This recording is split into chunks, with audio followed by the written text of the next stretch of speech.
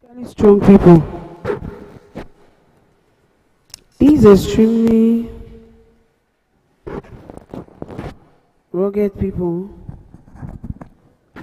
built the splendid moat city of Benin and had a powerful monarchy whose influence transcended their immediate shores.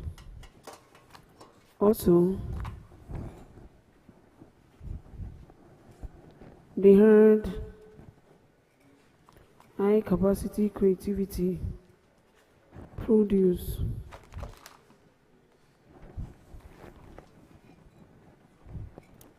many timeless bronze artwork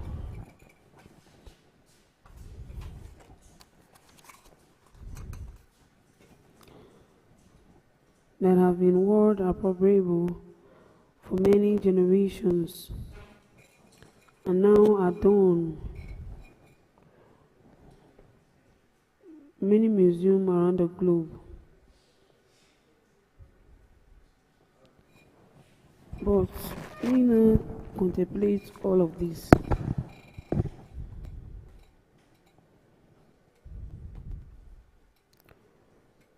With much nostalgia and weakness and unprecedented ravishment of the people's great cultural essence, especially within the last 2 decades.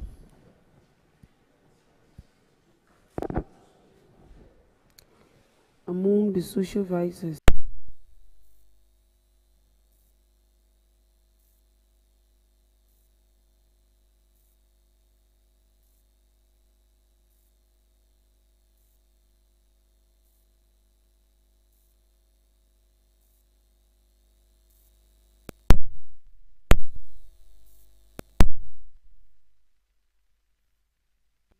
route to Europe and elsewhere in pursuit of survival through the infamous sex slave.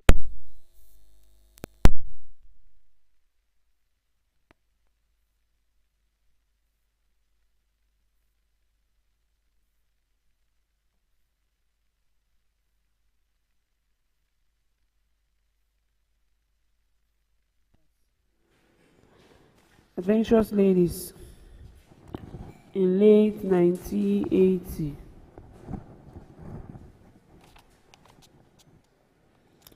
has long become phenomenal,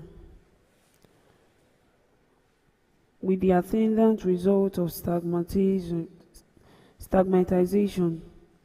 of the perpetrators and the disparagement of the nation by the international communities.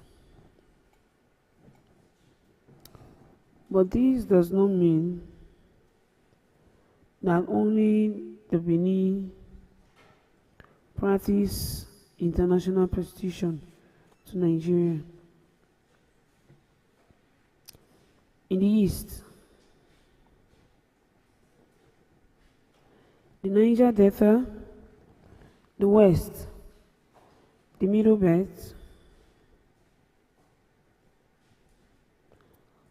many young ladies are actively engaged in the trade. However,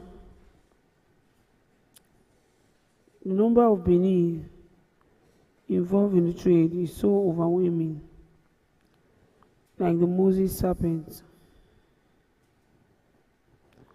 It swallows up all the others and stands alone. The business environment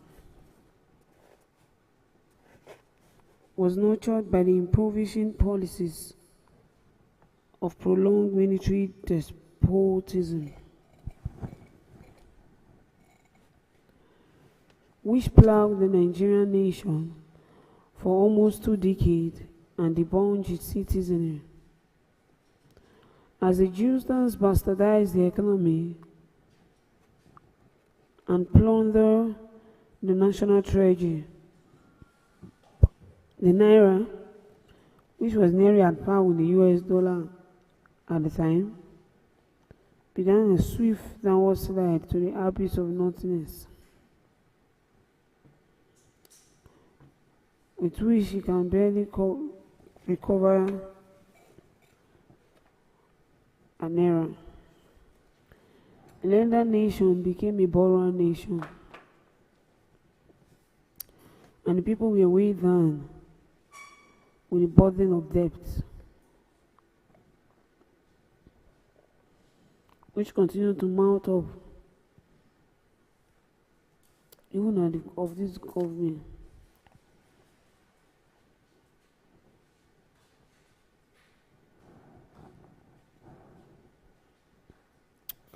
Retrenchment.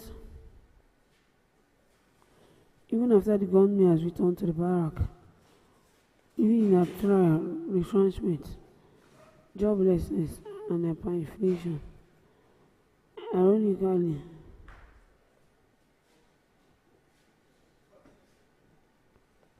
this is one an overly civil state like Edo or Lagos.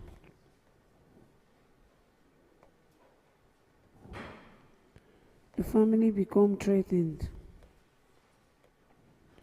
The people were extremely pauperized.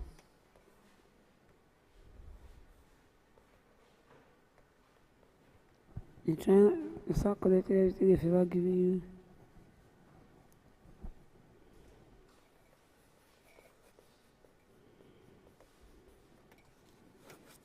Let's see.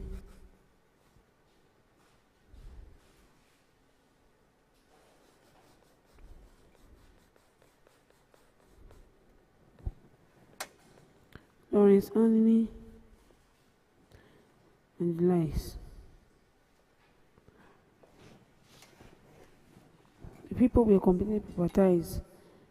They withdrew their children from schools and pushed them into the streets to hawk.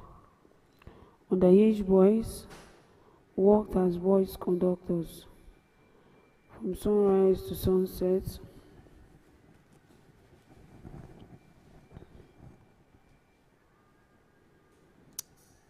To augment their parents' lean income.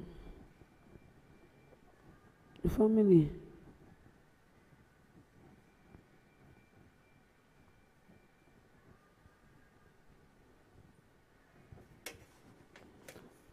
became threatened as women explore easy ways of making money and play down on the value of chastity and safe dignity, which are defined as big Benin women.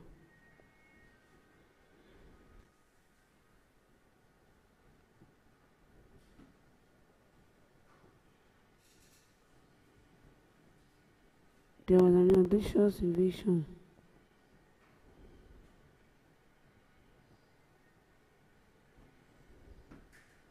They will make sure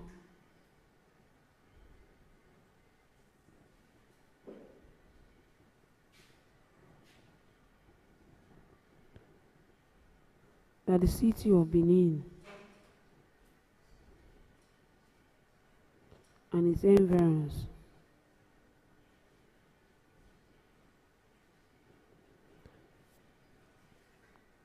by hand bandit we reached ahead in 1988 when a gang led by notorious Anini looted bank, chased policemen, and started.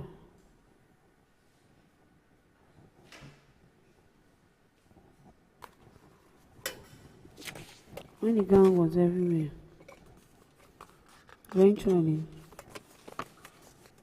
caught, a wave of shock swept through the entire nation.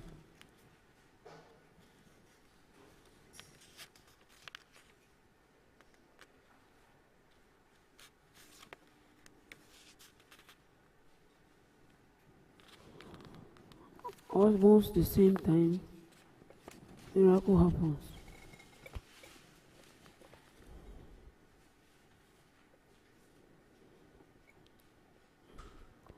Trees and so on.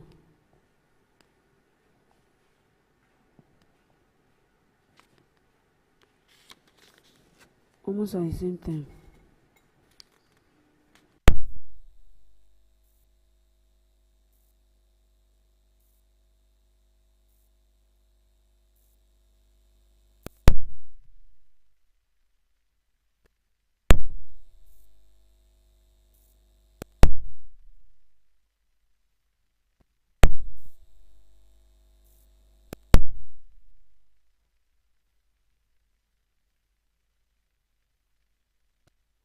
Of those that have been explored and how to make life easier for them, by making it easier for others that are coming at the back or rather behind.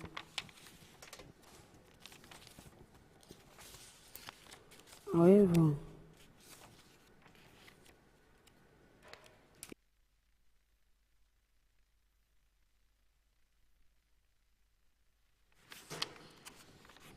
it is imperative to note that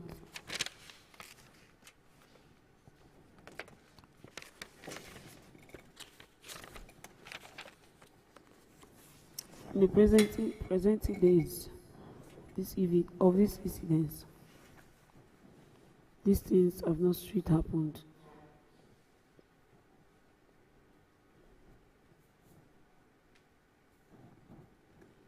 So it does not actually happen there in Benin. But we don't even want it to happen.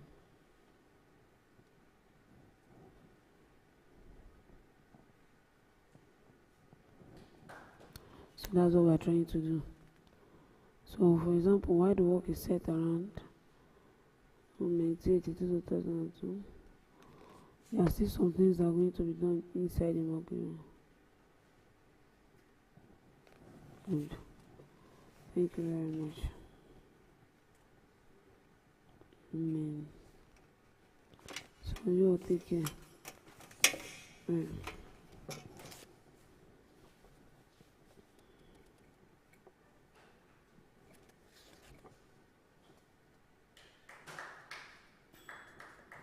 So furthermore,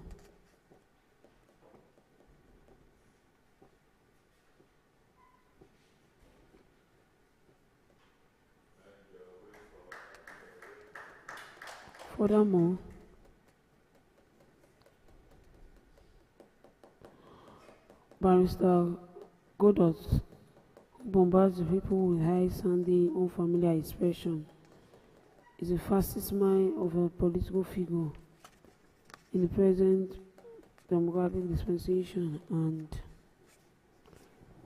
is simply a metaphor of the inability of the government to fully utilize with the experience of the people.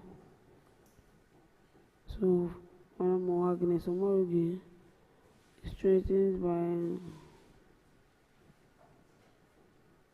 is threatened by what is well known in Nigeria as corporate prostitution. And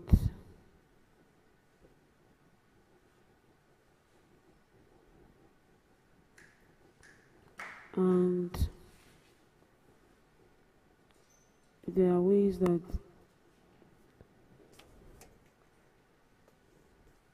we could settle that and make it really between them as we move forward. The problem of prostitution, therefore, whether it's in the street or Benin, Calabar, Lagos,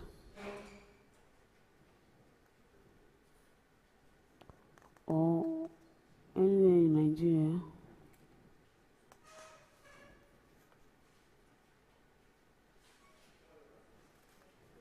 high-rise people of corporate organizations have been issues of Nigeria. Anything issue that is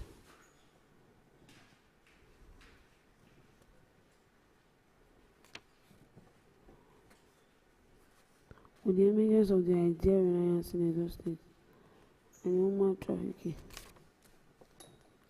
and child labor,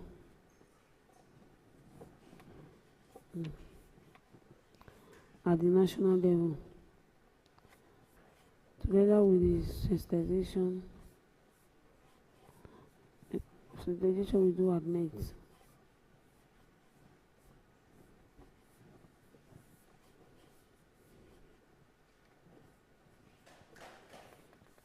In my own opinion,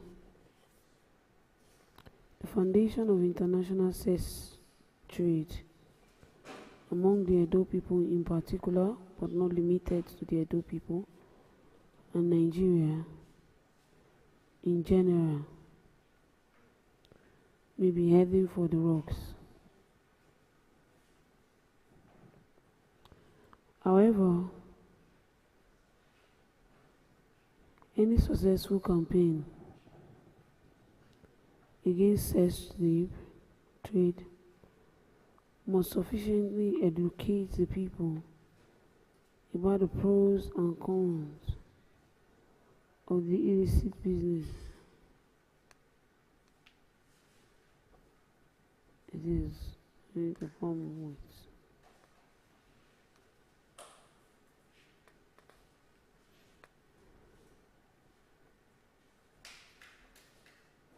For the pros, I can't really pinpoint one or two. What I can only point out at this point is that based on that aspect, for what we as a person and the people we are trying to stop,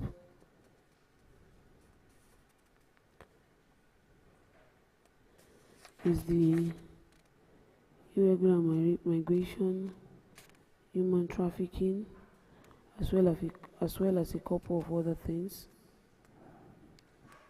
So if this is going to be raising some issues, probably with some organizations or with some persons, which we've started seeing the sign that it might.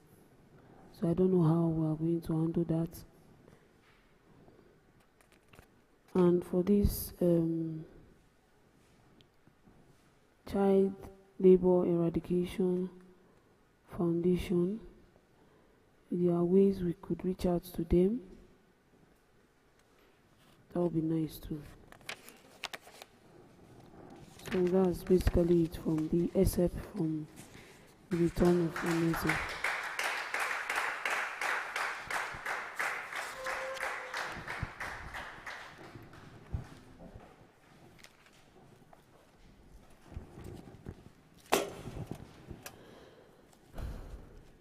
Asein Angel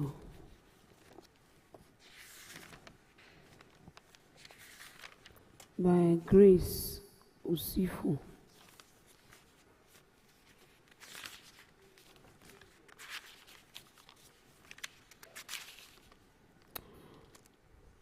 ISBN 978-154-6503.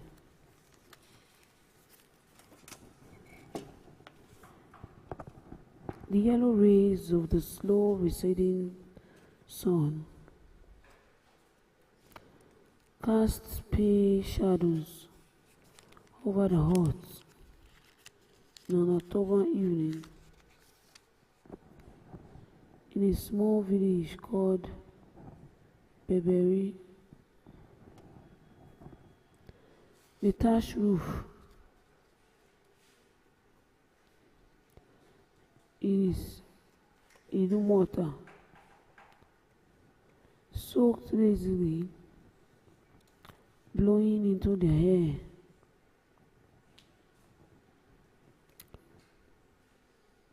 And sky. The emission from the block sets put together is makeshift fire. The official and bubbling over as the lead dance up and down, augmenting the kutu kutu sound from the boiling yam and cassava. The air was cool, although The harmattan hasn't begun, and the provision is me.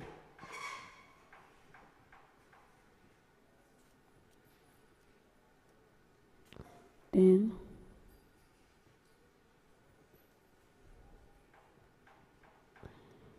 they happen to the men in their neon clothes went to get the dryer.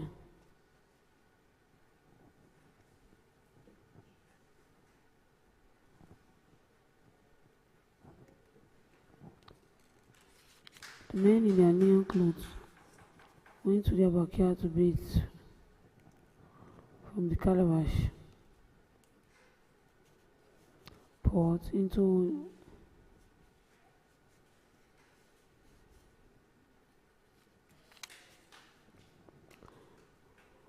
and wipe fresh water from old ponds.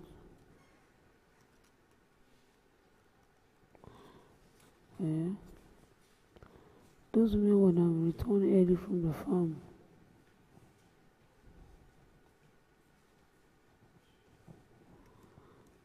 Those women, then all of a sudden, a shriek, crying cry came from one of the huts, and for a moment, all the pistols felt like everything was okay.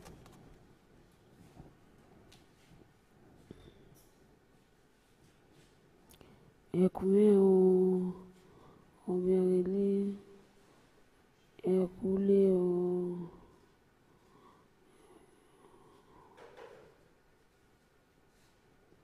Said one of the women who had run out of the kitchen.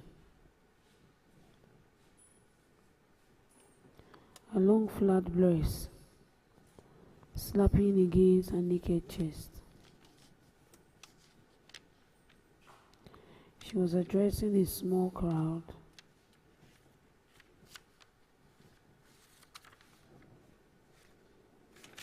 As soon as she gave her the news, neighbor, a fat, sluggish woman whose workout breasts had fed thin mouths in her 40 years of life, put her 2 hands across her head and cried out. All the other women who had joined her as the prompt fire was a signal. The quick comment and lesson.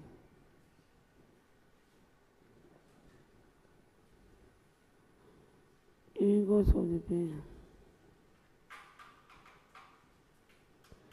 They swept weaponlessly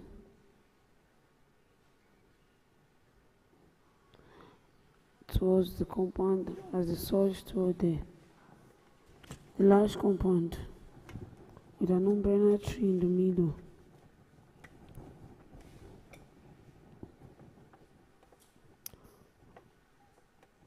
Accommodated the sympathizers. Obiageli sat on the bare floor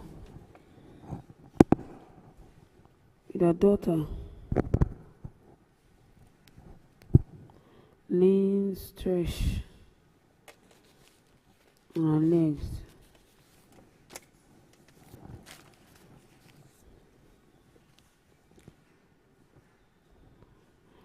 She was shaking her leg and toe and weeping as people ran in one by one.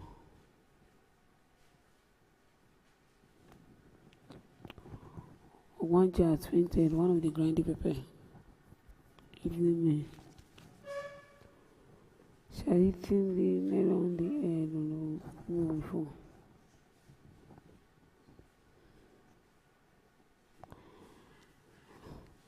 They entered the tumbler one by one. They entered it today one by one.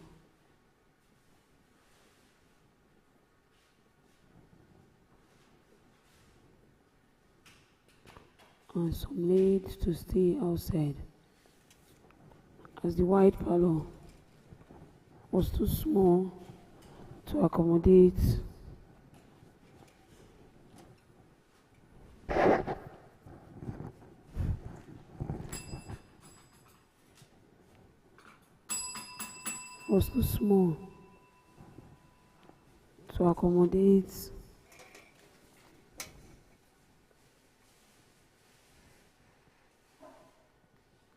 people.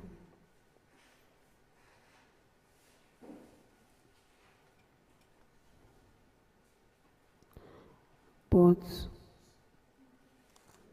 she sneezed thrice at once as the grounded fresh pepper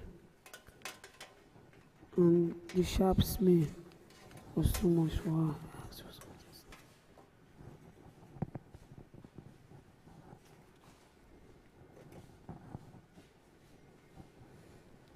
While Ogbanje was looking for what to eat,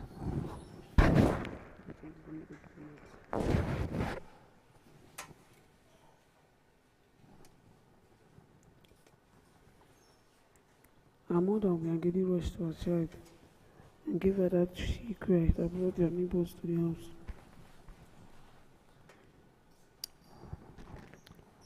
Ogbanje's father,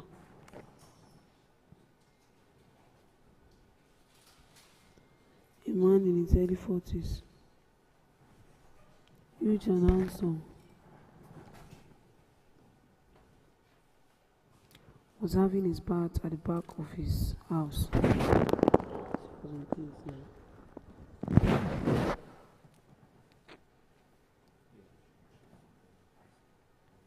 Back of his house.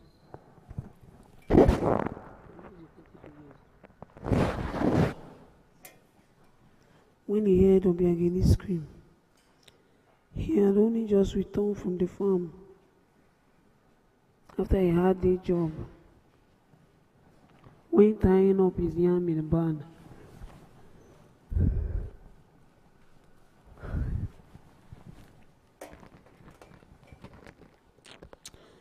In his wine parlor, but Ogbanje had spoiled his everything, that it was becoming a habit.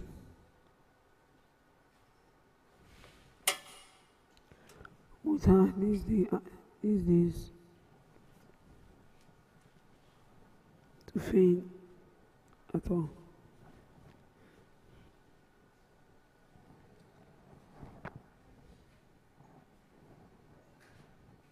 What a curse it was to keep having these Ogbanjes, these children,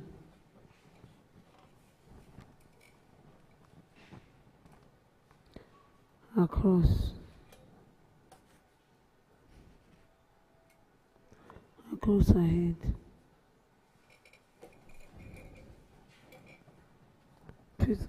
The first one, the final for me.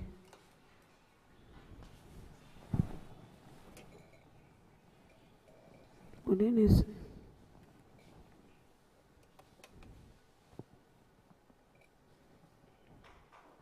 as if they moved forward in an as if they move forward in one such moment. The compound with a large tree in the middle of it. They enter the one with some walls to accommodate. The sympathizers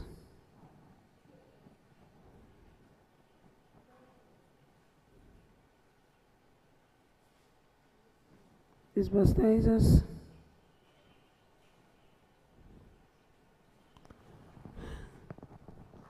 had fainted.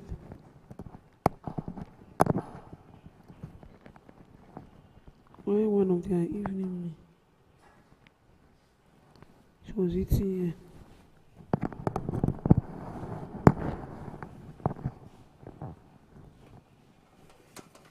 But thank God,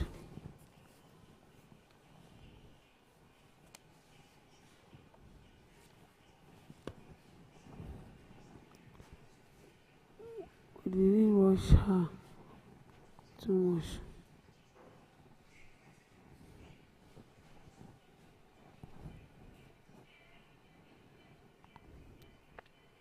She was shaking her head and toes and fingers furiously.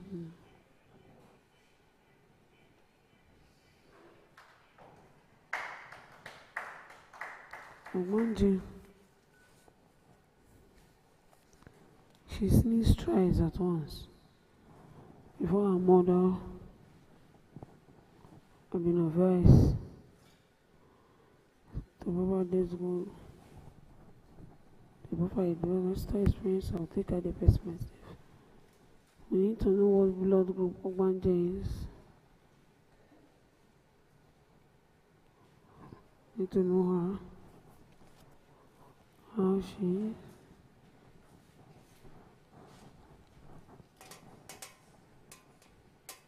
If there's anybody that is pushing her, that would be nice too. Then probably a blood group and query. That's another thing we need to know. So basically,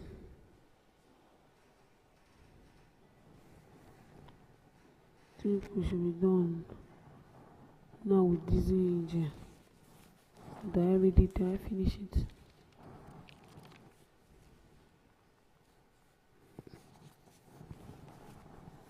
That's it for this angel. You can always get the book.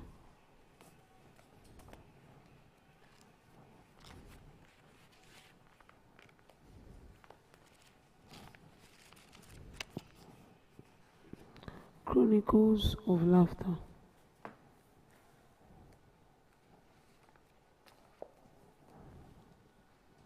by Kingsley the comedian.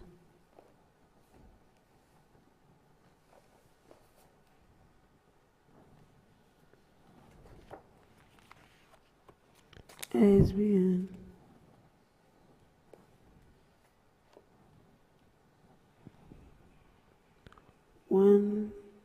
978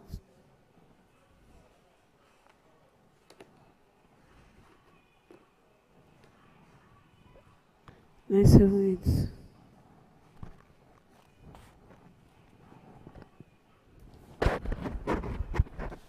978 961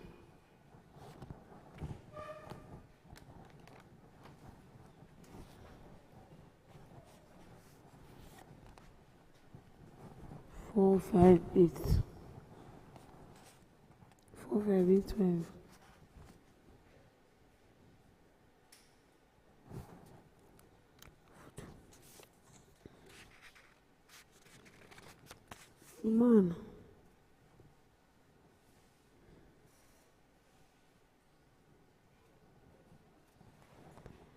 Man, the faces of some men are filled with tribal man, but no man know how a tribal mark is.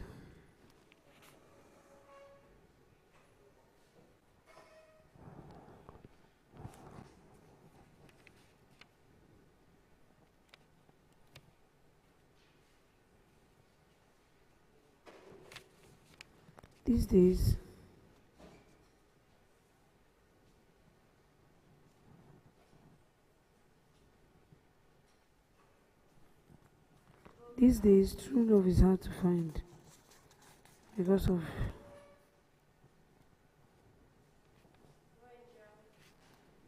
every girl wants to marry a guy who is tall, dark, and handsome.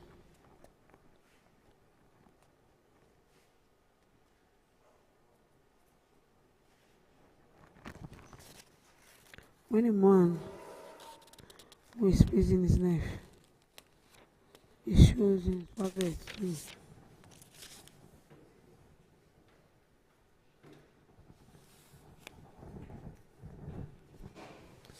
Do not hide how much you feel about somebody. The next day,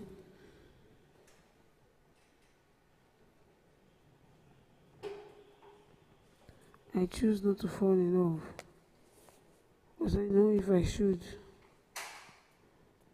I will get up a different way.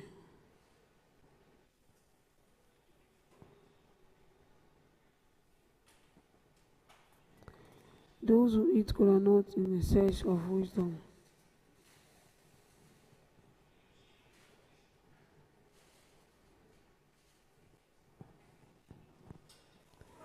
Those who eat, if it is only the child that washes his hand properly that eats with the others,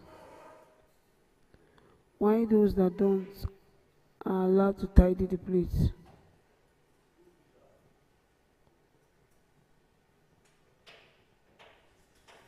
The reason the more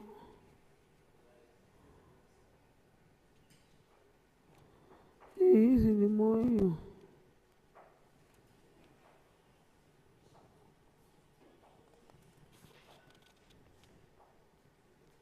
and mommy inherit it.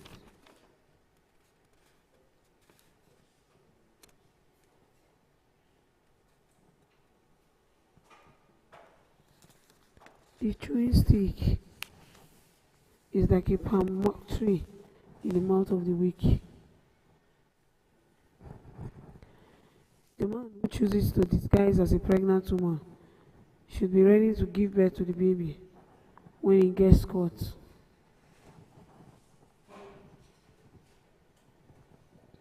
If being drunk is funny, why doesn't the bottle laugh?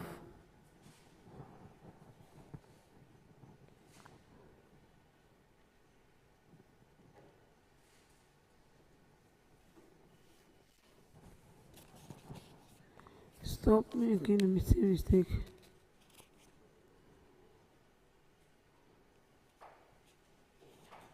Do not laugh at a man when you know your teeth is not clean, because you will end up just doing it for money.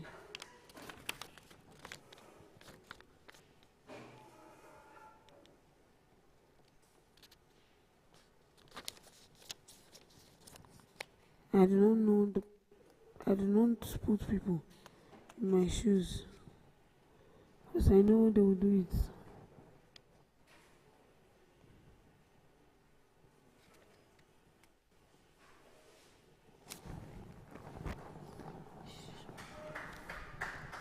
Those who forget where they are coming from will definitely forget where they are going to.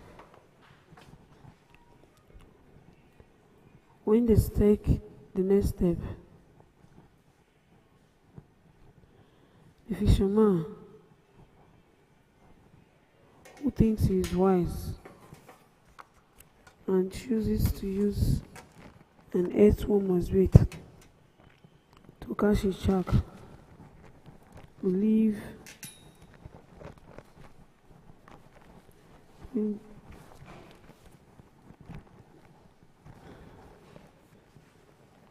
himself into the belly of the shark.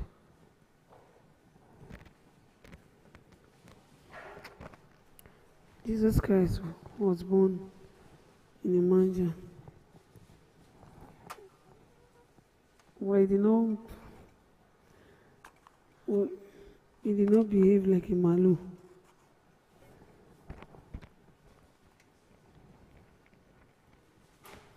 Life is not just a bed of roses.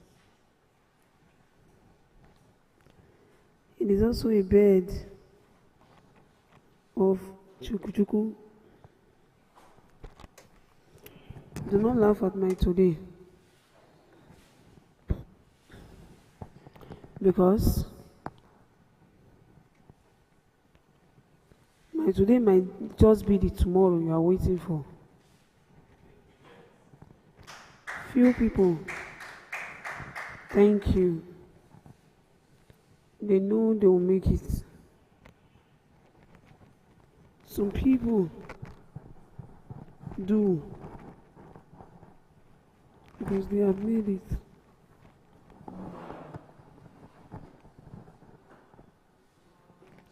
But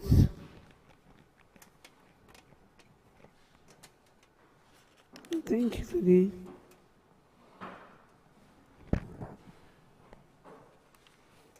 In the mansion you have built,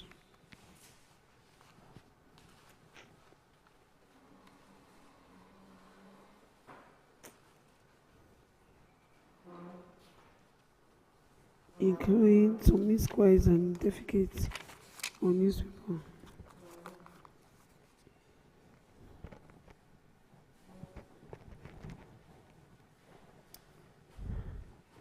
Teachers do not want their reward on earth.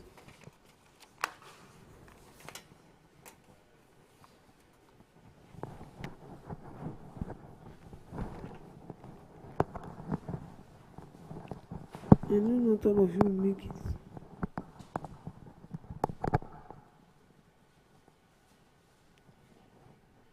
Those who don't ask why, they have more to them. But when others receive complaint, you can't take it.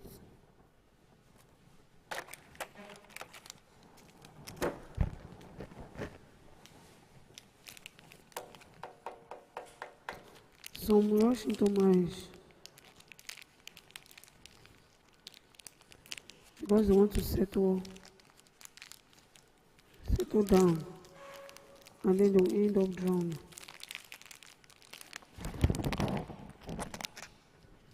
It's not every man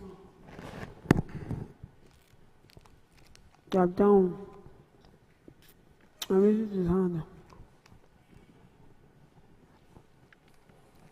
to you. I want you to put him up.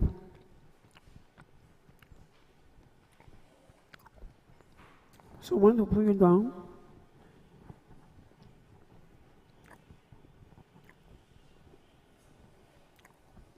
Someone to watch you down. Someone to watch you up. Some are indifferent, they don't really care.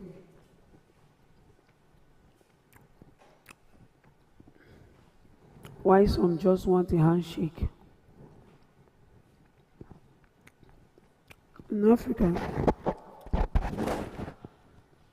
kola nuts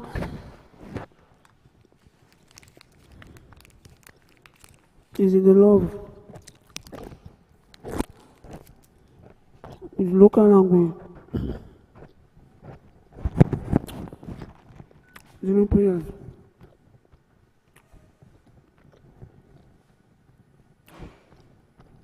But the government rejects foreign currency after prayer.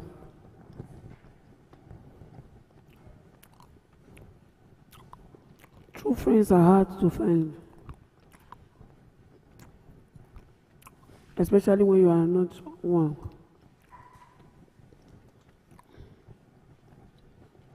Distance makes you know the worth of some friends. There are some friends that will help others, not to help you.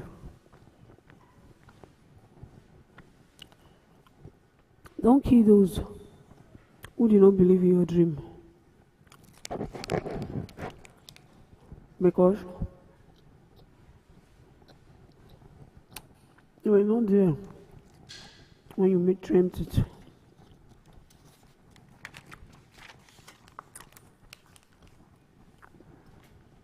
If everyone believes in your dream,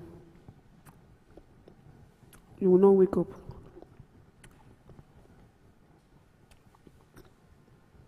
The beauty of the monk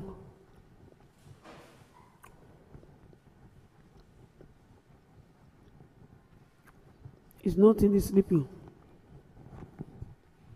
but in the fulfillment.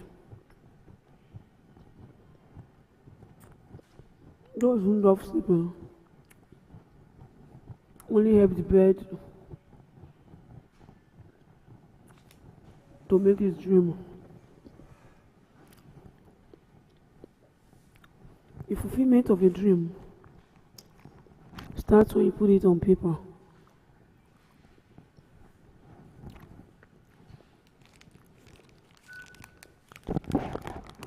In every dream, there is light. So if there is power active in your dream, please light a candle. When God is in your dream,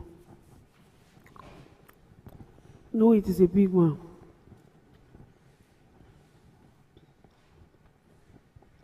When He is not in it, know it is a deep sleep. The only dream that can kill you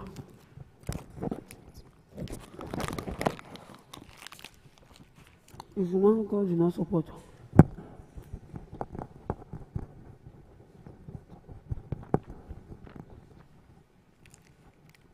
The reason you do not need to stop dreaming when your dream is not fulfilled, because the fulfillment might just be the next step.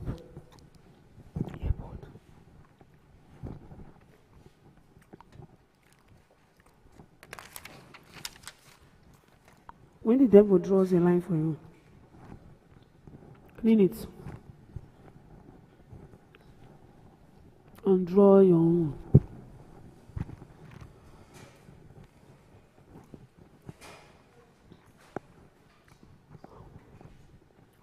The fear of your lordship,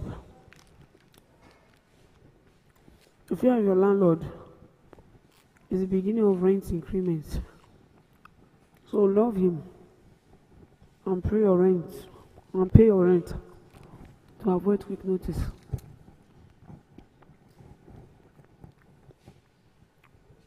Those who are happy to board a plane should also be afraid sleeping, because witches and wizards fly at night.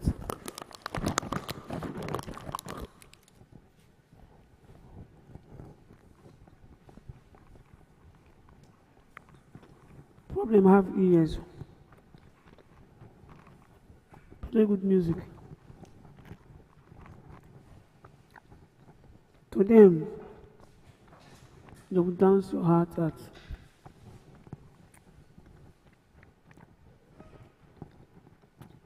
Those who do not put their talent to test don't have testimonies.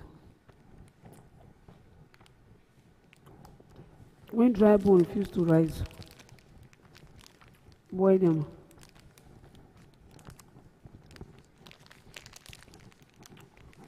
Those who blame the weather never increase.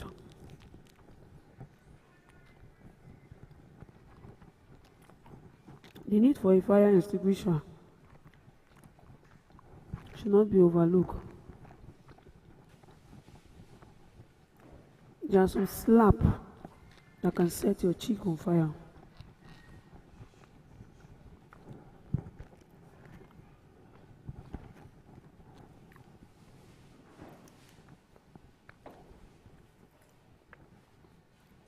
Those who blame the weather never succeed. When dry bone refuse to rise, boil them.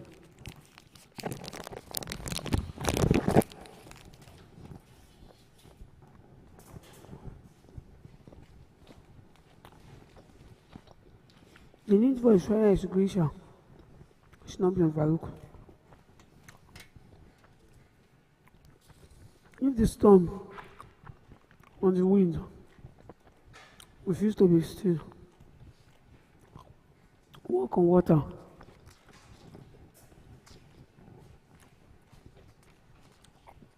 When a situation sees those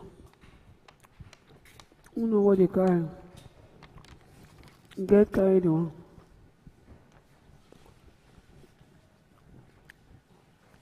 when your ministry refuses to move and start,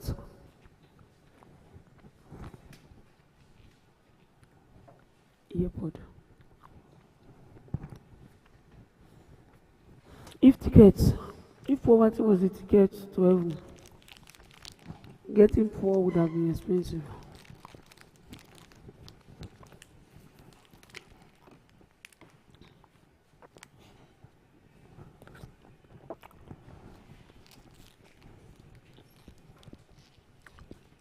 We the youth and the leaders of tomorrow.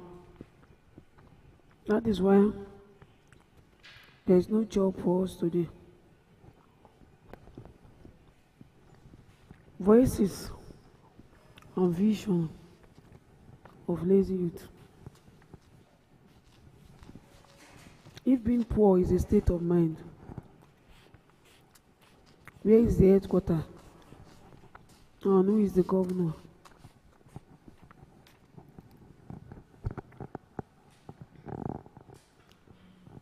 When you accept poverty as will of God in your life, you become so poor.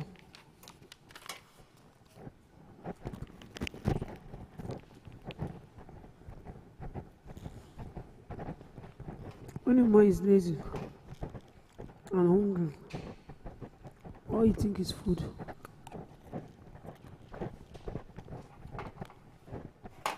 When poverty and hunger work together, then you have no choice but to progress.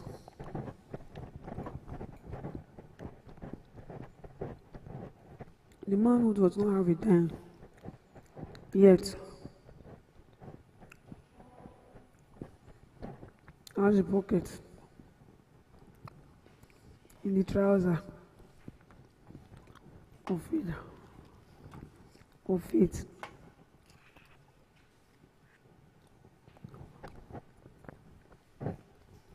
The ear that refused to hear instruction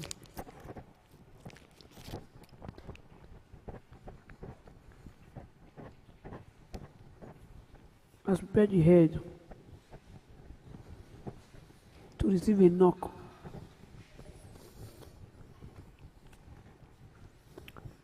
Don't give up.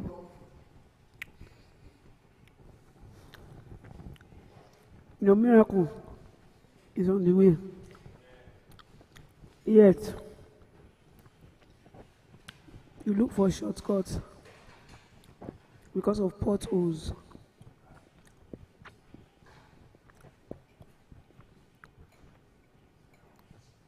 To be forewarned is to be forearmed. To be forearmed is to be ready for a fight.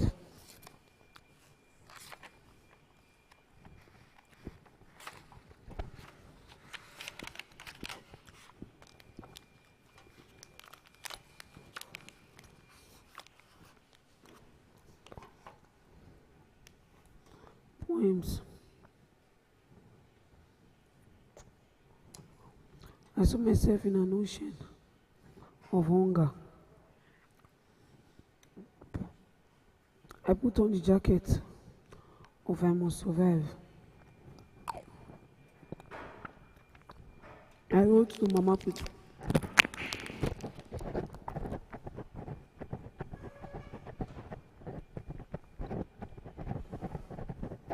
No credit today. Come tomorrow.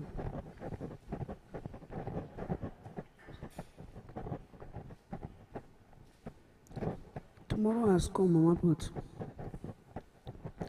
Here I am.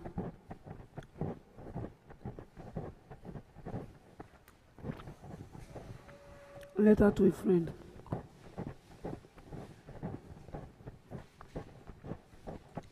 Let me give you a hug. The other from your mouth terrifies my nostril to make me feel asthmatic.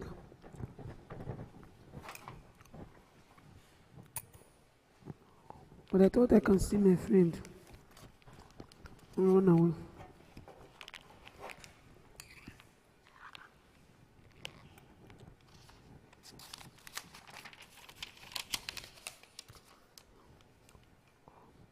A finger with earrings.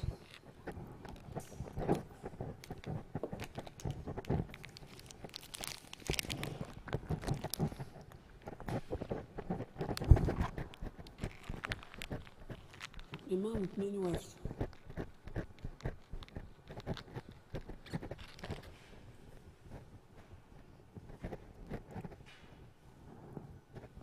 It's like God.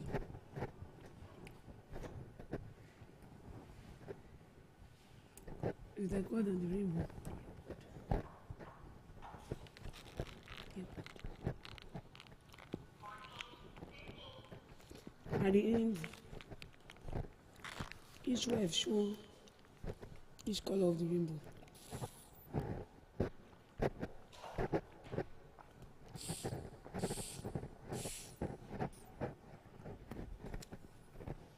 When we see the rainbow,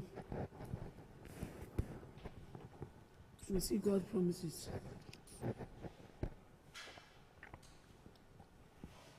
But when you see your rainbow, it reminds you of your savings account. Men with wives.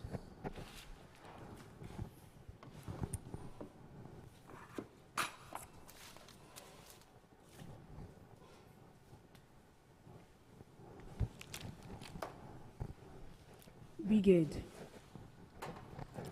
I run away when I see men with big head.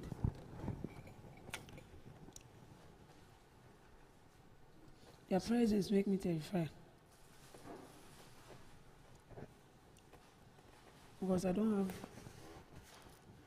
money for painkillers. But I can run.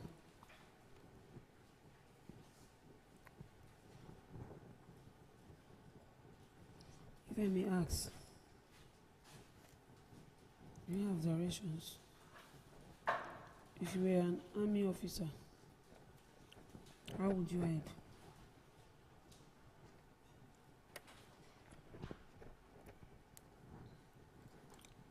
How would you hide?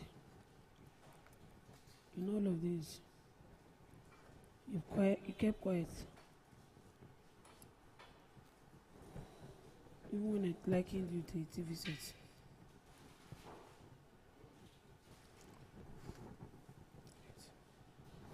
Even when I likened you to a TV set. Without manual and remote. You smiled at me.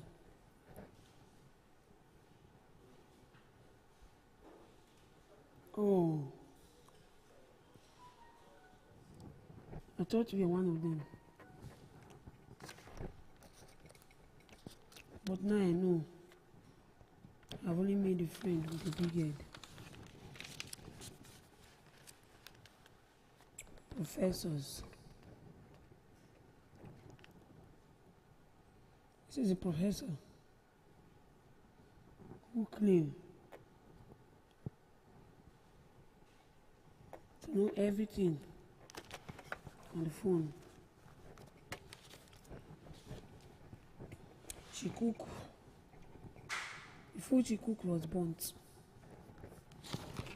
Later,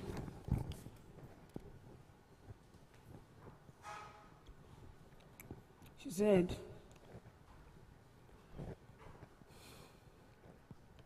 I am afraid the kitchen is on fire. Wait.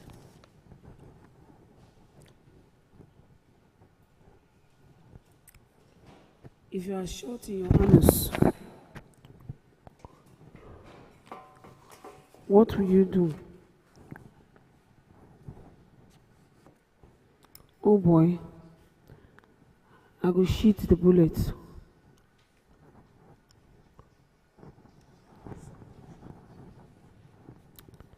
A teacher asks a question.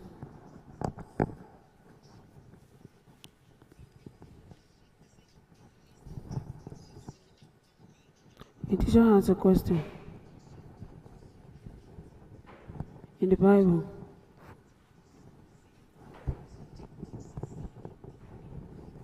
Adam gave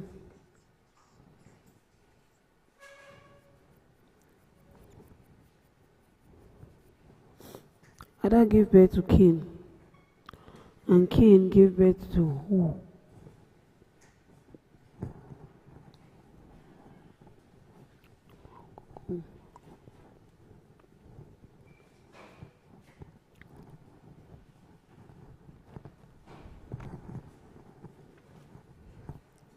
Niger driver. A traffic warden interrogating a driver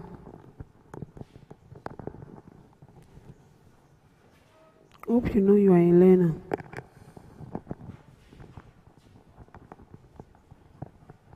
And you need a learner permit to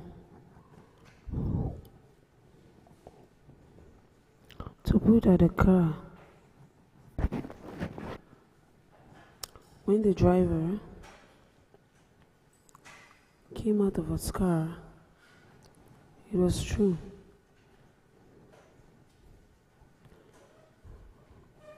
Oga abeg, no vex. I still dey learn reverse.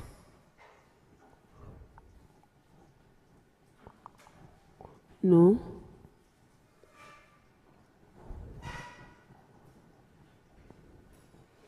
There is this professor who claimed to know everything.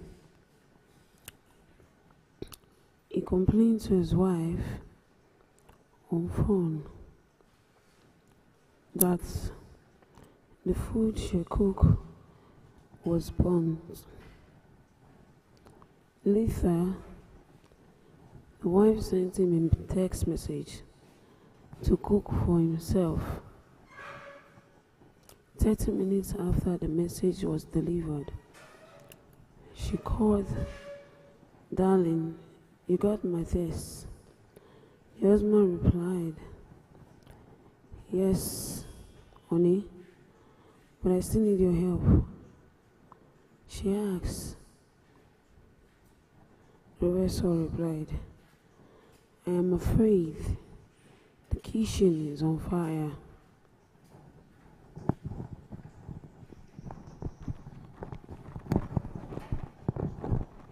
Students,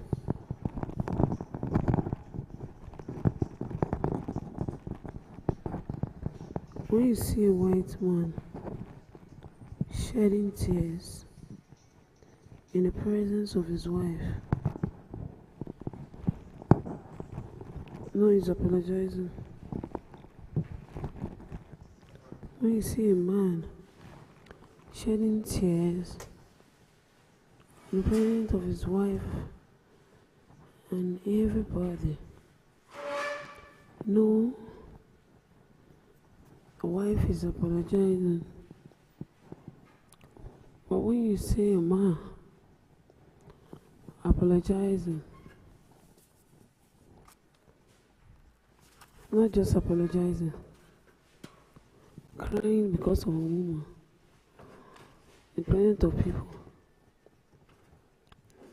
our relationship is as good as over.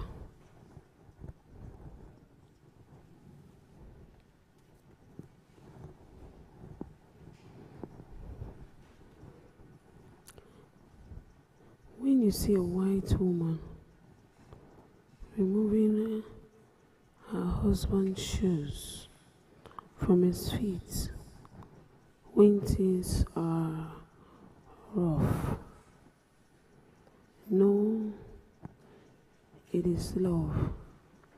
But when you see a Nigerian woman removing her husband's things when things are rough, no, she just bought the shoes for the man.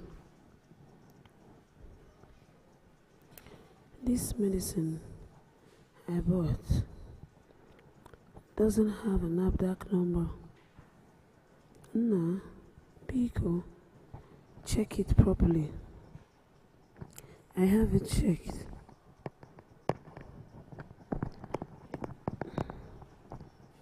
Okay. When you get home, write it to yourself.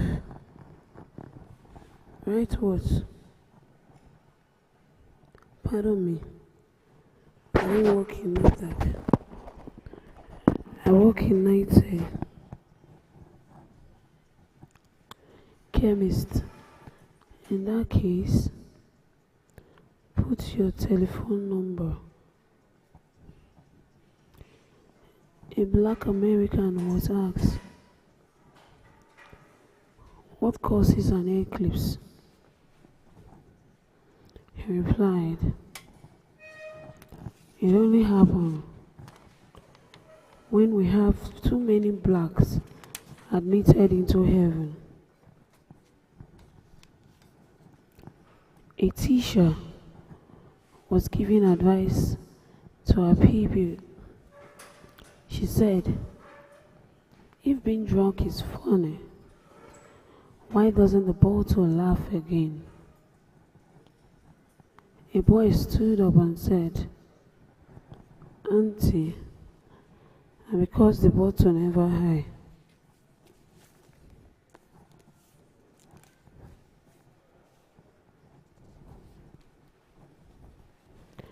After washing an unpick, a census was encountered.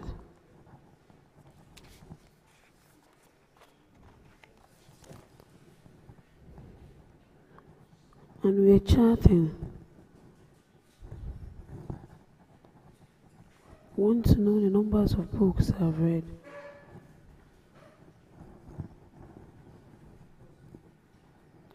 What else can you use it for?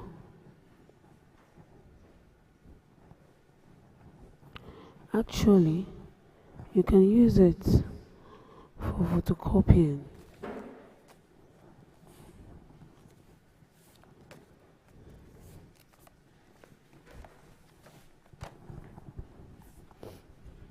Heavenly Father,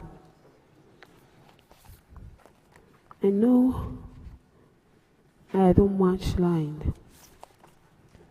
I believe you sent your son. I believe you sent your son to die for my mess up.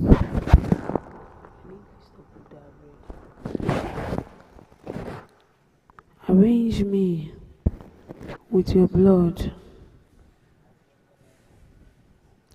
I confess, Jesus, that I am your child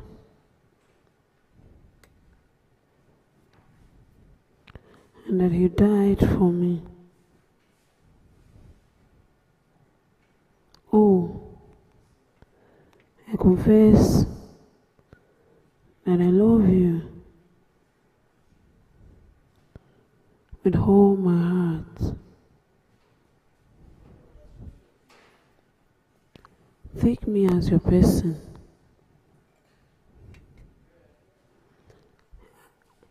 On my own, I cannot run things. So run things for me, O Lord.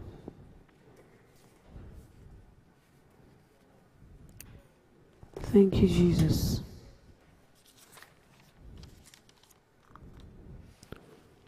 It is not the first work of his appraiser. Give a wise man a seed. He'll give you a forest.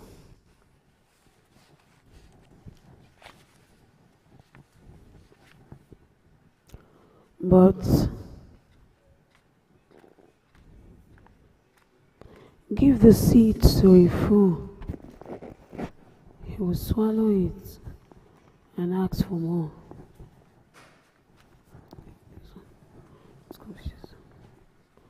The only thing the poor has over the rich is a bag filled with excuses. Wise men receive instruction and run with it, but the fool receives it and avoids the race. A handshake is better than a hug. If the man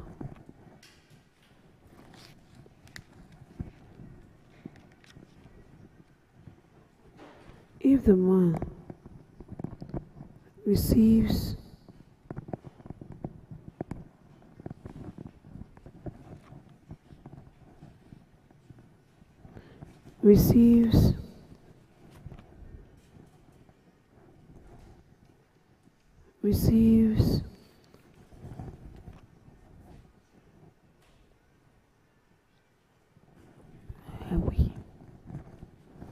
if he receives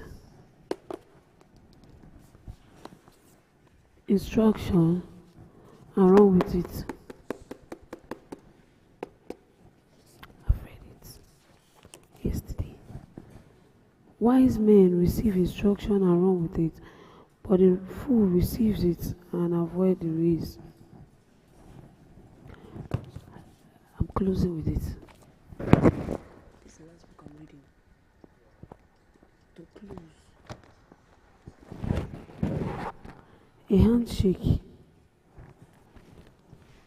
is better than a hug from the armpit.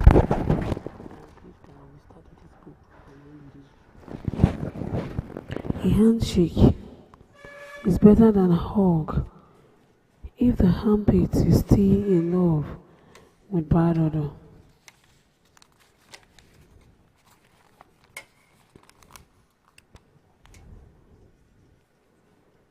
You don't sink a ship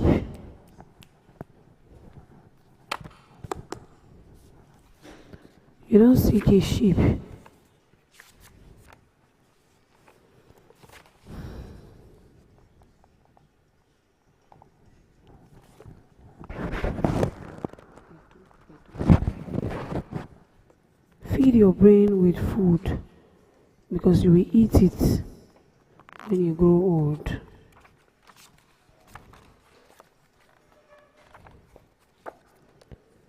Uzama and the Benin Monarchy. Author Sam O.U. Igbe.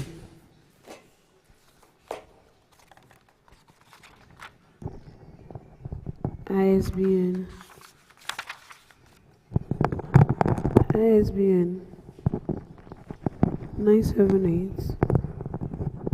978 853 808.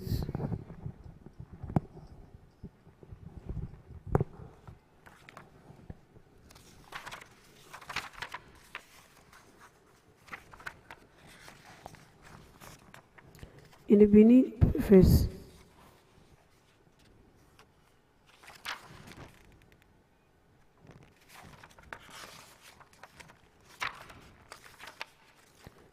Chapter 1, Ogiso Igodo of Igodomigodo.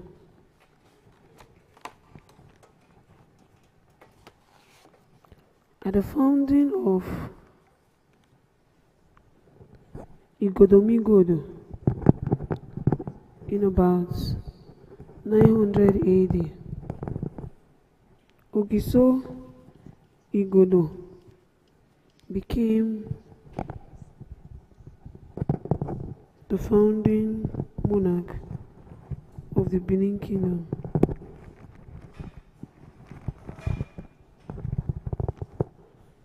He had abolished the Odianwuri Council.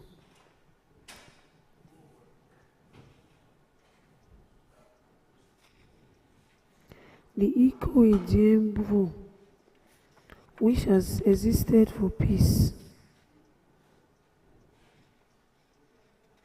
of Idunova, which comprises of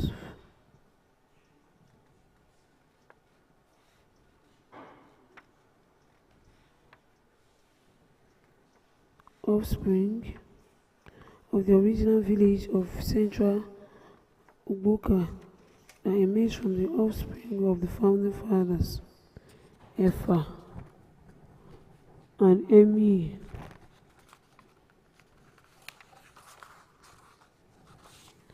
Developed by migration into outlying business of Idu land,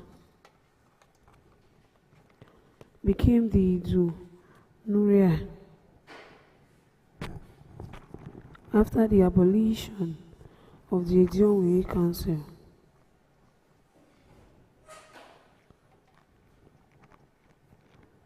However, leadership devolved to the Ogiso, who implemented its policies through the efforts of the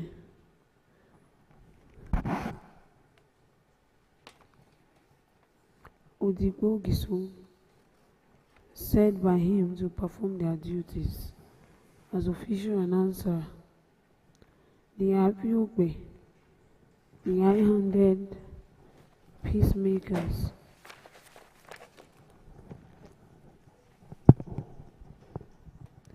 It was used to its Odigbo Ogiso to compare the Odionwe in the village to accept him as the Odigbo Ogiso of the land.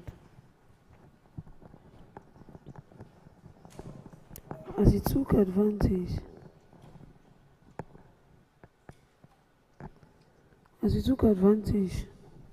of the widespread worship of Iso in every home at that time, was regarded as the maker of all things available on earth.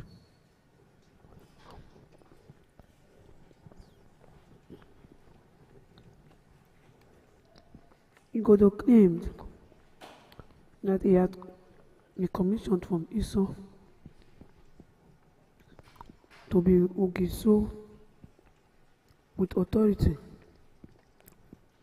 over all the land. He used his Odigbo Ogiso to cow down any Odionwe who would oppose him.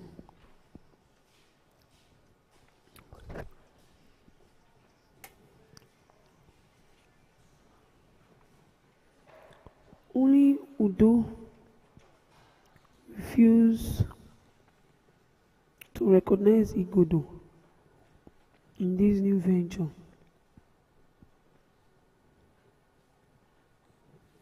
The Igodo could not use his Odigbo Ogiso against them because Udo was his paternal home. Udo grows was that he chose Ubeku, his modern home village, rather than make Udo his capital. This was the beginning of the rift between Benin and Udo, which lasted for almost 400 years before settlement at the Battle of Urensi, about 1287 AD. During the reign of Oba Ogwola Igodo had abolished the Eko Edionwe and set up regular Edienvo under the Ogiso. Igodomigodo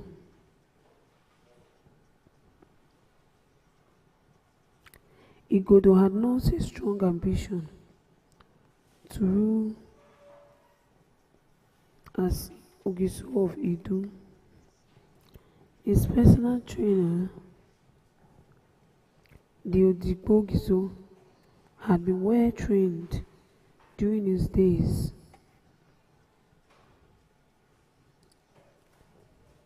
as Okaiko of Iko Idionwe.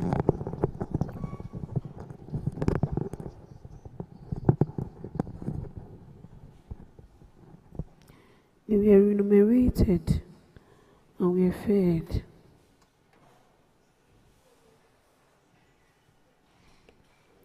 The Odigbo Giso has been well trained during his days as Okaiko of Iko Idionwe.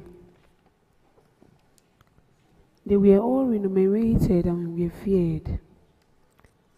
After the death of his heir, his son, Odion, who he had taken to groom for succession, the Odionwe of Udo, his father's hometown, visited to sympathize with him. Instead of sympathy, however, the Odionwe succinctly directed a wide jibe at him, saying, Igodomie Igodo. That is, Igodo has seen Igodo. Igodo was grieved, but he took the jibe, humorously. And later, in about 900 AD, he adopted the name Igodomigodo as a new name for his new kingdom. It was a political name for unification and effective control of all the villages of Idu land, including Udo. When he took control as Ogiso of Igodomigodo, he classified his Odigbo Giso group into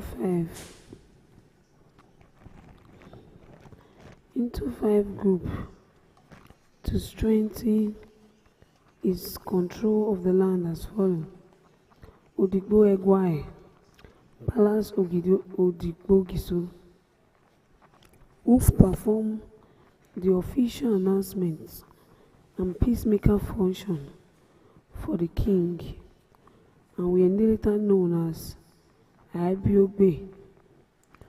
Odigbo Ogbe, Town Odigbo Giso, who coordinated the economic function of the land and ensured a good storehouse for the king. Odigbo Ebu, District Odigbo Giso, who were to make the presence of the king felt in various lands and villages. Odigbo Era, Odigbo Giso, for worshipping and keeping ancestral shrine, who were to worship Erinwidu, supreme god of the land. Iso, sky god, and the ancestors in Nikao, on behalf of the king and his people, they were to try and they were to consolidate the control of the Iso shrine at Ugbeku. Today, it has emancipated at Ishekru for Erinwidu and Wenso for Sky God. Odigbo Ogwai,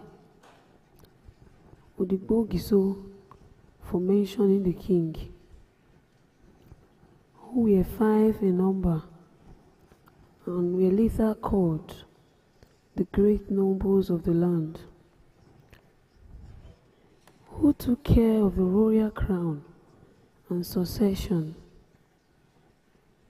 In essence, Ogiso Igodo established the kingdom of Igodomigodo so that the components Idune Urai, Idunewa, that is the districts and near villages of Igodomigodo, were united under one central administration, Igodomigodo.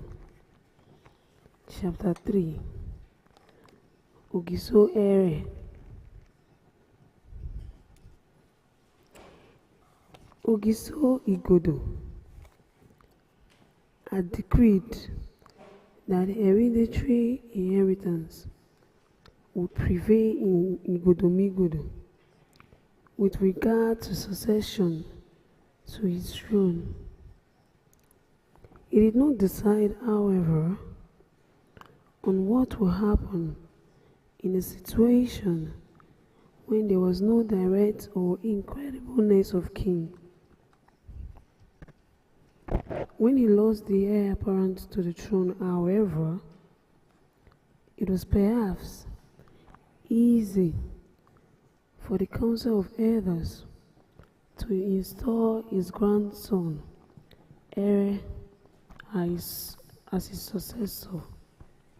However, Ogiso Igodo, Ogiso Ere, and his son, Ogiso Orire,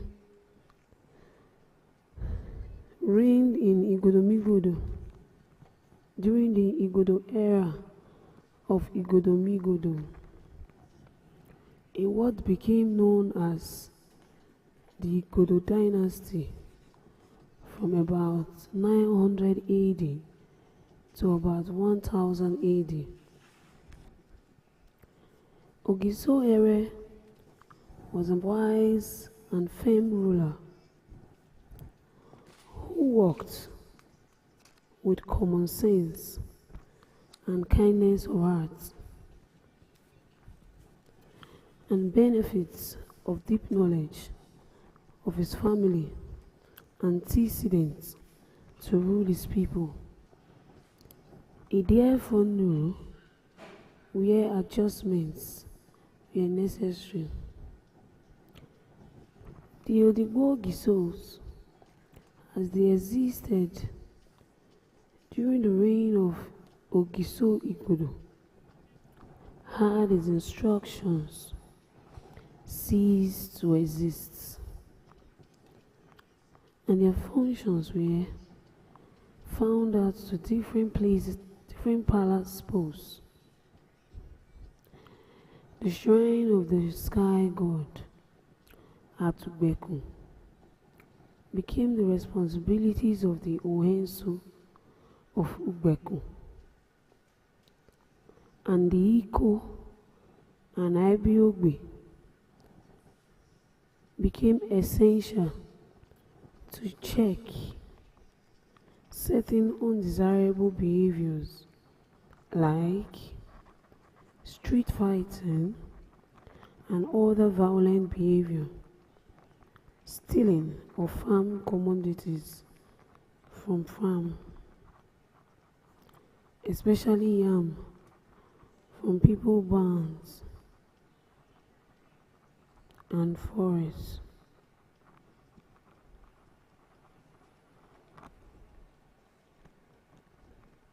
Committing adultery in farms and forests.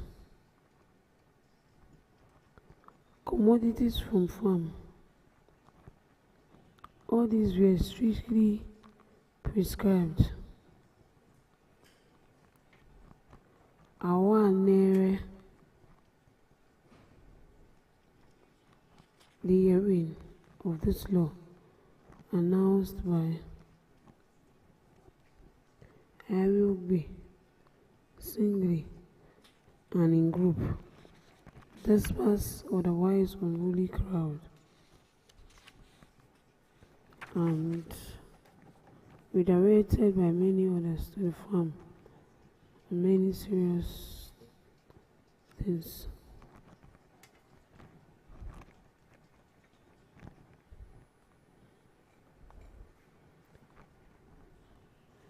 The Odigo Ogwai, one of the most important of Ogiso Igodo, Odigbo Giso, emerged during this reign as the Edionese, the great nobles, in whose hand the monarchy was entrusted. Terms of successions and eligibility, coronation, protection and counseling for continuity. These responsibilities have placed heavy burden on the Edion, otherwise known as the Uzama. In later years, they have been reformed with a monarchy since the reign of Ogiso Ere, and their leadership positions gradually became suffocating for the monarch as time passed, and actually came to a head during the reign of Oba Ewedo, when an Iyase was installed to sanitize the situation.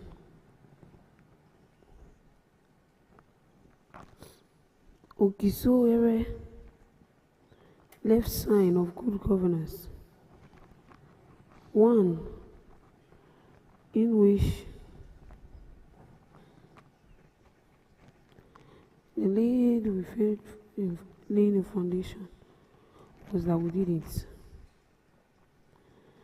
because of sentiments and because we didn't want to disappoint anybody. We decided not to appoint a leader for the guide system of production and good law. It is to his credit that the organized and established palace system evolved.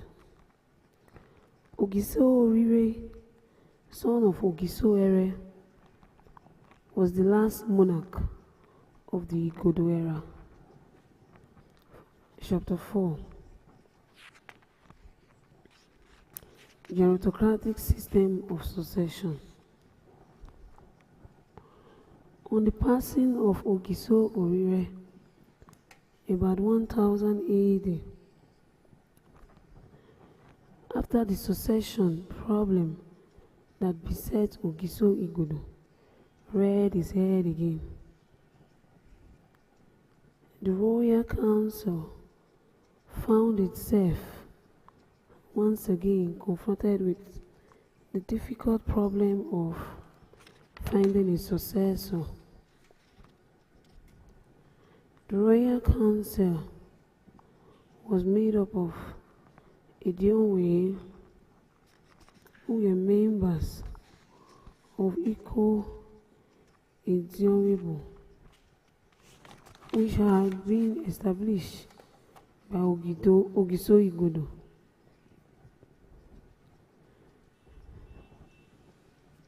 It also included Igodo Digbo Egu Ogwa,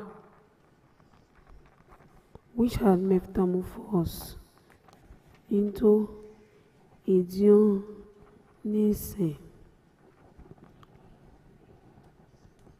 The council, therefore, comprised of the Edionwe of the principal village of Igodomigodo and the designated member of the Odion and the designated member of the Asein. However, because the Asein had the responsibility for the succession and eligibility of the monarch-elect, they were barred from voting in any matter concerning the choice of an Ogiso elect.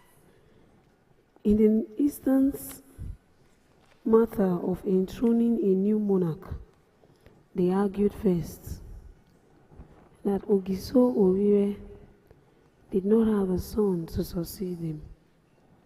The question of failing to honor his ancestors could not therefore arise.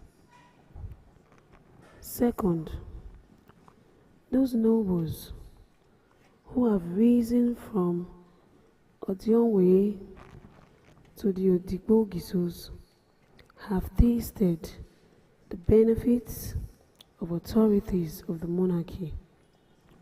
They would want the Odionwe nobles to be part of the decisions. Third, the senior nobles who were the Owereniki of the council had royal rights. The group was the most vocal, both in number and most powerful in the council. They considered that they were the ones with the rights to the throne of the Ogiso, and that it must be in accordance with seniority. That is, at any given time, the most senior councillor would ascend the throne. Fourth, the other members, the Edion, who ascended from Odigbo Ogwa and the Ohoro Owereneworo, who grew from Odigbo Ea, were to be known as the great nobles. Oka Owere in the council, and we are to retain the functions of promoting, crowning, advising, and maintaining the Ogisos on the throne.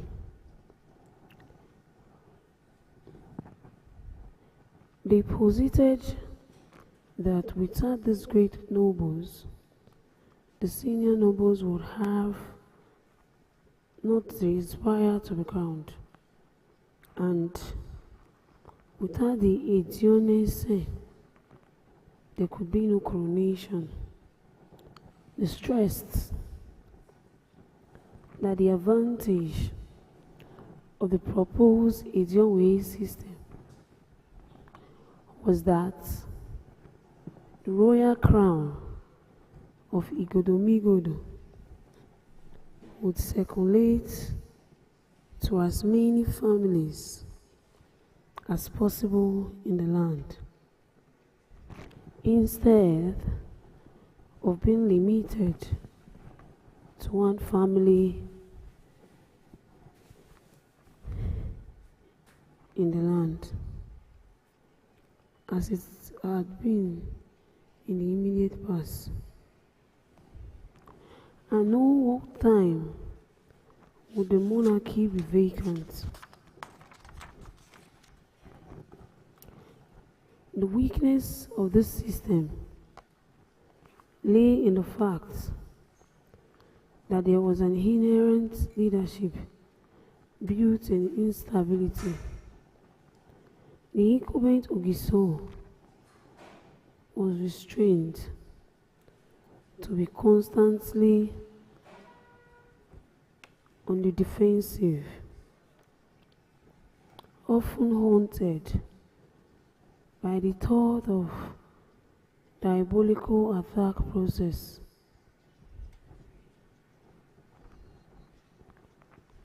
The aspiring counselor was viewed by them as an enemy eager to see his time on the throne end. This type of leadership could not concentrate on any progressive program of work, but made the Ogiso a do-nothing monarch. The result was that within the short historical period of 50 years in Great Benin, as many as 19 Ogiso rulers has ascended the throne.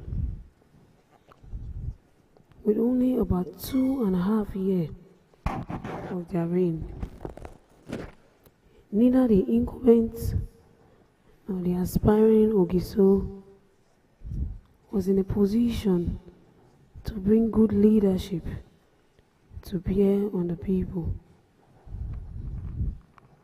The situation resulted in an unstable monarchy during the period. They were old when they got to power, and they did not have long to live, and so did not have time to develop or devote a productive leadership. The Ogisos of the Igodo era were Igodo, Ere, and Orire. Then followed the geographic Ogiso era with all their Ihido, Iwebo, Ogbede, Ime, Akwankwan, Odion, Maha, Oria, Imuse, Ororo, Irebo, Ogbomo, Ekpigo, Efiseki, Irudia, Etebiwe, Agbonzeki, Idiaye, and Oriagba, who ended the gerontocratic era. Thereafter, Odoligie, Uwa, Iyenede, Oede, Udua, Obioye, Arigo, and Owodo, who ended the Ogiso era. On the whole, there were 31 Ogiso monarchs. Chapter 5. The return of stability into the polity. With a good look at the period of the old men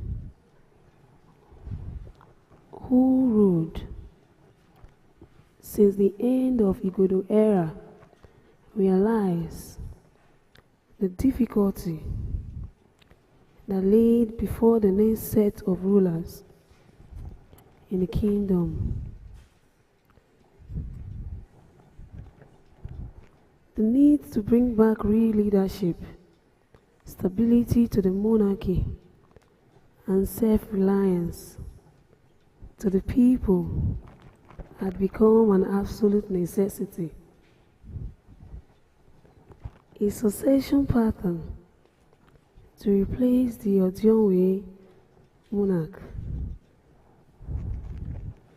was a desirable change, and even though they were still in power, it was obvious that the change was imperative. After the trial and error experiment, a grounded and flexible system had to be found. A father to son hereditary type within the royal family must have a revisit, but it must be strengthened with the nest of king provision within the royal kingship family. Good as this substitute may sound, in the circumstances, the problem was who will bear the cat. Chapter 6. The Law of Primogeniture. Ogiso Oriagba. Oriagba had just been enthroned as the 23rd Ogiso of Igodomigodo and would have been the last of the Edionwe king. And he had seen the good and the bad aspects of the system as a member of the Royal Council, Ogiso. He actually began a silent planning for a return to hereditary succession when he was still a member of the Royal Council. He ascended the throne of Ogiso, benefiting from the gerontocratic arrangements of the Royal Council, and was aware of the difficulties in the way of the required change. He was able, with little effort, to gain the cooperation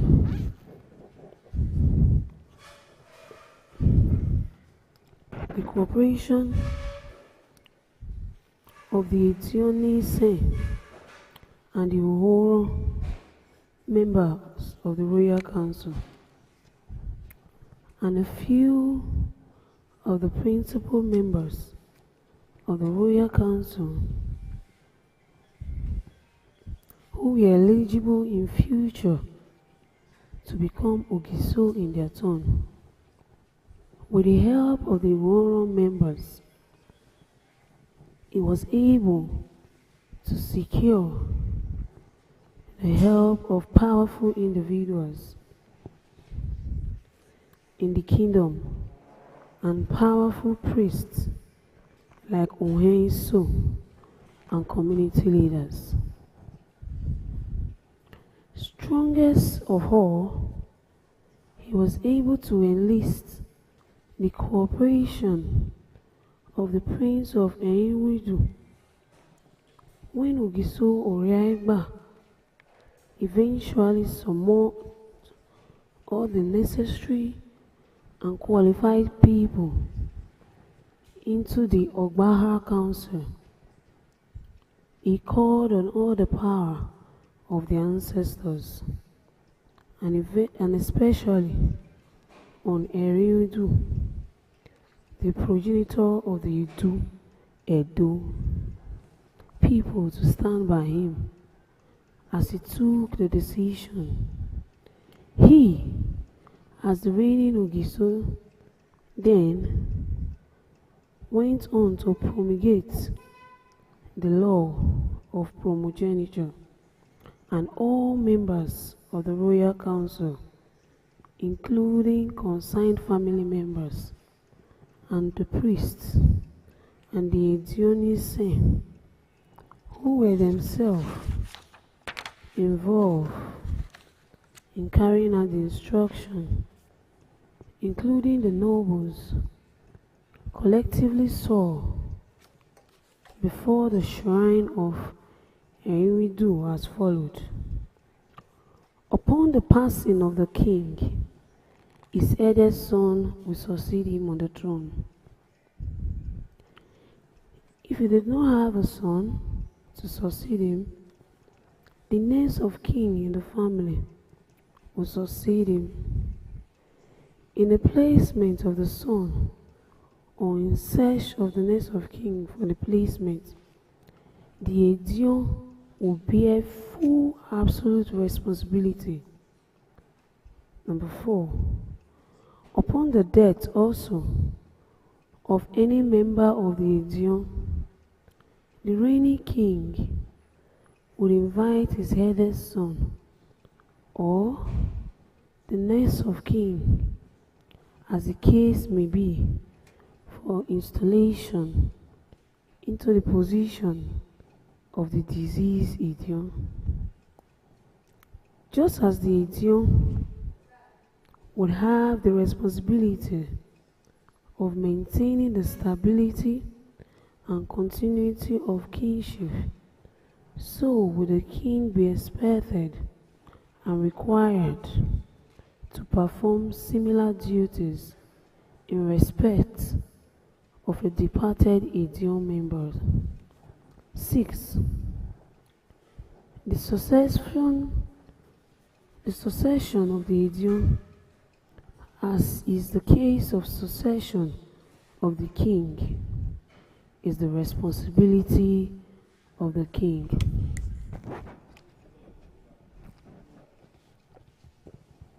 These were the provision of the law of primogeniture as promulgated in 1050 AD, which brought sanity, stability, and continuity to the monarchy of Great Benin.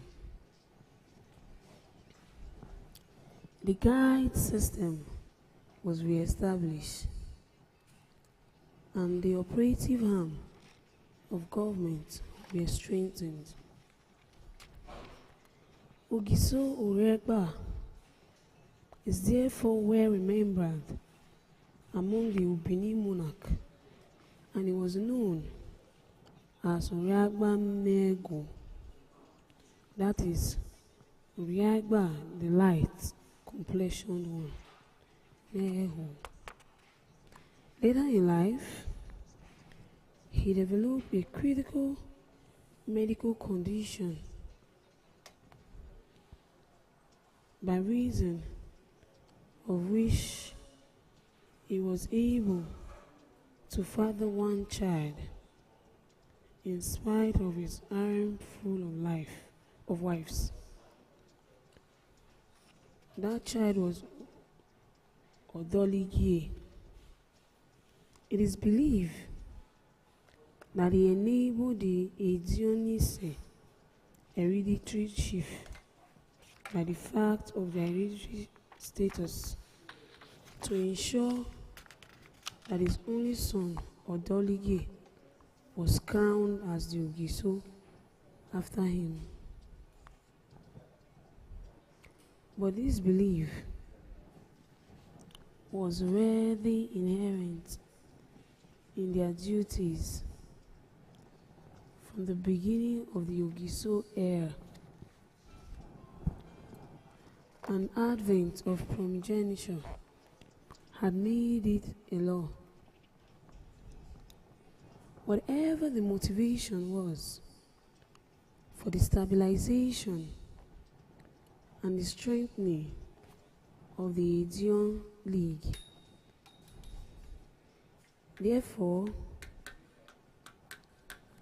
it is usefully resulted in a permanent enhancement of their capacity for the perpetual performance of the original duties which they were engaged to perform by the Ogiso heir.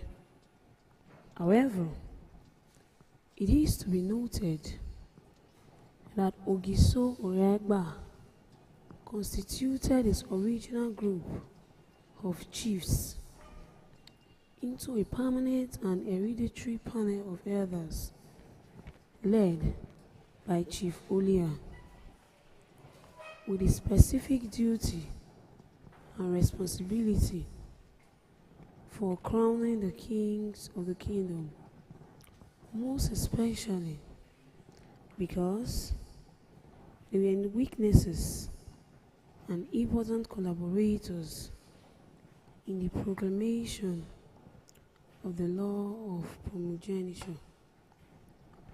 They only became known as Osariemen nobles during the reign of Obayawedu in 1252 AD.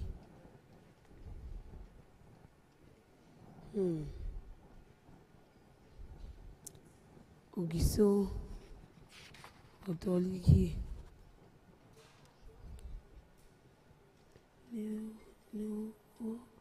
ne oko dudu sane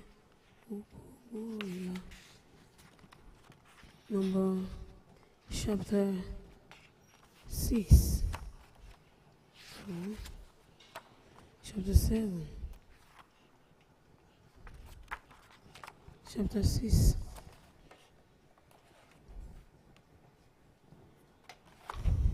Ikaladera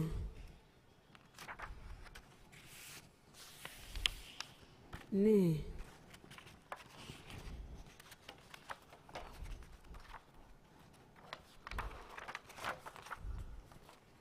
Osariemen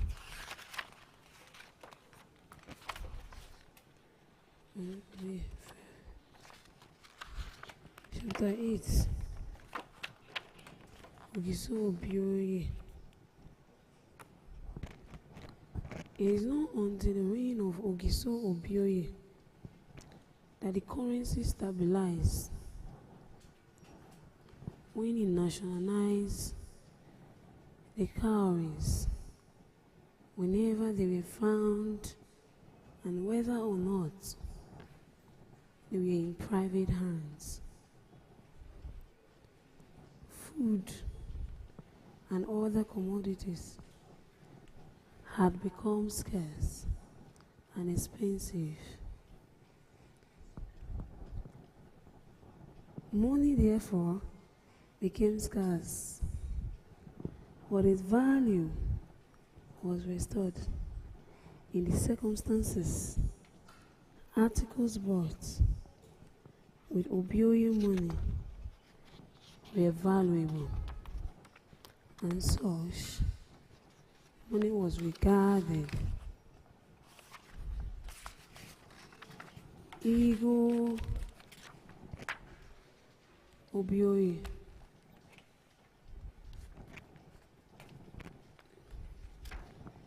will I be able to beat? Let me not waste it. Let me do another one. Ogiso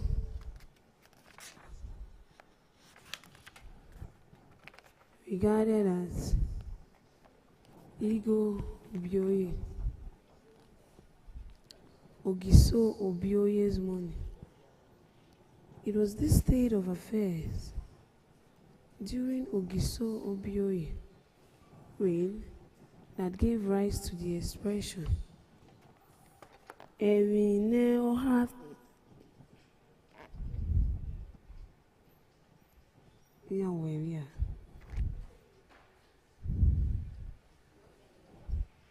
I'll be going on a short break. Thank you very much. We are reading the book by High Priest by the Sam Oyu Igbe, talking about the Uzama and the Benin monarchy.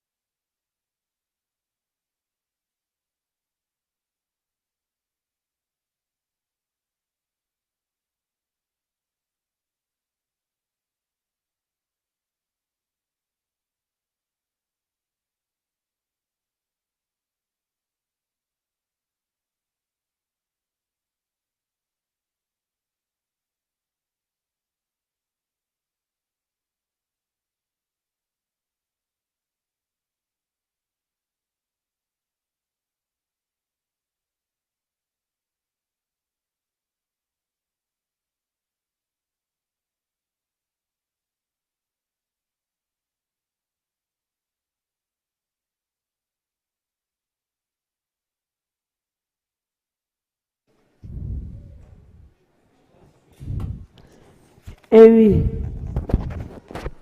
neo atere aigo obioyede. Only a valuable article is purchased with Obioye's money.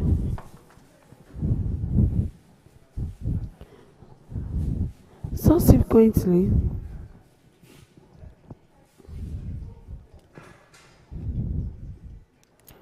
even until present times, a large quantity of money was regarded as Ego Obioye.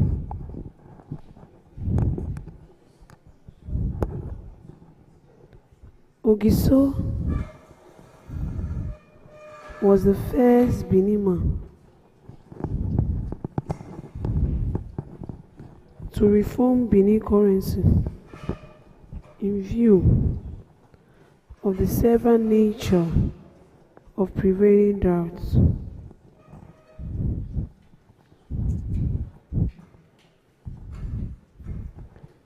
IX Ogiso Aigo.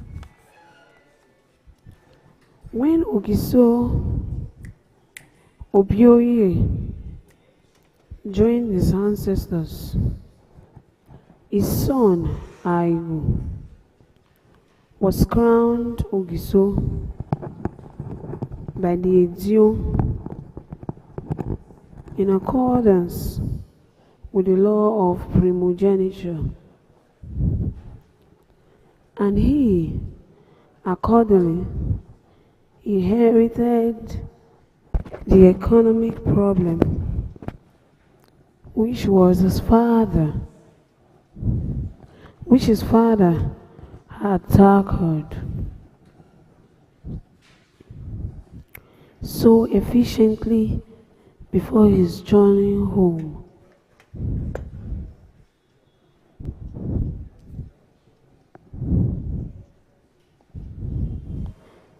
Now, Aigo, however,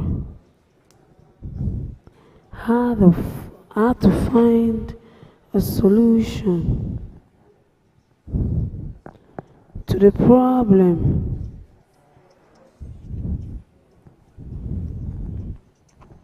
of scarcity of food and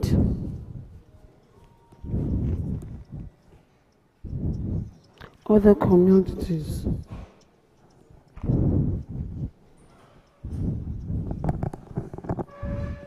And apparently,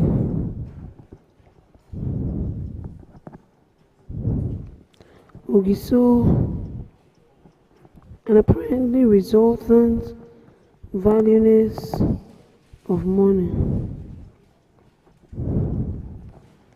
which was inherent in Ogiso Obioye's solution. Ego Arigo money. Arigo's solution to the problem was to introduce a double payment law in which the buyer pays double the amount of the cost price of a commodity to a seller.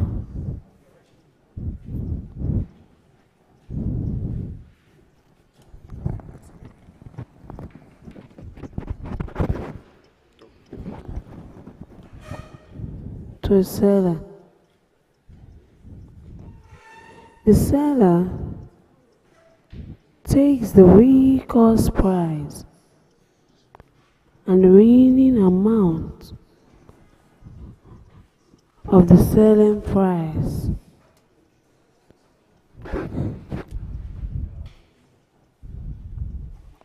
which is the equal amount to the cost price, because Ogiso money, that is Ogiso Arigo money, not only is this money untouchable, it could not be spent on pain or death. Sellers pay all of the Arigo money from their sales into the generated designated center, which in the villages would be the Ogwedion, the small hall where the elders hold their official meeting or official communion meeting. And in which kind of shrine of the past community elders is kept and the spirit propitiated, the money is transferred periodically.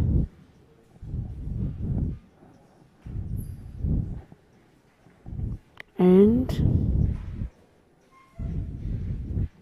from those centers to Ogiso Palace for storage.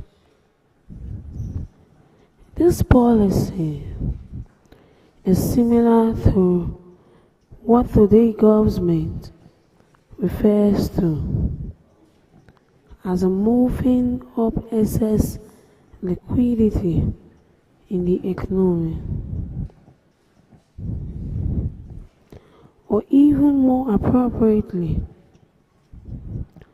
as a purchase tax system in effect. Igo in the Benin language means money that does not belong to you and to which you have no personal right to claim any. The money would belong to government just as the purchase tax does. The double payment policy discourages citizens from unnecessary purchase and encourages them to only produce needed products for themselves. Purchases were thus restricted to those articles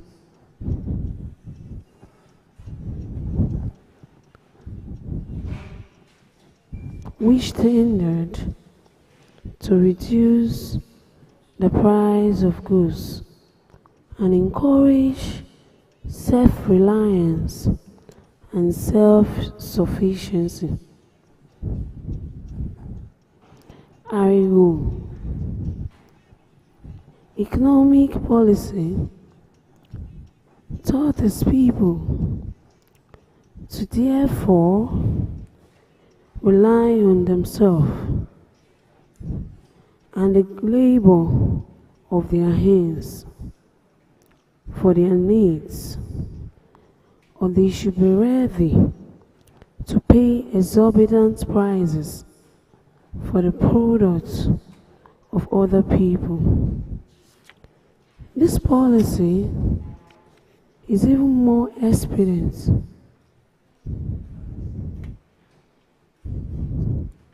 than for our people today than for Arigo, 11th century Benin.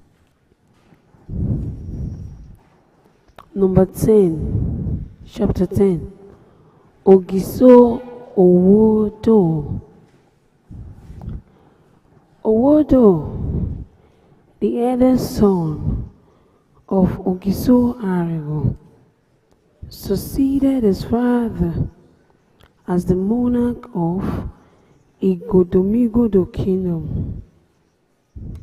He was the last of the Ogiso kings of Benin, and the end of the long-lasting dynasty that prepared the way for its subsequent replacement by the second dynasty.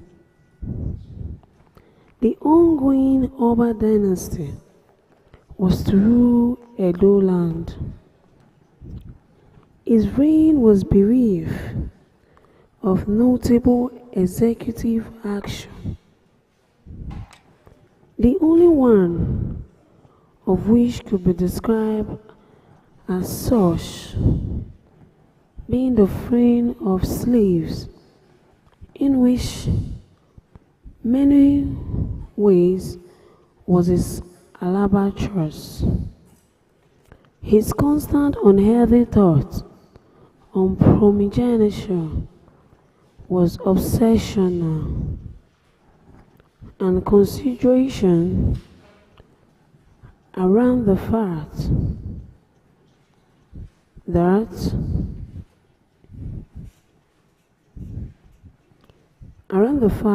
of his only son, Ikaladera, and what will happen if he was to die.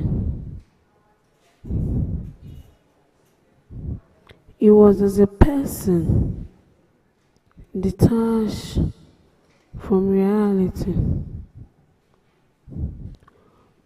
Although and fond of taking unreasonable, unimplementable decisions, which he actually, though naively, expected his subjects to carry out. This was perhaps why he allowed his wife,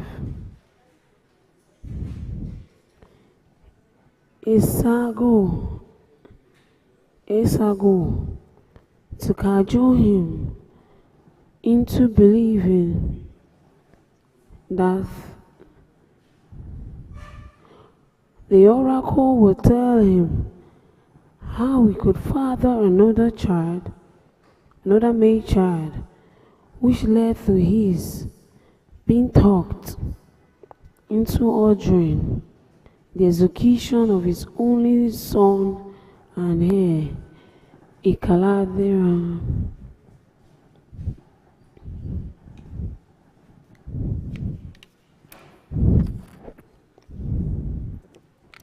The folklore of his period is replete with stories, in some of which he is said to have ordered his young subjects to murder their elderly people, and also to build him a new palace with its foundation in the air. Ogiso Owodo attempts to abolish slavery in Benin, over 1,000 years old, did not work because it was a violation of property rights of the citizens. The people were thoroughly fed up with him. To make matters worse, on the consultation of an oracle, the king got a prescription of an aborted fetus for some sacrifice. To obtain this, palace officials who went in search of the objects found a heavily pregnant woman who they apprehended and from who they obtained the fetus she carried in her womb. Of course, the woman died. This brought the crisis of her head. It was, and is still, an abominable and fatal offense in the kingdom to murder a pregnant woman.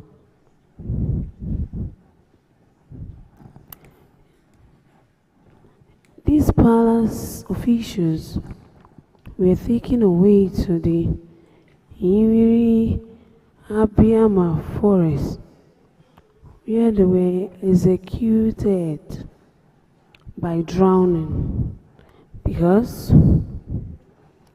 they could not lay their hands on the king, not before he laid a curse upon them, because they departed from their duty. 6. Ikaladera.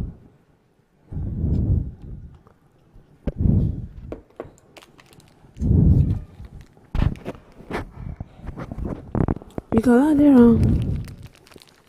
was the only son of Ogiso Owodu.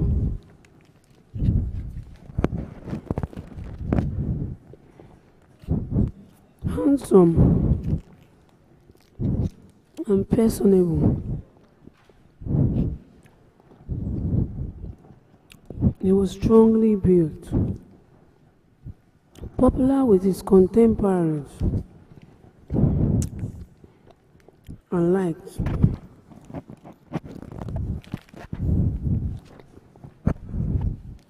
He was liked by the generality of the people.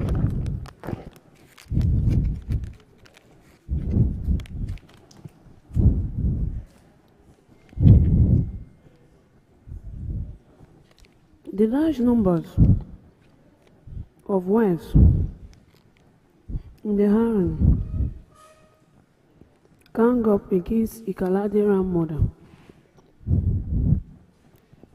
who was lonely and unhappy, while his father, because he had been preoccupied with the law of primogeniture, was easily drawn into the harem and true of his other wives. He wanted other princes, and he easily agreed with their suggestion to arrange for a consultation with the oracle on how they could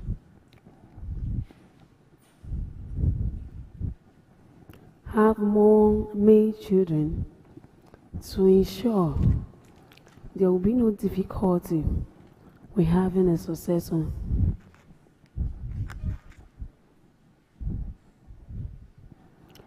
And then the oracle was consulted, and he was deliberately wrongly reported, which led him to have ordered the death of Ikaladera, the heir to the throne, as the antidote to the inability of the women to deliver male children in the harem.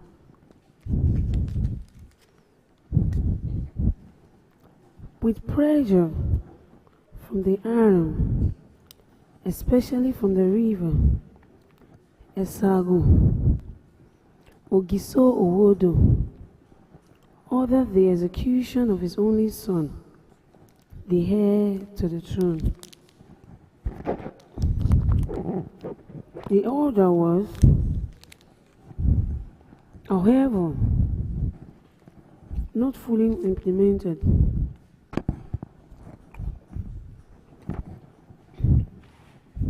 The executioner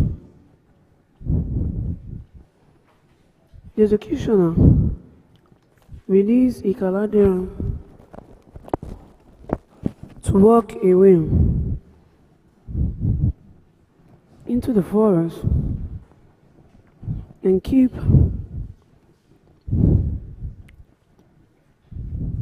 walking away from Benin. He promised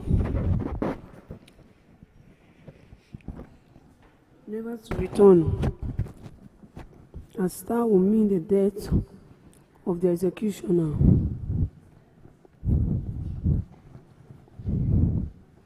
The young priest actually saw himself dead to the Benin throne as he walked away from the home and the people he knew. He went on without any idea of where he was going to.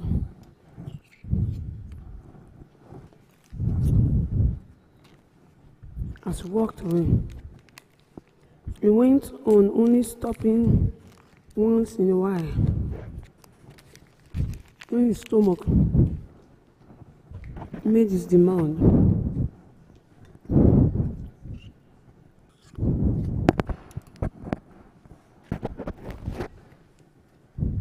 And on those occasions, he took a cue from animals on what to eat, or just bearing in mind that if the fruit of food doesn't kill them, they will not kill him. He began to learn how they live, then self-protection, and he began to recognize the medicinal plants and their uses. He was astounded at how soon he was able to make friends with apparently dangerous animals.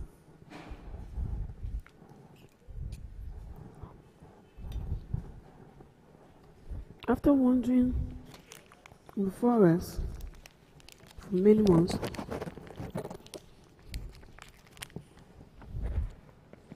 he began to know and keep away from where he would likely meet people. One day,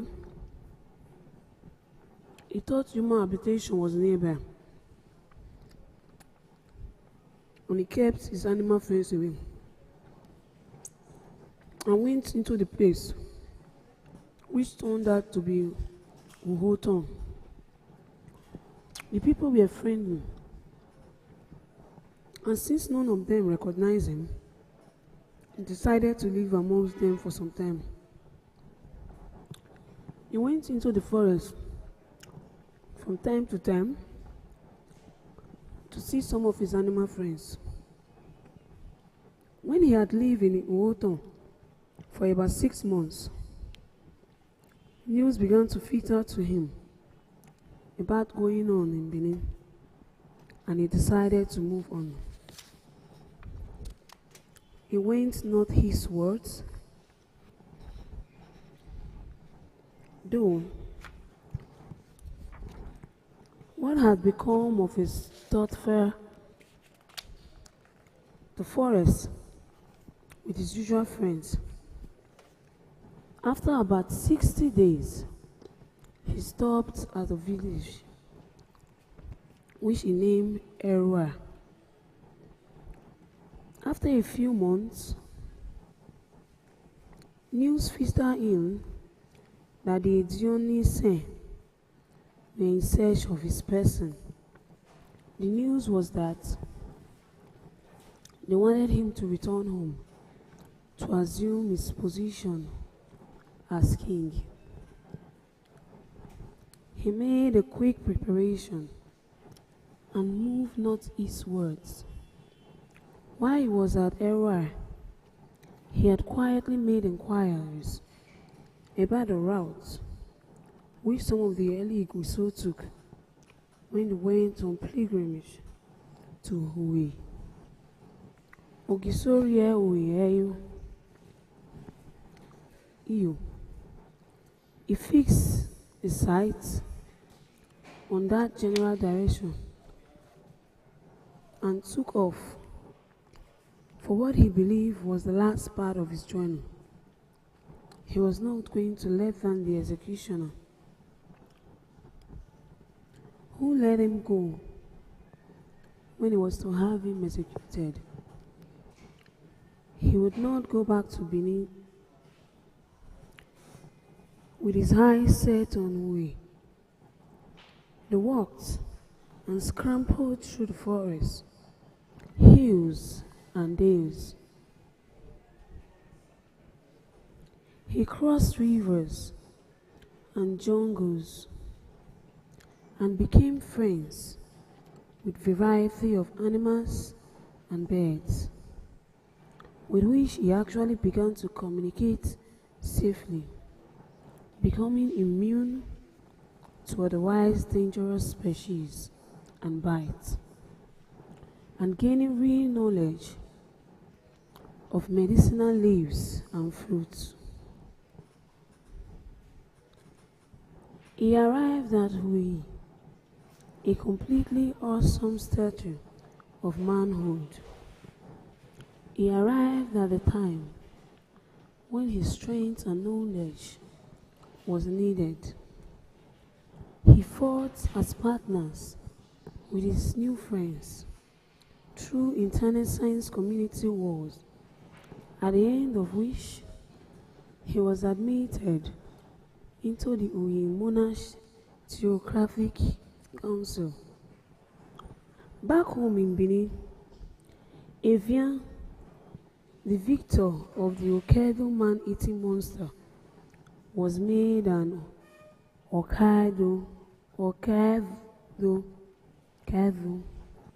Meanwhile, his son, who had made the name Ogiame notorious for himself, started an anti-royalist fight in his attempt to rid Benin land of a ruling monarch.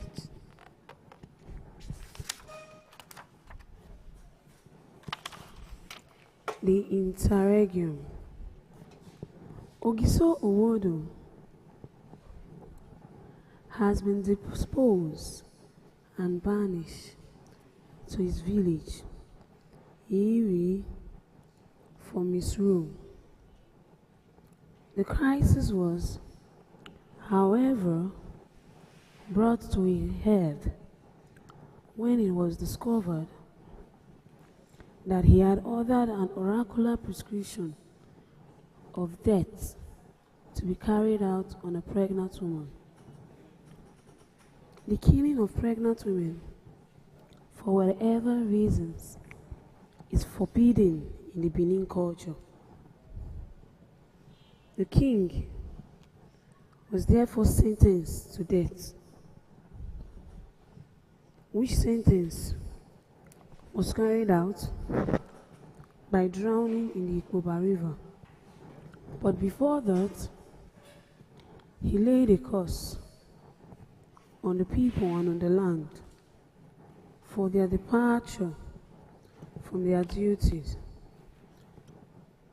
With their rebellion against their anointed king, his son, Ikalavera, had prior to this calamity been a victim of a harem intrigue in the palace, which resulted in his father ordering his execution. In a distant forest, his life was, however, spared, but he was instructed to wander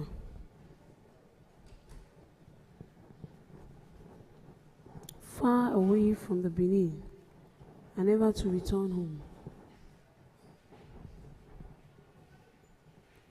Having made such a serious promise, Ikaladera did not at any time thereafter give any consideration to the thought of returning home.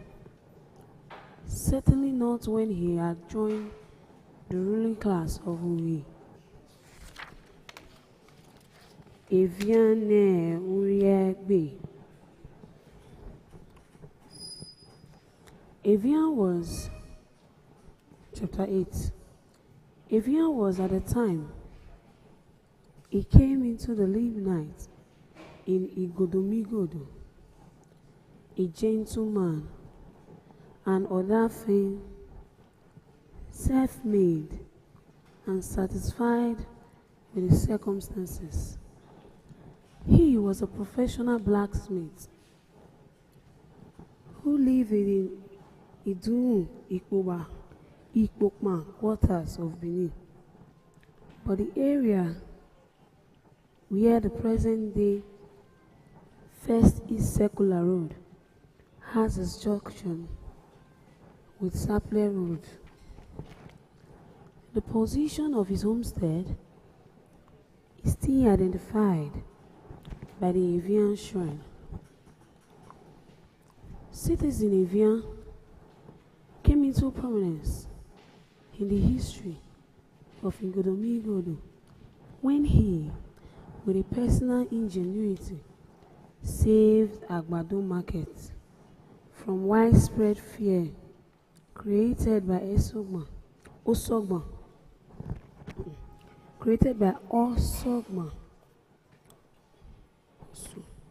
a bird-like man-eating monster of the dinosaur variety. It had a habit of flying into the present Agbado Market, known as Eki Ogiso. In those days, from the Ikpoba River Valley Forest, when the market was in full capacity, it would fly in on Agbado Market days, hover around above the market, and after identifying a victim among the fleeing and traders, would with his talon spread out, swoop in and grab its prey. It would then fly away into the forest with its flay, with a prey, which it would tear open to eat the heart of the body. Ekiogiso was the only market at the time in the town, and people had to go there, even if it's to purchase only foodstuff. It eventually acquired the appellation Agbado, which was derived from meaning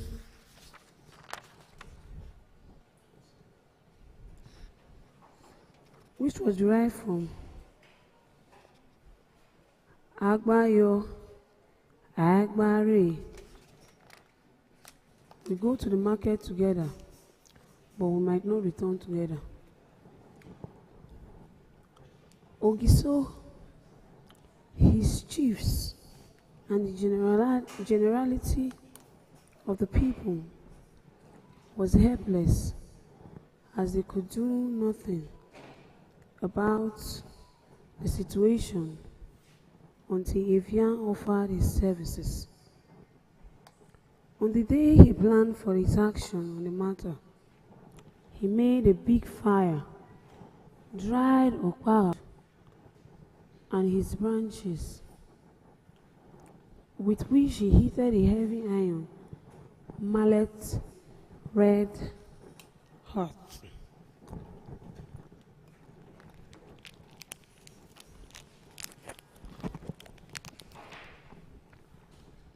Soon enough, the Osariemen, swooping, mouth open, from the sky towards his choosing prey, but its path was anticipated by Evian, who hurled the red hot mallet into his sky open mouth.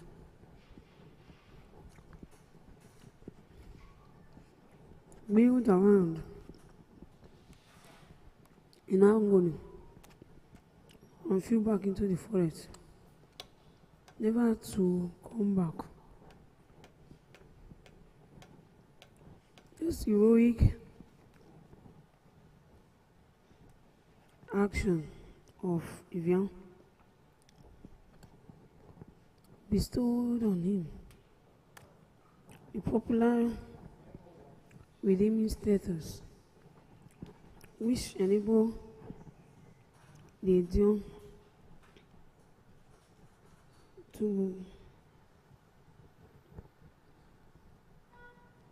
which enables the Edion to initiate him into the position of Okai Evu, a position of an administrator.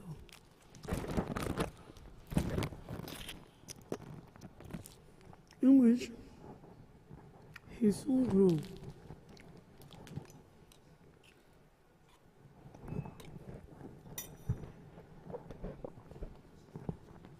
In which he soon grew into a position of strength, following the dethronement of Ogiso Owodo for the offense of causing the death of a pregnant woman.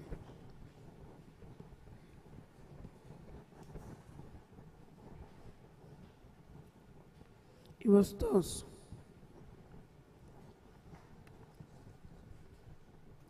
regarded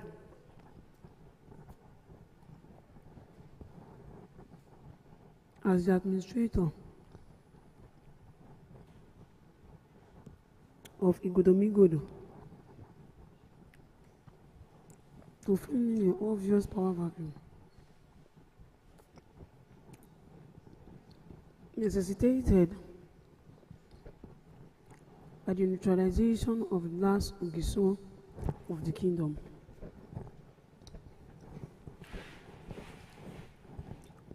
Before the Ogiso era,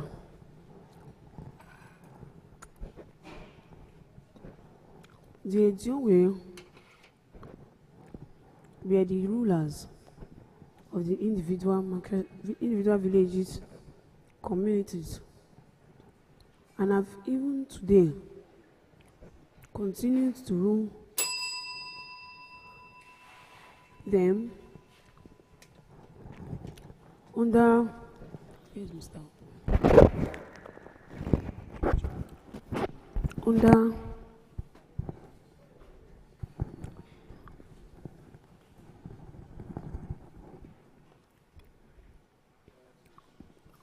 from under is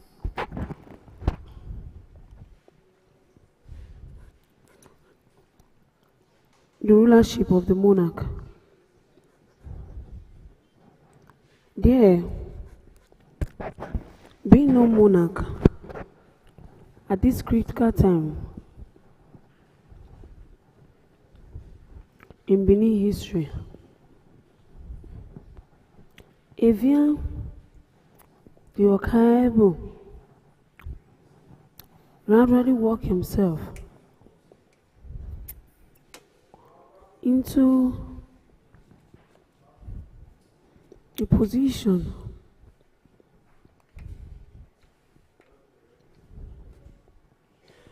of an aggrandized Odiowere of the land.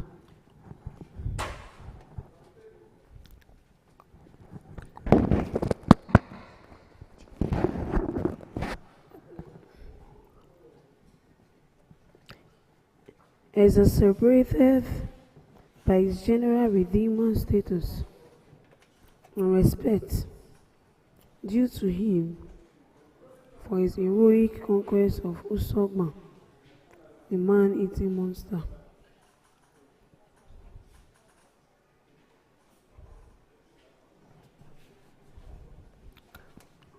As would be expected, discontent began to brew amongst the ancient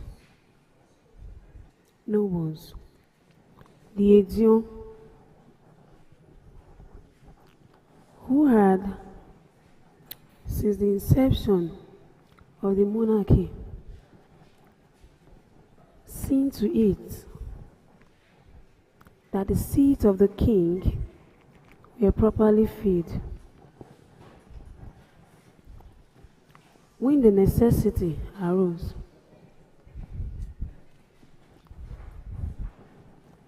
they were custodians of the system, and they were implicitly supported by the royal protagonists. When Evian therefore mooted the view that the Edion should consider that his son should succeed him in the leadership position, he was informed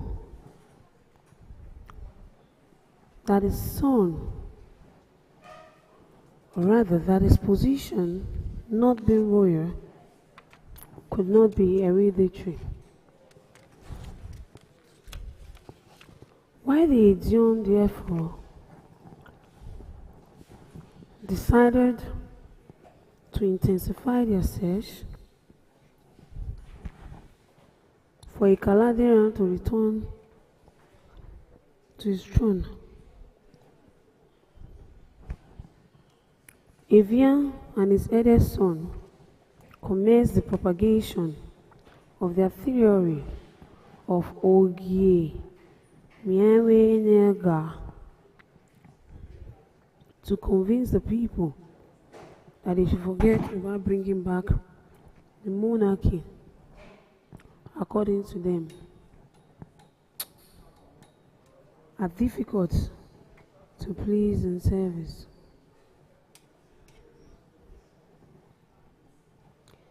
Edion, who were in service during this non-monarchical period, were Olia, Edoen,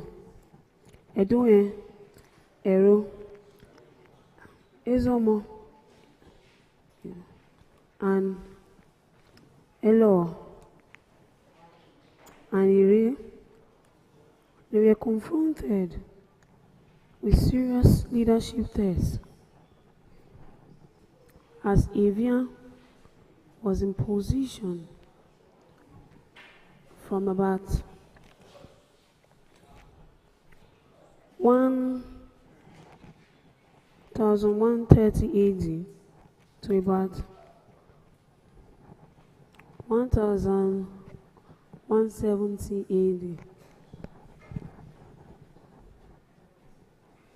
And the Ogieme were there from about 1000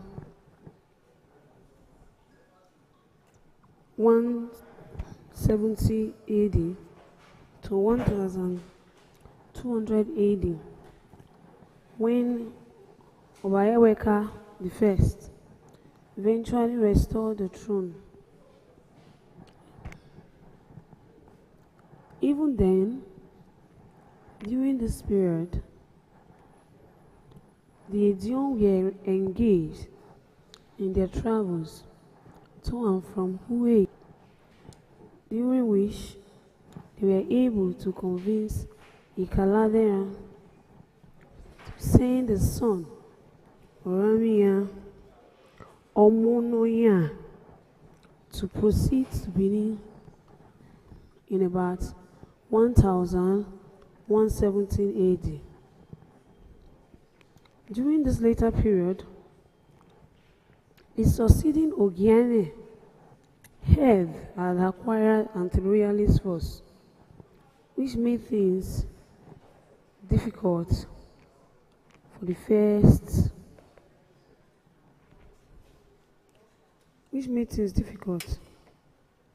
first three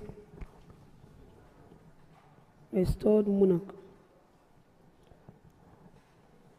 Until Obayewedu, fourth Oba of Oanya, ascended the throne.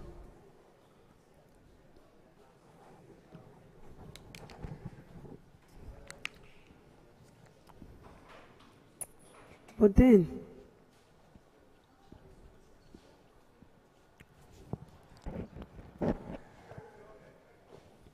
from about 130, from about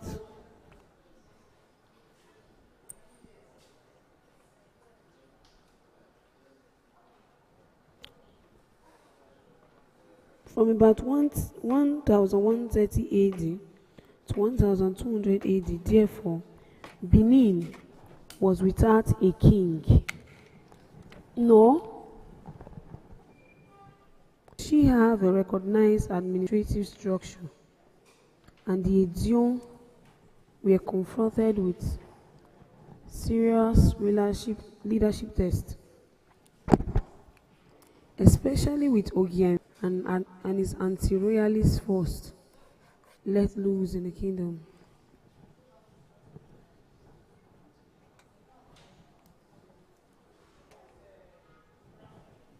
From about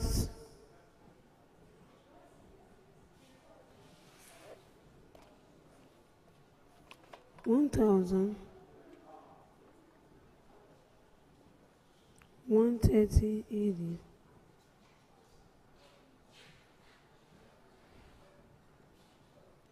to 1200 AD,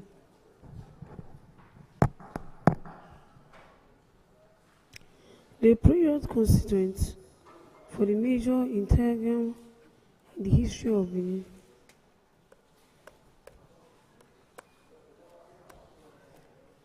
The nation was already true.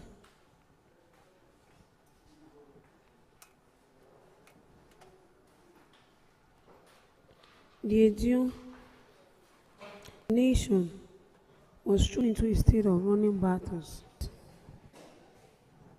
in the various areas we are engaged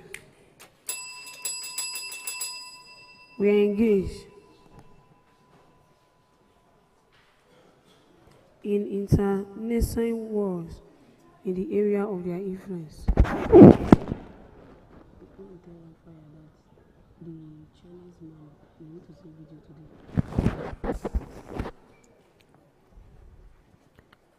The Edion as a way act sent search parties to look for Prince Ikaladera,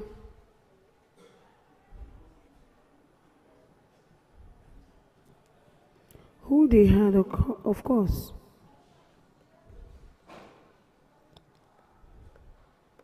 had believed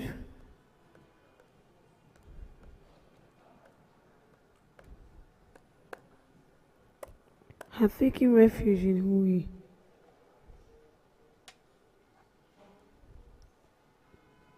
earlier diplomatic pressure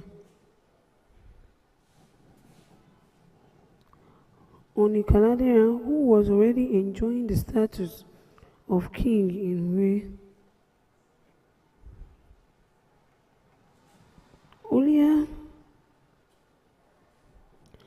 status of king in Ure resulted in the commissioning of his son,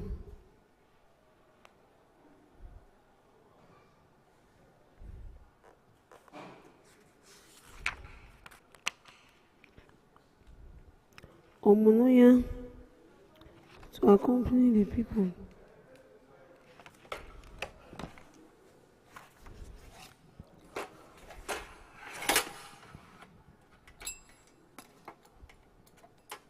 To accompany the Benin party to Benin to restore the legitimate monarchy and himself to rule over it.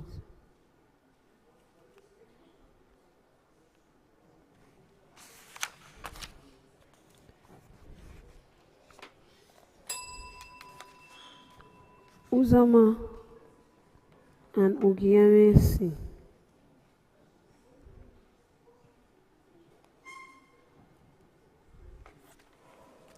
The calendar interregnum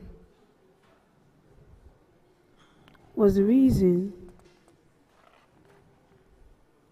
for the emancipation of the Osariemen period in Benin City district. It was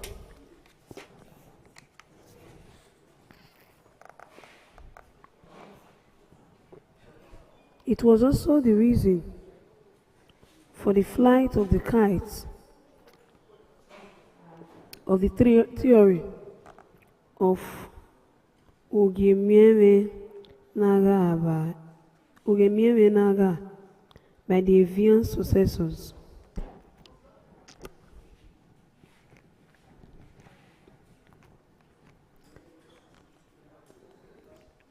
And the eventual unattainable illusion of the Osariemen claims on the age-long Benin monarch. This important interregnum, among other things, emphasized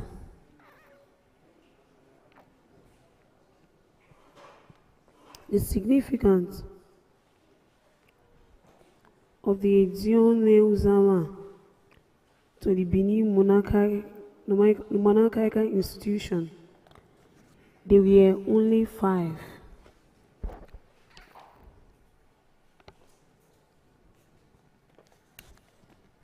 As core representatives in the Council of States from the Eco-Edion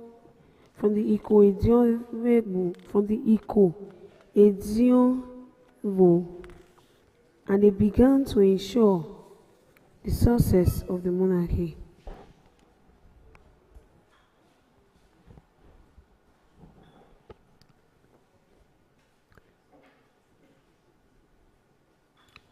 For the purpose of keeping the monarchy out of the land, to install themselves as head of the resultant republic.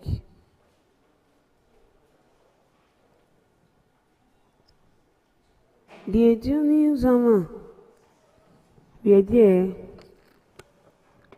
to collaborate with Ogiso Oyagba in the proclamation of the law of the primogeniture.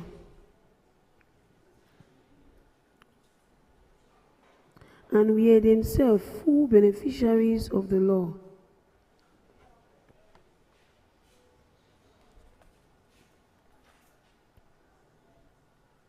They were there and to a large extent took control during the interregnum, and we are in the thick and thin of the challenging activities for the restoration of the monarchy to end the interregnum.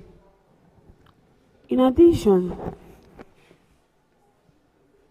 they were there during the beginning of the Oba dynasty, during the early period of which they acquired the Uzama title, coined from the phrase Ewanezawa, which was then an admonition of the Edion by Oba Ewedu.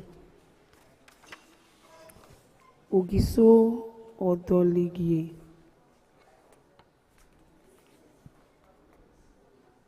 Ye Odoligie ga tiaye.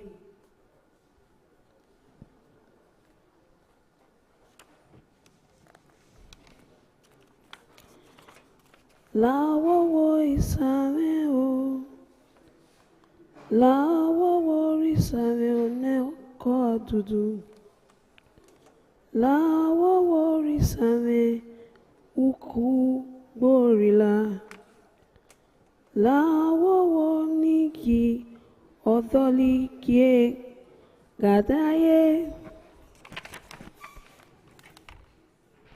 Meaning, I humbly pray my God and Maker. I pray my God and great Creator. I pray with my God the Almighty King. Let Odoligie come and rule the world. Odoligie grew into a relentless soldier and a tenacious and unrelenting warrior.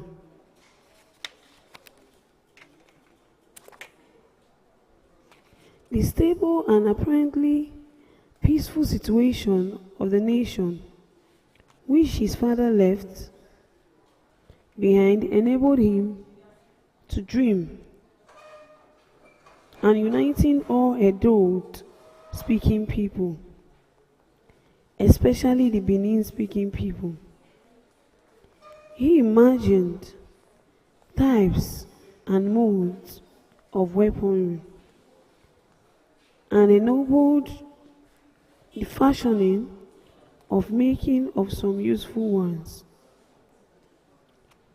This situation led to the establishment of the Benin Army, the first of its kind since the birth of the monarchy. The Yoko, a class of his people, went into constant training as warriors, while he also engaged seriously in setting up a cavalry of trained elephants, which would be used for eroding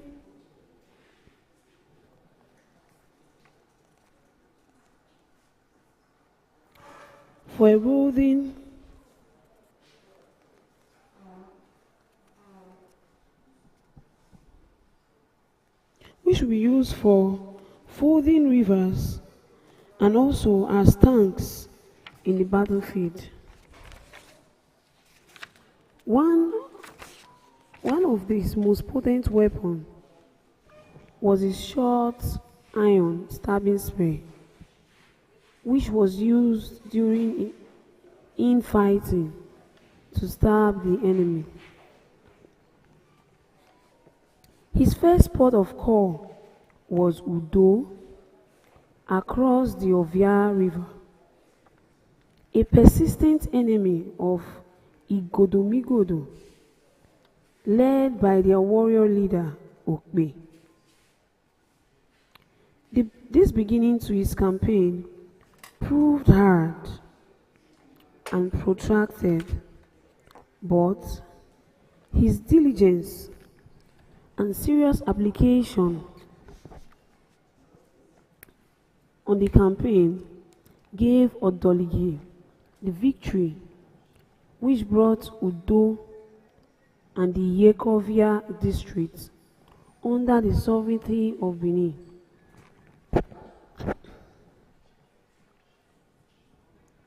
Right from the beginning, Udo had envisaged that the capital of Igodomigodo should be Udo. This was then frustrated. The Ogiso thereafter turned his attention to the Yekorano district, his first objective being the subjugation of Igwabode and her warriors in Ogie, Owegie.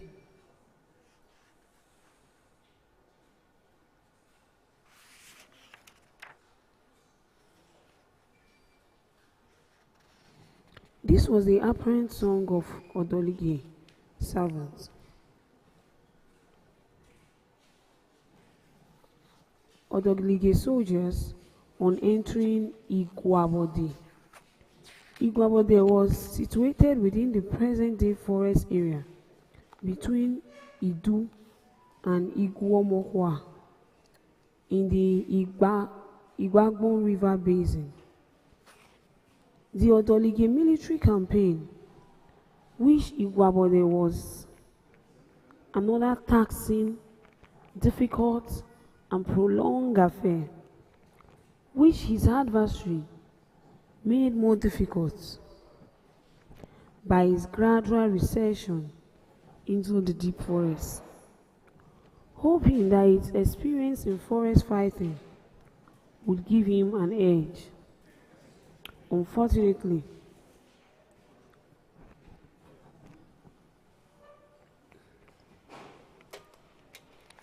Enogie Origie was assassinated by his own men, who were tired of the protracted war and wanted an end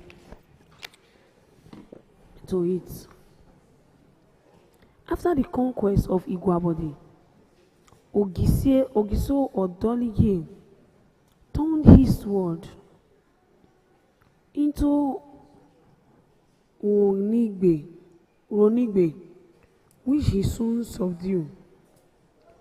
With the conquest of Ronigbe, the whole Iyokorian territories, like the Yekovia territories, came under his suzerainty.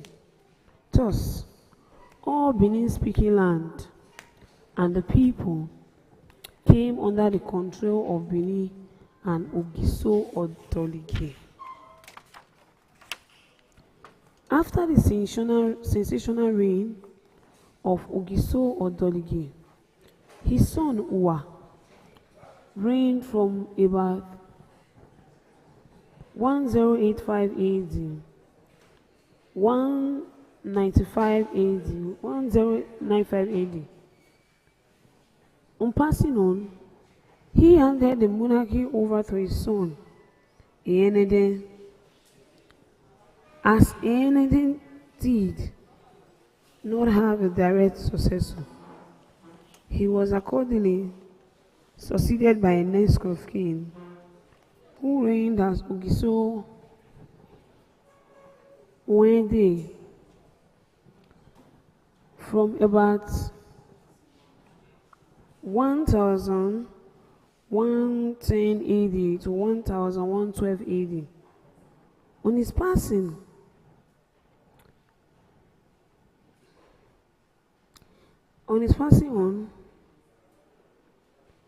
he handed over to Odua, who reigned from 1112 AD to 1119 AD. Obioye, Arigo, Owodo reigned consecutively during the following years till about 1130 AD.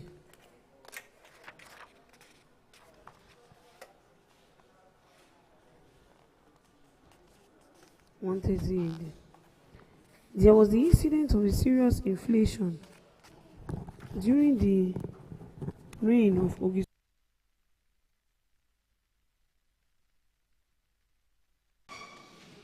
It was not until the reign of Ogiso Obioye that currency stabilized. Even when he nationalized the cowries.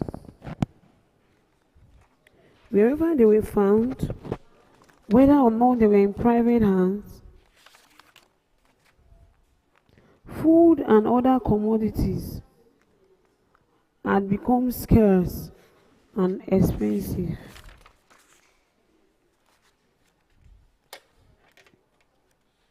But its value was restored in circumstances. And such money, as regarded as Ego Bioye, the state affairs during Ogiso Bioye, that money gave rise to a lot of expressions.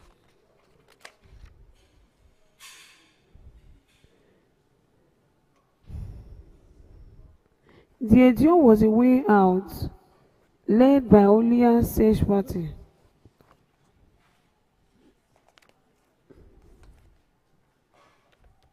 Who they had, of course, believed had taken refuge in Huey. Olia diplomatic pressure on Ikaladeran, who was already enjoying the status of king in Huey, resulted in the commissioning of his son Omonoya to accompany the Benin party to Benin to restore the legitimate monarchy and himself to rule over it.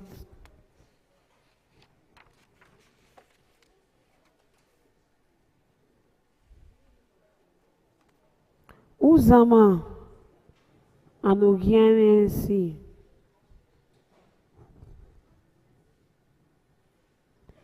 Ikaladeran interregnum was not the reason for the emancipation of the Osariemen period.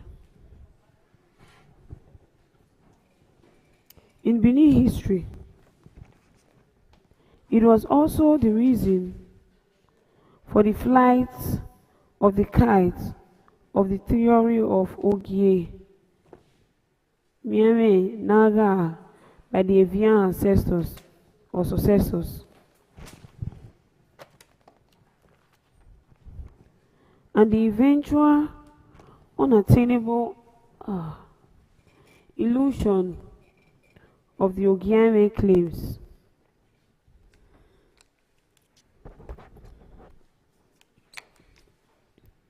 On the age-long Benin monarchy.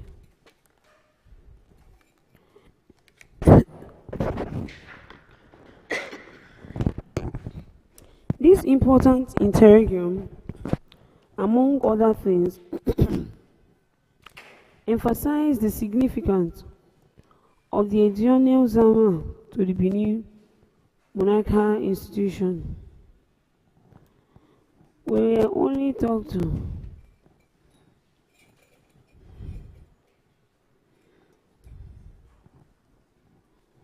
so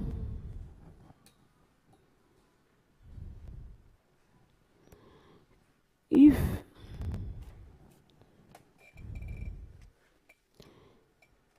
as a core representative in the Council of State from the Ikoediobo, and they begin to ensure the success of the monarchy, the interregnum gave the Osariemen family the reason to hope to speak Zakin.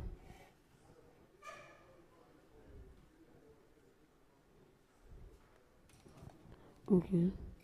And the endeavor to fight for the purpose of keeping the monarchy out of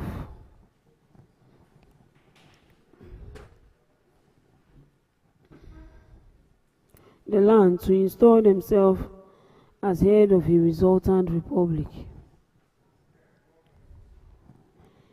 The Edionian was there to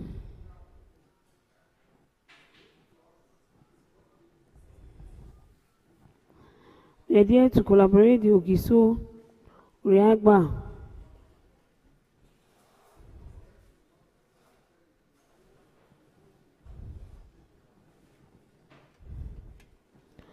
and the proclamation in the law of primogeniture.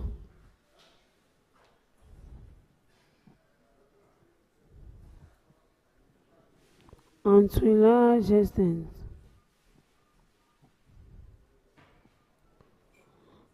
during the primogeniture,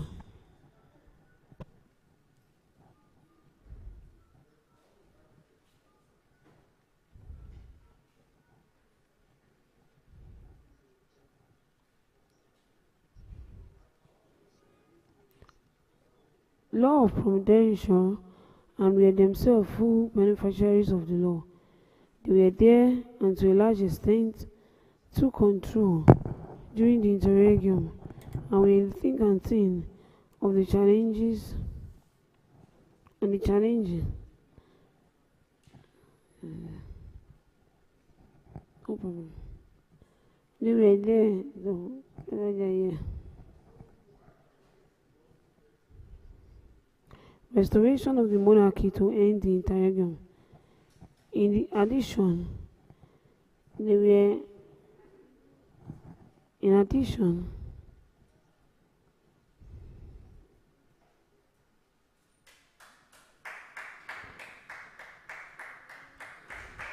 Oba dynasty.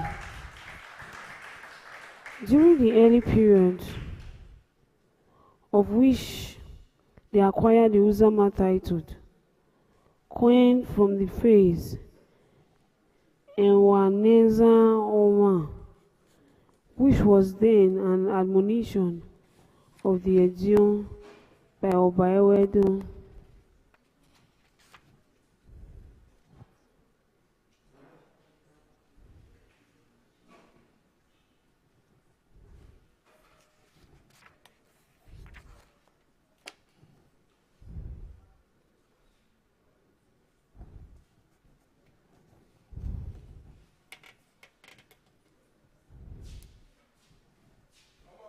Thereafter, they were there even as protectors. They were the instigators of the restoration of the monarchy.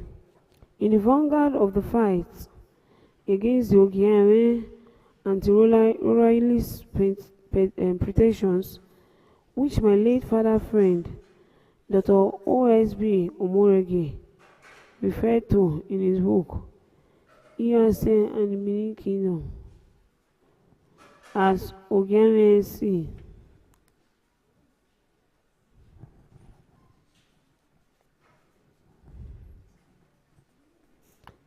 Thank God. Those pretensions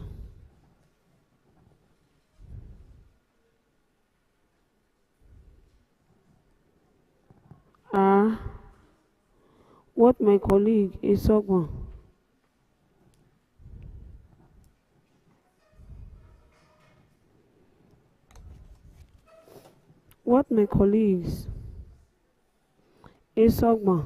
the author of the book Osariemen, an illusion coming from kingship, aptly referred to as an illusion. Coming in this age and with the nature of the facts of history since.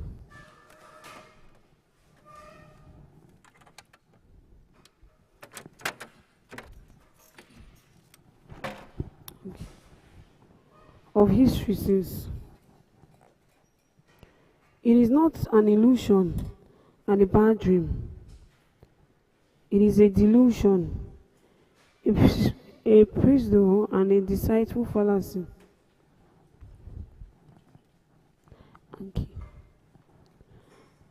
And a deceitful fallacy. They were never monarchs, and according to their pretensions,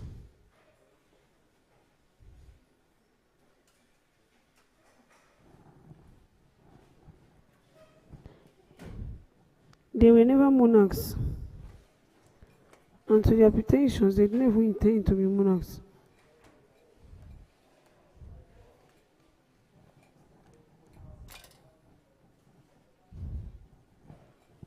According to their, as evidenced by their theory of Osariemen Oga,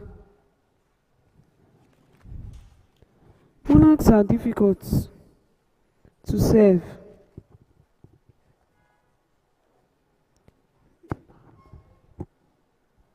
This bad dream ended in the battle of Ekiopaga or by Edo troops were used by Odige Olomi of Ogbe Ibuya, while Osariemen troops were led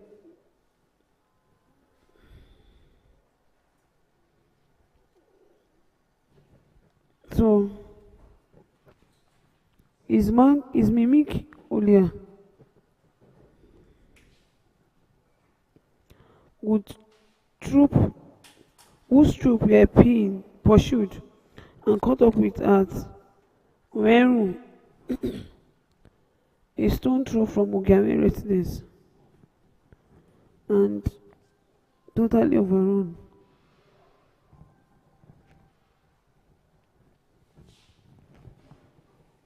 Odige royal troops march in Ukpokpe lands from Israel.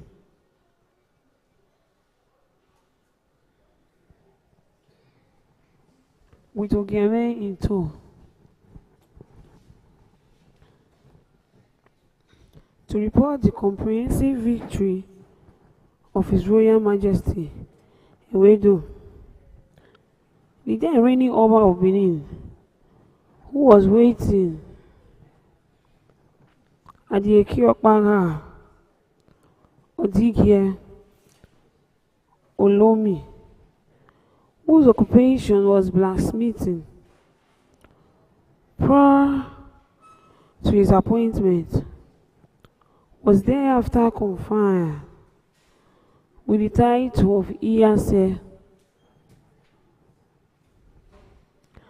Ona Iyaserwa. Henceforth,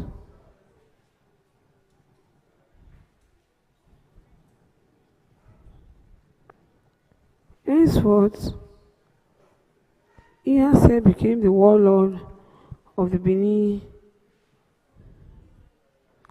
armed forces.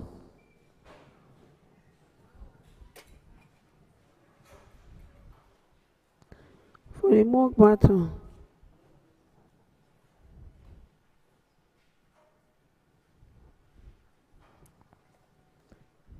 these battles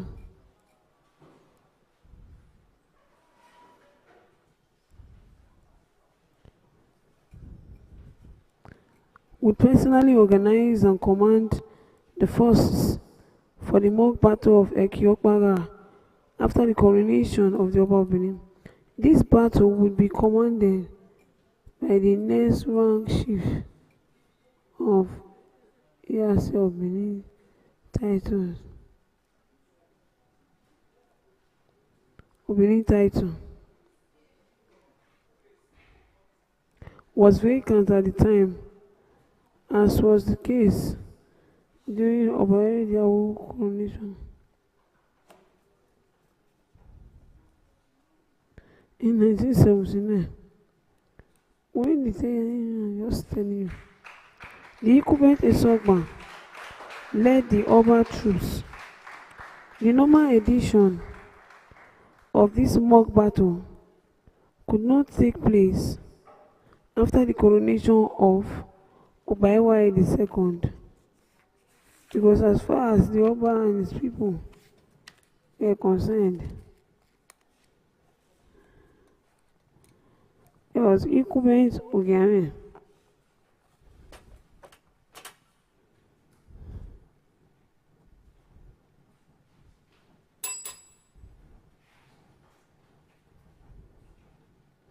who was himself vanquished.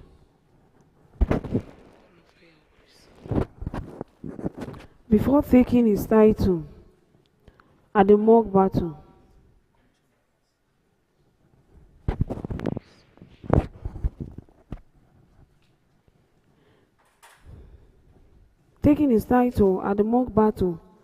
following the crowning of Osariemen. His whereabouts, as at the time this book was written, have however not been reported.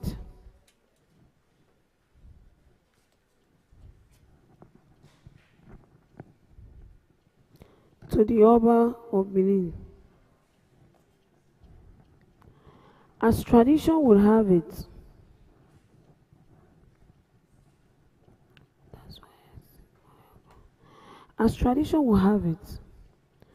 and no one has yet given indication of his whereabouts, not even those who hoped to acquire his title,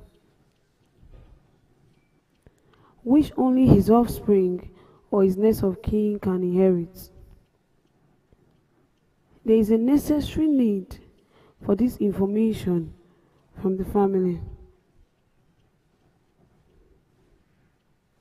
Perhaps they have realized that nothing good happens without discipline. It is also necessary to inform all our people and all those interested that the performance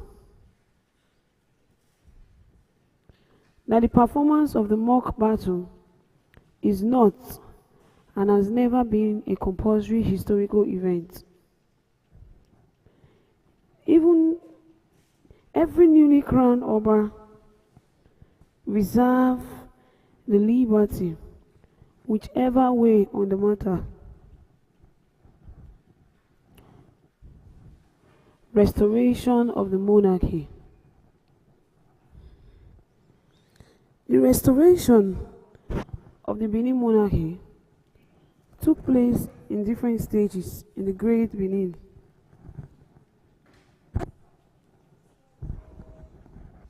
Between about 1170 AD and 1287 AD, Prince Osariemen arrived in Benin about 1170 AD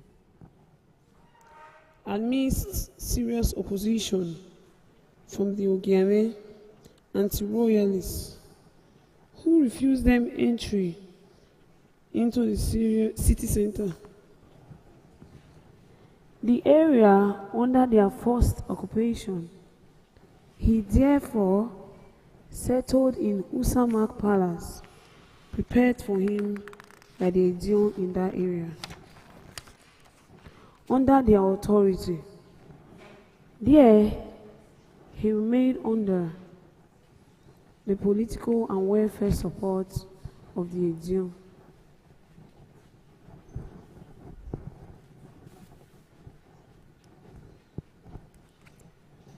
Now, Osariemen had lost both obvious language and cultural handicap because of his Yoruba background. When in Benin, however, he got married to Erinwide, daughter of Ogiebo, the Enoge of Igor. Marriage was a blessing, marriage was blessed with a male child, and as Osariemen could neither speak Edo language nor understand the culture of the people, he decided to update the position of kingship to his unborn child. He thereafter returned to Uwe from where he came. For a period of about 30 years, the Osariemen anti-royalists maintained their high-handed control of a large part of Benin until about 1200 AD, when the boy king Eweka, then 15 years old, succeeded to the throne of his great-grandfather Ogiso Owodo. With the assistance of his maternal grandfather, Diogiego, and the day and night care and influence, and the guidance of the Edio, the young Oba Eweka did not take too long to settle down in his work of rulership.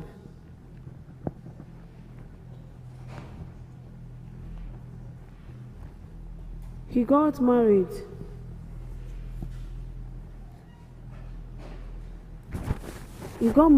early. He got married early in his youth and procreated 4 princes in double quick time. He soon realized that as he settled down to work, that he had 4 high orders on the way to success in his kingship responsibility to overcome. These, his 4 sons, the Edio, the Osariemen anti-royalists, and the Udo presumptuous.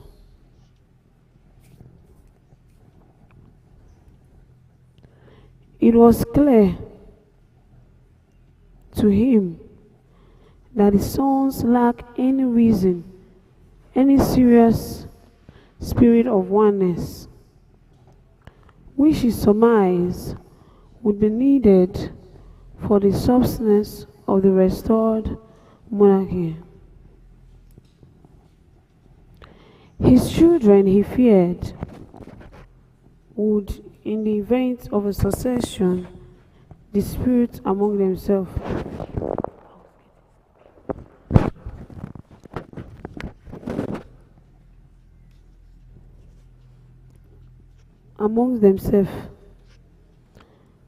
Provide an unsolicited support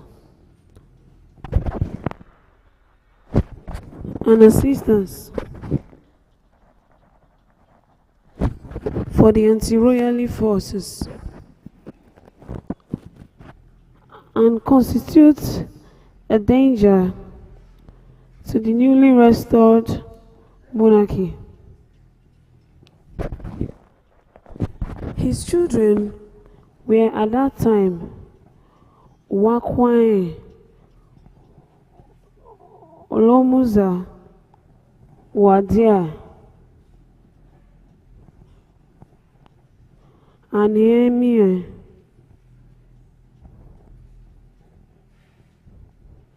Apparently, thinking that he would, by that, slow down the activities of the anti-royalist forces, Ogifa had arranged for the marriage of his daughter, Ewe, to Ubi, who later became Osariemen II. The leader of the anti-royalist forces, Ogifa had come to Benin with Osariemen, charged with the responsibility of care for him, protected the young priest. Ubi gave the Osariemen Osariemen II, Obi became the Osariemen II in 1199 AD. But the fear about what might happen after his taking over the mantle of power or the anti-royalist leadership did not materialize, even after he took care of it.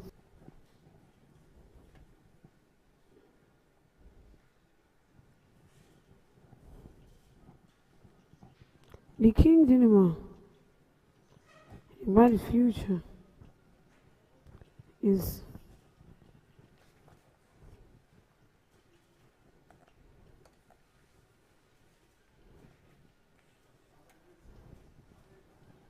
the king dilemma about the future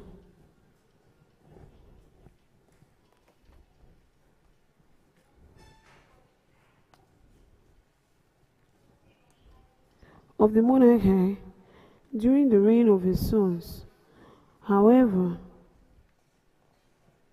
became the opportunity for the Edion to shoot to greater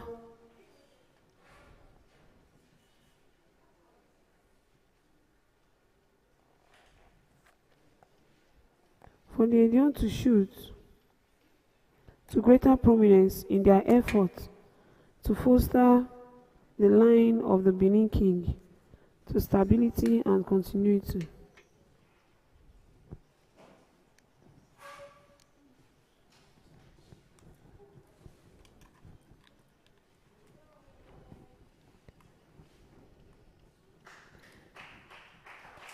In their efforts to foster the line of the Benin king to stabilize continuity, Edion Eleme had advised Oba Eweka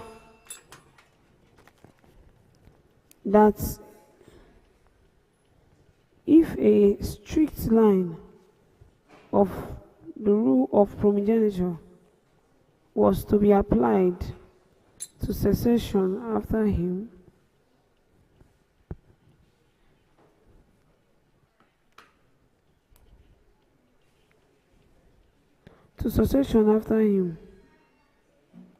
the monarchy would be too weak to withstand the anti-royalists, forces. Ero Eleme, however, died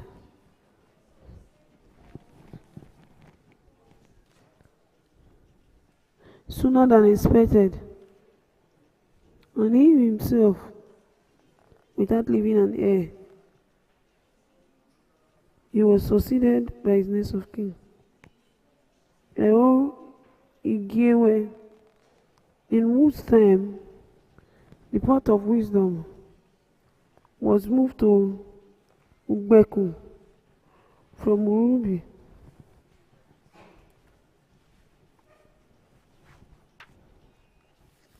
For the following,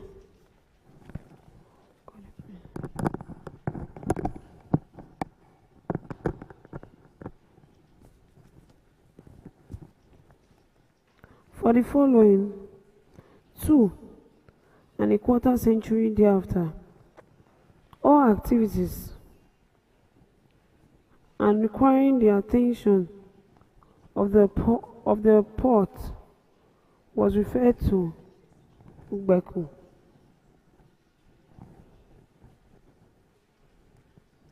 Where it was situated till about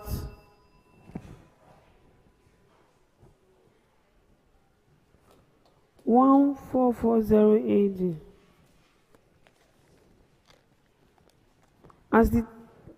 As at the date of Eweka, the kingmakers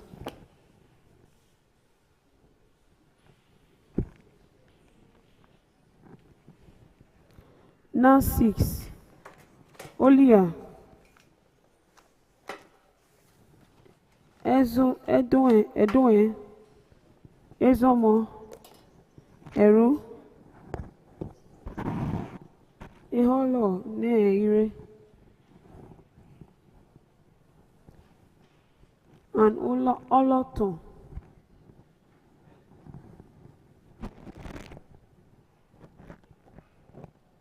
We are given the right to modify promulgation law to enable them aptly measure that would encourage peace among the princes, especially any approach that would sustain the monarchy. After a long meeting with the princes, Prince Wakwae was crowned the second Oba of Benin at Usama's palace. Oba Wakwae had no male child of his own. He had only daughters, the eldest of whom was Emadeyo. Princess Emadeyo gave birth to a son who was named Elegbe.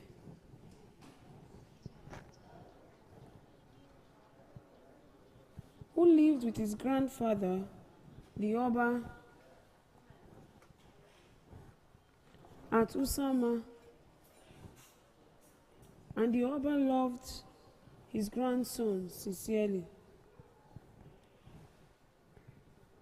It was generally believed that the young man would succeed his grandfather to the throne. When Oba Wakwae joined his ancestors, Prince Elegbe pressed his claim to the throne of his grandfather. Like his grand uncles, this was an expected dilemma, although it came from a different quarter. Wakwae brothers objected. Elegbe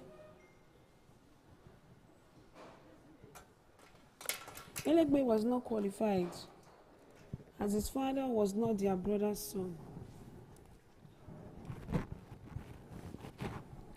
The next of kings has to be one of them.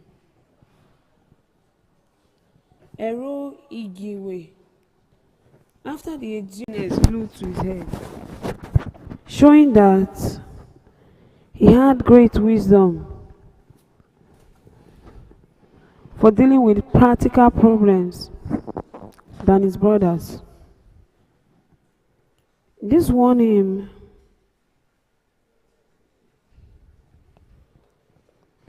a Emmy and the crown. He reigned for 4 years till he died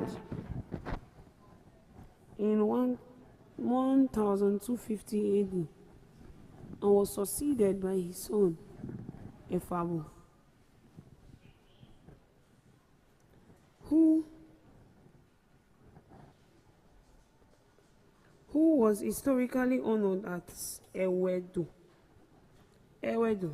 the Great. He reigned from about 1250 AD to 1280 AD. Meanwhile, Prince Elegbe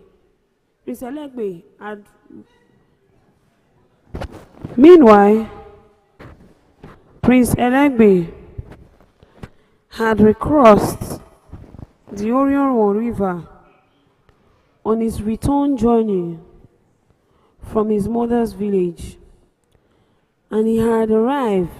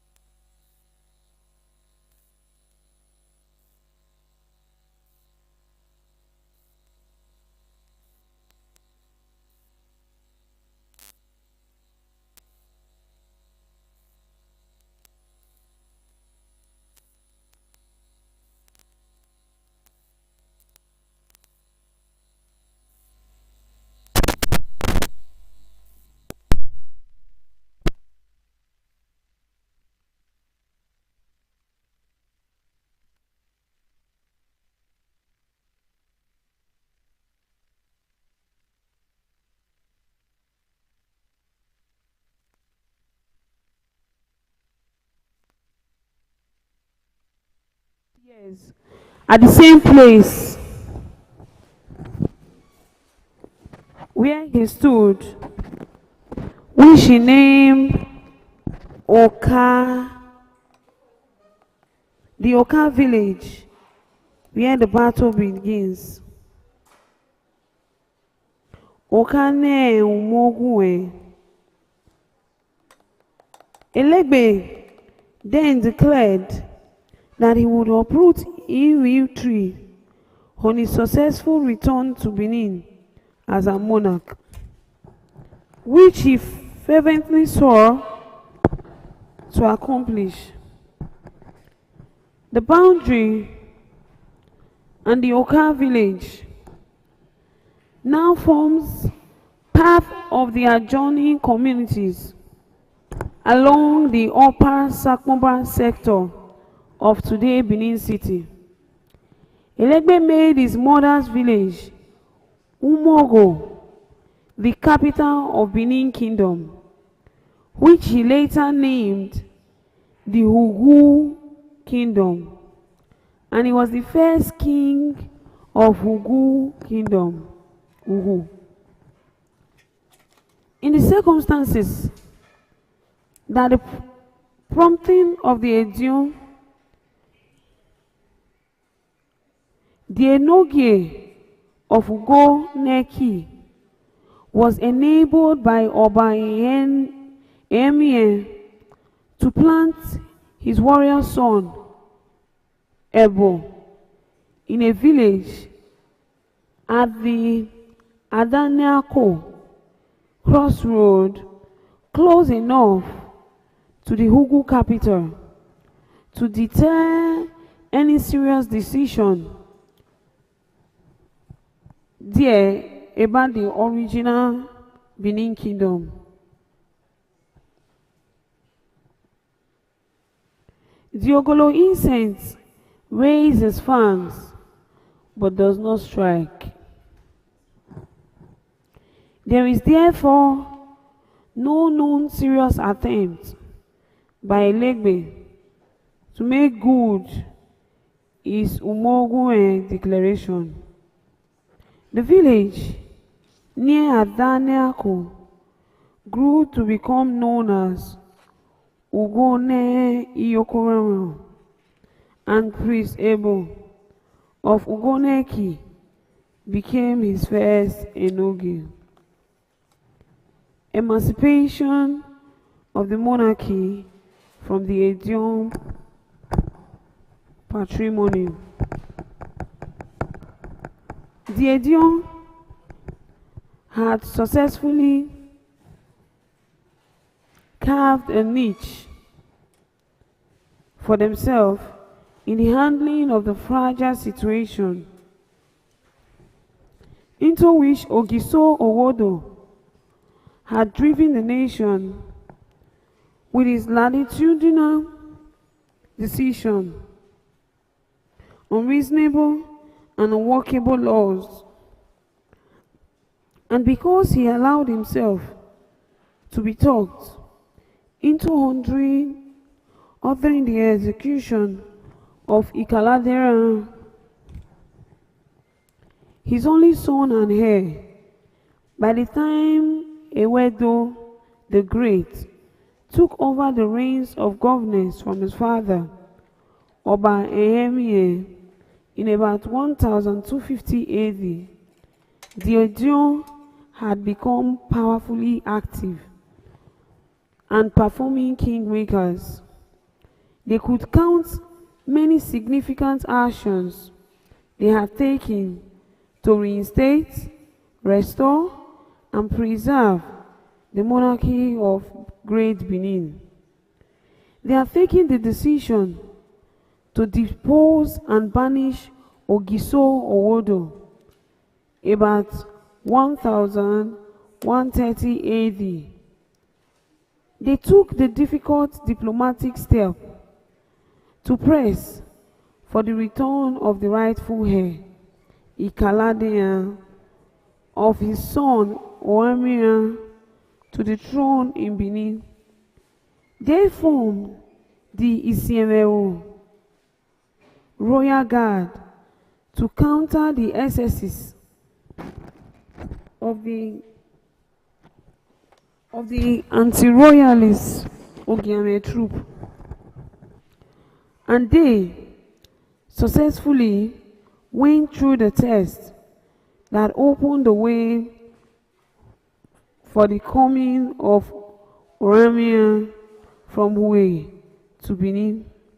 They built the Usama Palace, to which they transferred the functions of Duru Old Palace in order to avoid possible friction with the anti-royalists who had seized the old palace.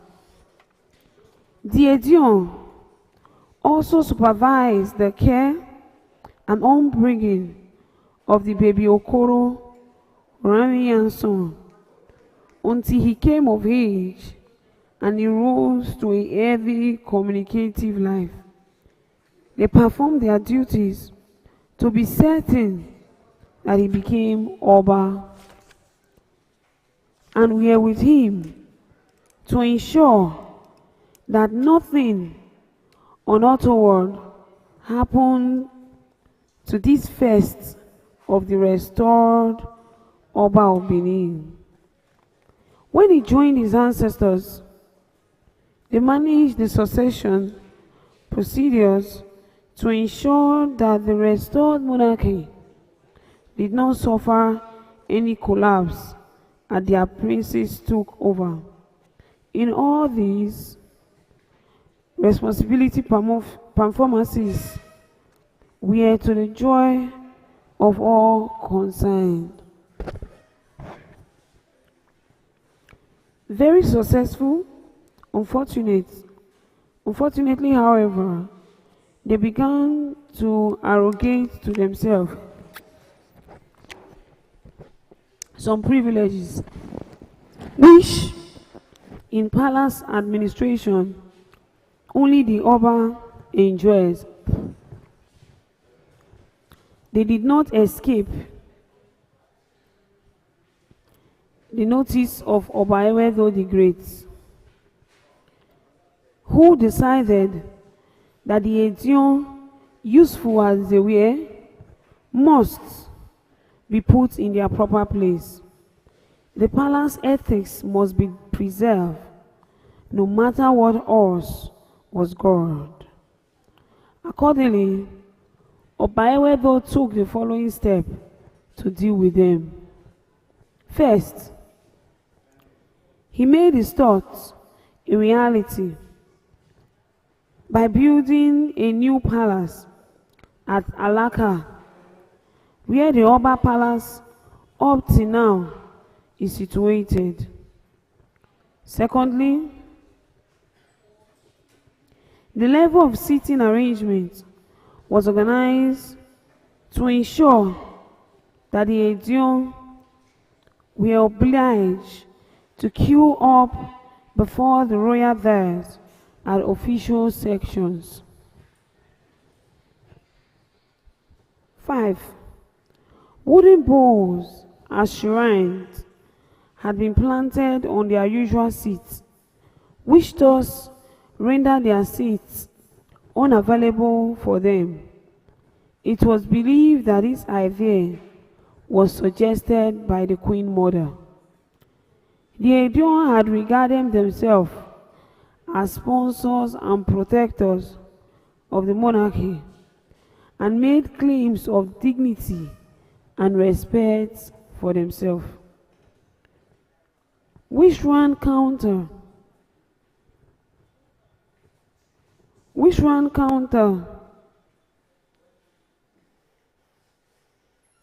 to the aspiration of the Oba. He therefore sought to free the monarchy from the obligation of being institutionally beholden to them.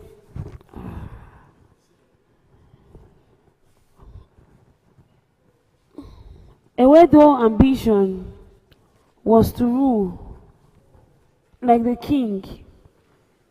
He regarded the nobles, therefore, as people who had no regard for authority. Ewa ne zama owa. This is the origin of the Uzama nomenclature, which had become the other appellation for the Edion. They had become 6 in number: Olia, Edoen, Ero, Ezomo, Eoloere, and Oloton. When they came before him on a usual public appearance, they apparently resented the idea that they could not sit. The Oba stretched out his right hand to them, directing them to queue in position of the days, and declare authoritative. Honor Iyaserua.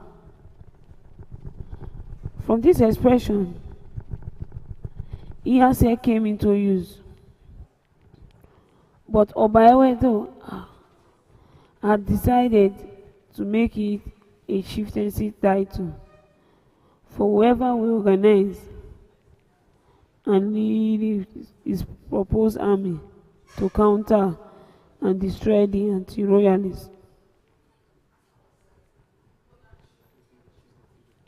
A brief flashback on what opened the way for the anti-royalist force of Ogiame may help to understand the rise and fall of the process. The Ogiso monarchy had collapsed under Ogiso Owodo. Under Ogiso Owodo, as a result, putting it mildly, of gross indiscretion on the part of the king. Evian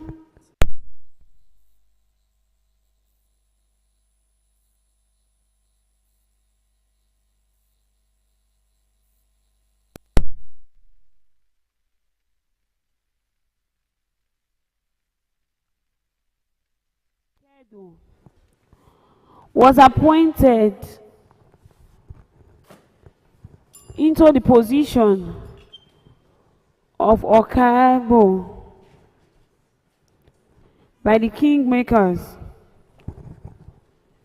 to ensure security over the land, while they carefully handled the then current matters of Ikaladean return.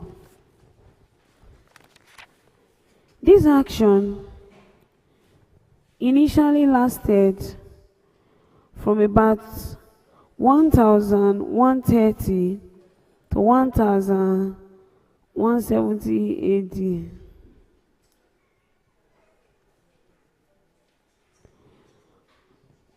For the arrival of Oromia, which eventually lasted till about 1200 AD before it came.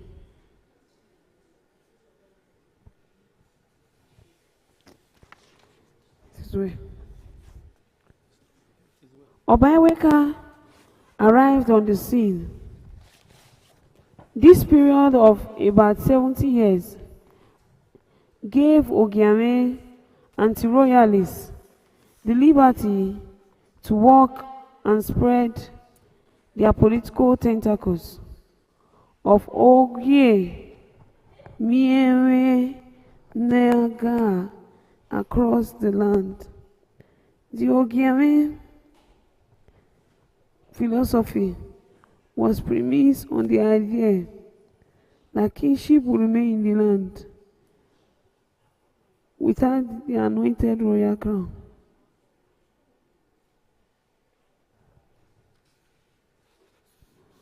Despite the kingmaker's disapproval,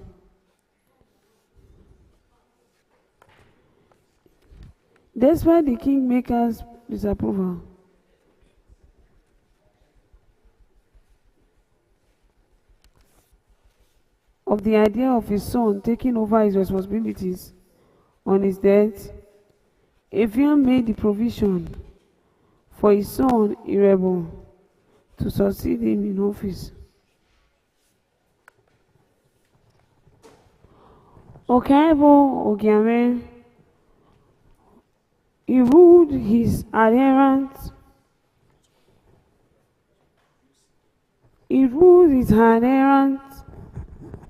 with a central council and exercised his authority like a king.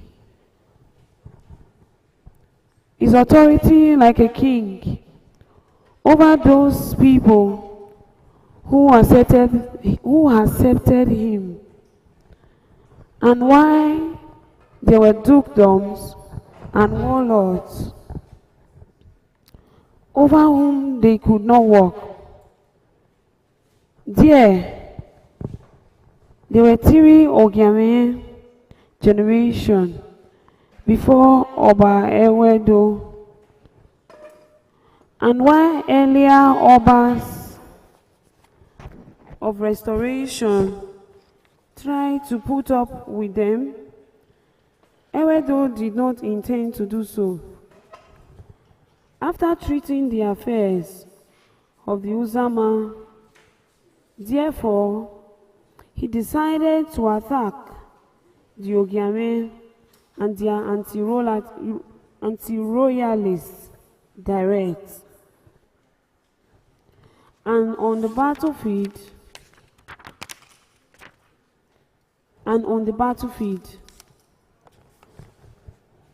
the emergence of Asein Angel, the man Angel, originated from Ebuya, one of the Emir villages to the south of Benin metropolis. He was a renowned ironmonger who specialized in iron smithing and iron smiting, a producer of weapons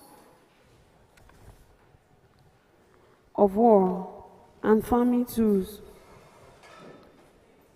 He was also a farmer, a hunter. He was the benefactor of Oba Ewedo Iyase title. He was specifically created and proposed in advance for the supreme leader of his army, compounded in advance and proposed to counter and crush the anti-royalist forces of the Osariemen pretensions.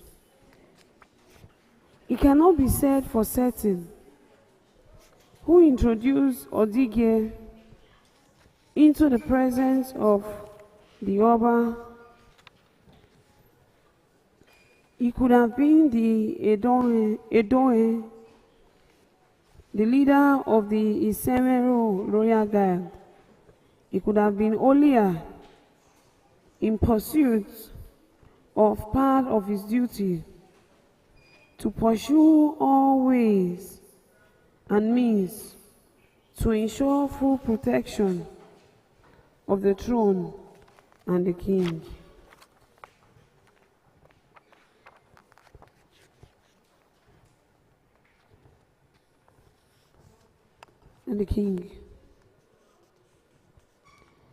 The important thing, however, was that Odige got the service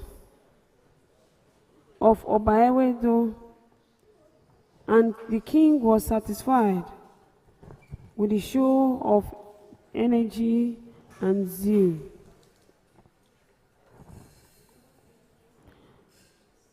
Energy, zeal, and loyal willingness to serve the Oba.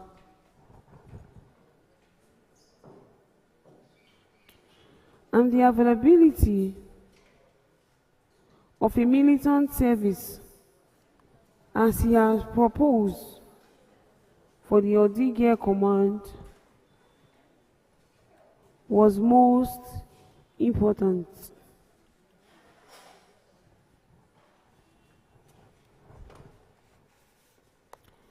As an encouragement and a source for the enhancement of his zeal, the king decided that his position should not be less than the ranking of the great nobles.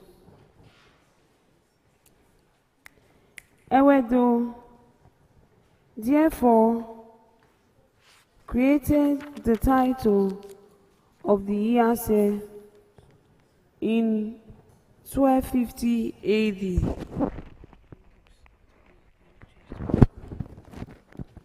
and gave it a higher status than the Edion and conferred it on Odigye of Ebuya to encourage him in his task of organizing and leading the proposed royal army. The Battle of Ekiopaga. Obaewedo personally led his troops to the Battle of Ekiopaga in 1252 AD. The ruling third generation of Osariemen legacy, using his earlier Osariemen, instigated the battle through years of provocation, through which he did all he could, not only to override monarchy, but by physical and violent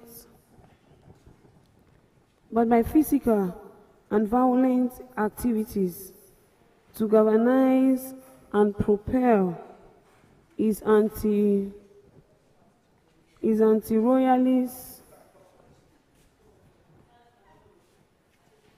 forces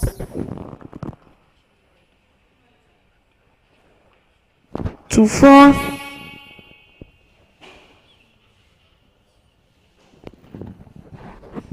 citizens to join their movement or face consequences of pain or death. Obaewedo decided to put a situation he had commissioned Odigye of Ebuya to raise fighting troops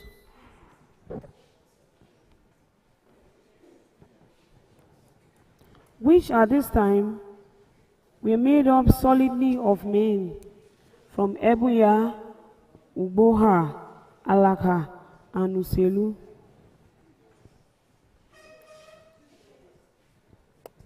With their iron weaponry, the royal guard from Isemero were also available and ready for the do or die battle. They gathered at the center of the plains and waited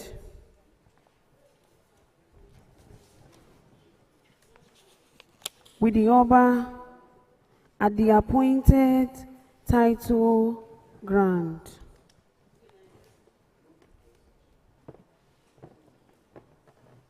Odigye took an advance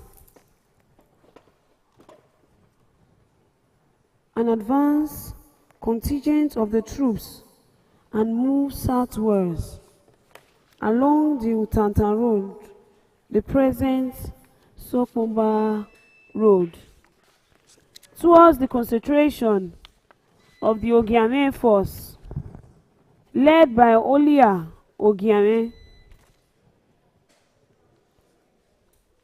The inevitable clash therefore occurred at Uneru, where the Osariemen troops, which had started moving northward, encountered the Oba contingent.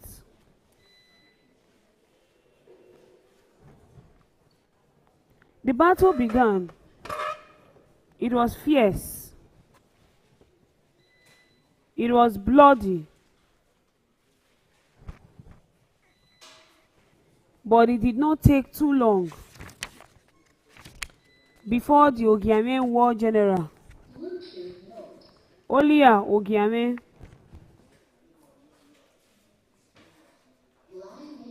the first of the known major victims of the battle, fell.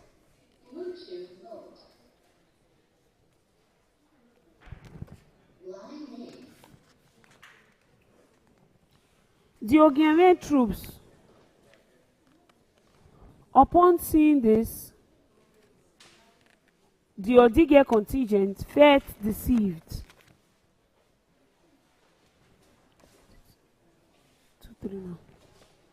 They felt deceived. They perhaps thought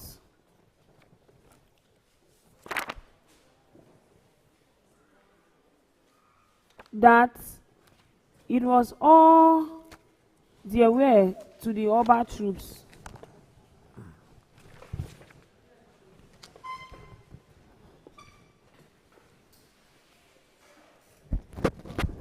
To the Oba troops,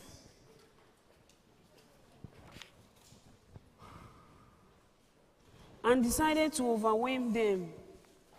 But this was the core of the troop.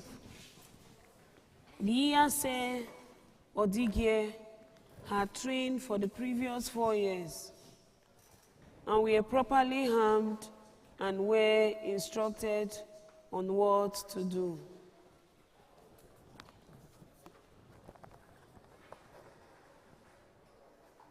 On what to do. Page 80. Page 80. Page 80. The Benin monarchy, an anthology of Benin history, edited by the Benin Traditional Council Editorial Board.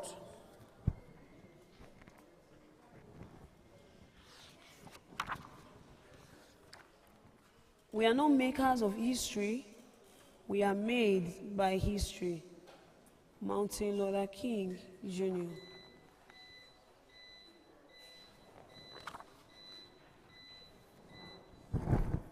The Benin monarchy, an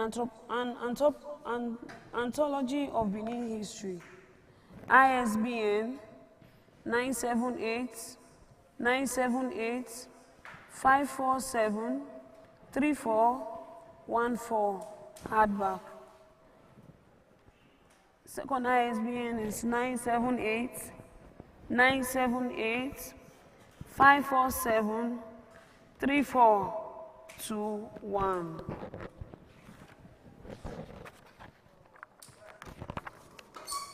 So, the philosopher king, Omonoba Nedo, Uku Akpolokpolo, Erediawa, CFR Oba of Benin. Contents: Heroines and Queen Mothers of Benin Kingdom, Chapter 13, page 239.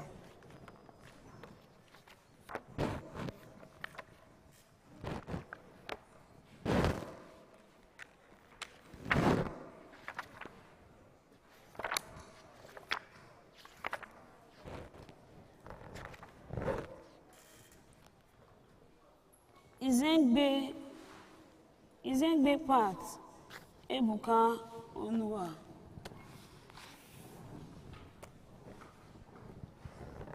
Irohins and Queen Mothers of Benin Kingdom.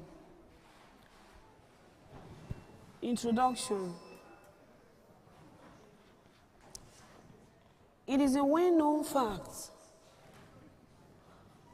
that African women have been in powerful political positions from the pre-colonial to the post-colonial period. This goes against the picture printed by uninformed scholars who have mistaken and preconceived notions of African women.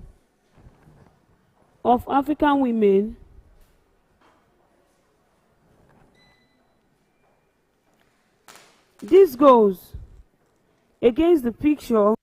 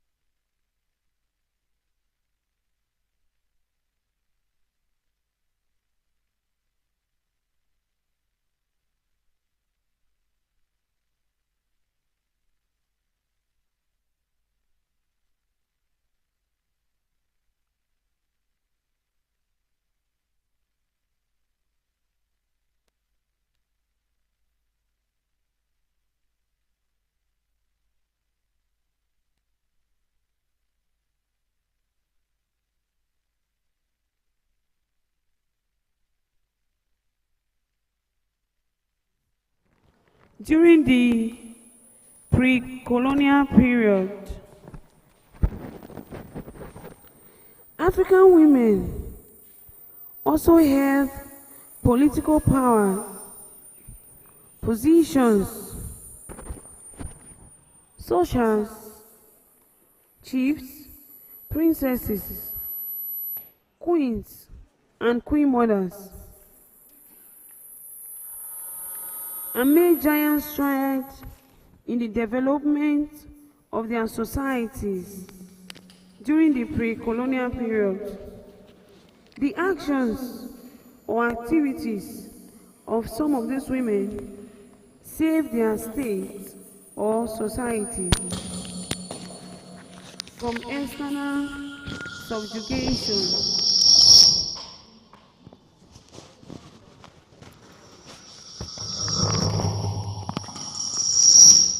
Some of them went to war, delivered their people from long-term oppressors, and even reorganized the political institutions of their states, kingdoms, and empires.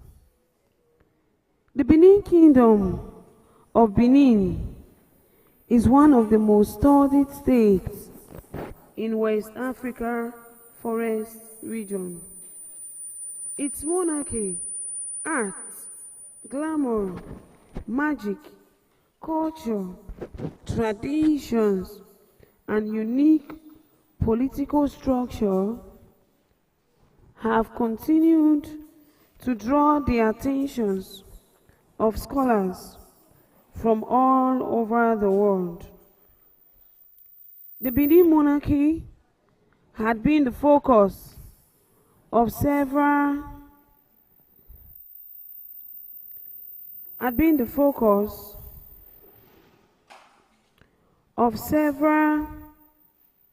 scholarly work owing to its peculiar features.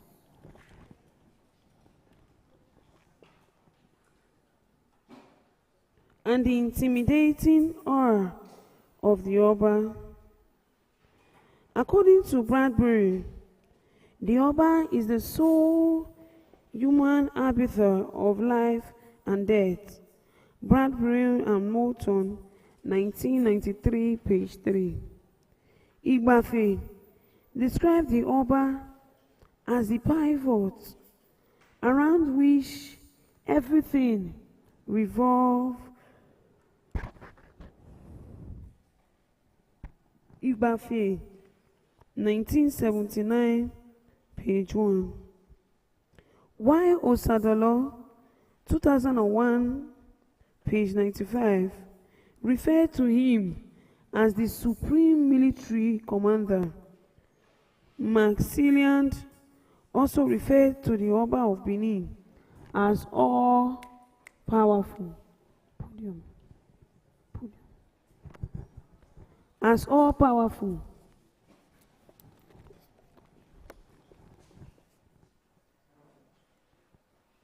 Adding that his government had the last word on all matters. Maxillian, 1971, page 44. Thus, the mother of such a powerful king will be no less powerful, just as the mother of a lioness, just as the mother of a lion is a lioness. It was the need to properly harness the powers of the king mother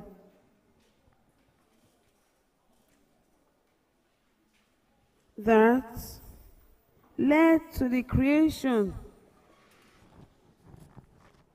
of the most prestigious and powerful female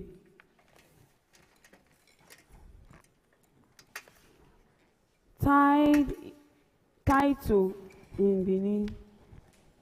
Stupid. In Benin, this is the Ioba of Benin, Queen Mother of Benin. In the 16th century, this political position had survived from pre-colonial to present-day Benin. However, the place of women in pre-colonial history has been underplayed in the process of the reconstruction of Benin history. Women have been relegated to the background and more emphasis laid on the activities and roles of men. It cannot be denied, however, that women have played a very important role in African society. Apart from Kaplan and Uswanlele, most scholars who have critically examined the different aspects of Benin history have motioned a free heroines and the Iobas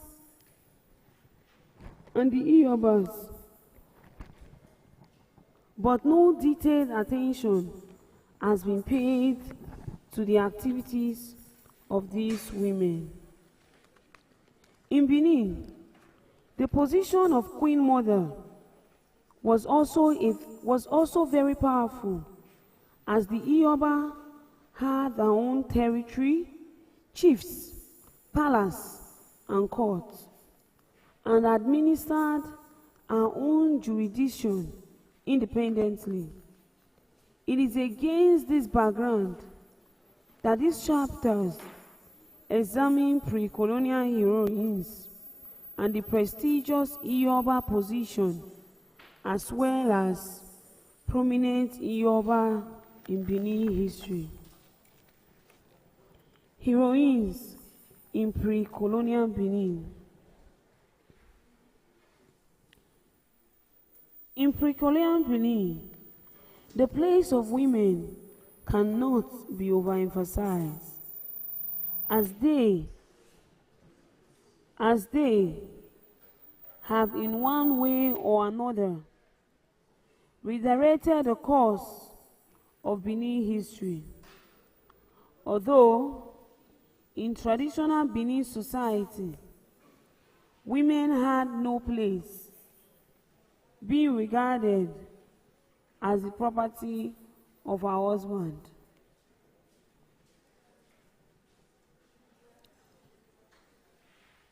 Several of them still made a great impact on society. In the first period of the Kingdom of Benin, that is the Ogiso Sky King dynasty, we were told of some female Ogiso, namely Emose and Ororo. This accession was discovered to be a case of mistaken identity, but it clearly shows the influence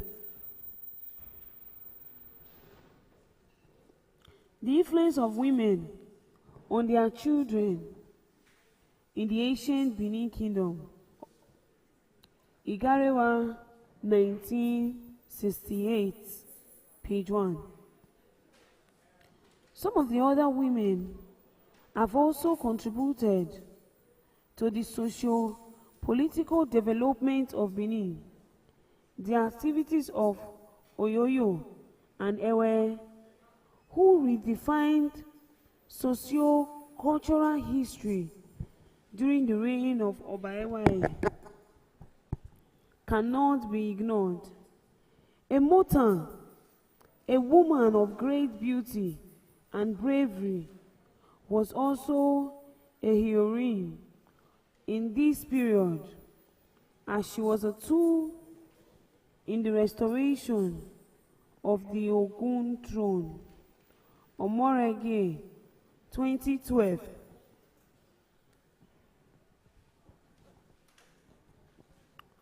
Page 2.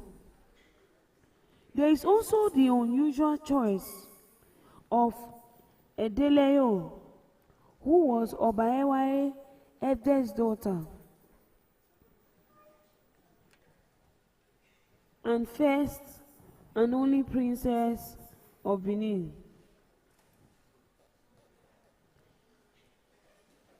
In Benin, to be chosen by the Uzaman nobles for the crown after they failed to find a son of the king.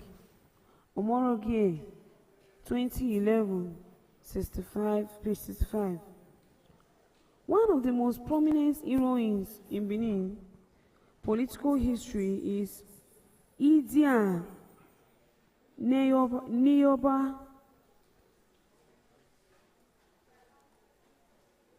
Nzegu, 2005, 40-42. Discussed later in this chapter. Queen Naomi, another powerful woman, who gave birth to the giant priest Aroan of Udo. She stood by her son as he wrestled over the throne of Benin with his half-brother Osawe, later Oba Esige. The beauty of Imaguero would have caused the kingdom its peace and unity had it not been for the intervention of the powerful and wise Queen Idia.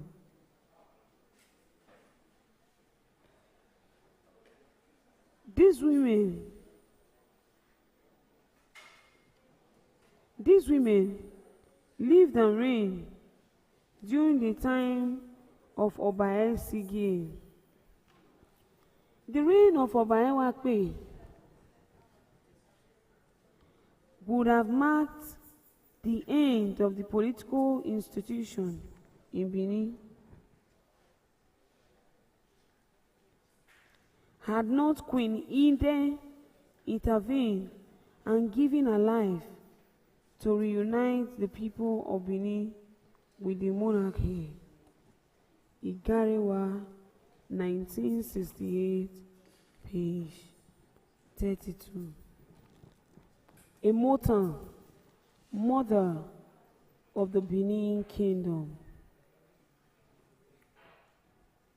Historically, women were regarded as the weaker vessel, but Immortal, the most honored Benin woman who ever lived, can be regarded as a woman who lived above gender limitations at the time, her made distinctive mark in pre-colonial Benin.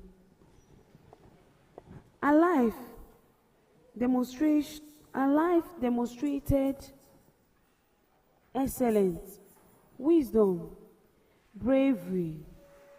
She affected every aspect of people's life, whether economic, social, political, or even family. She's referred to as the mother of the great Benin nation.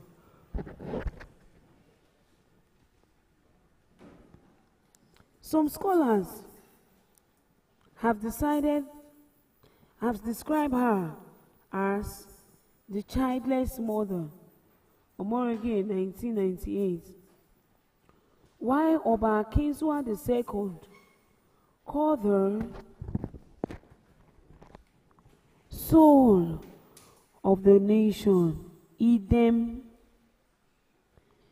This different description represents several aspects of her personality. Immortal lived in the 15th century in Benin City during the reign of Oba Oye and his sons. Asein 2001, page 91.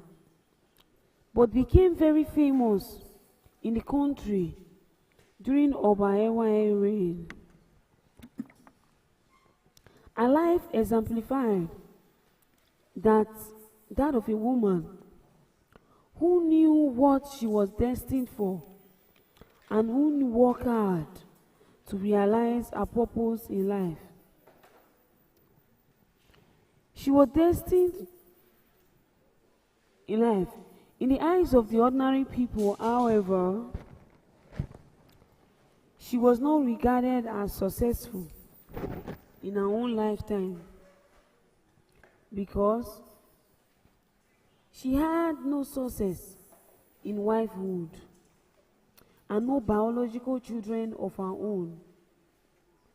To the Benin people, a woman is regarded as successful when she succeeds in her home life and has children who are useful to society.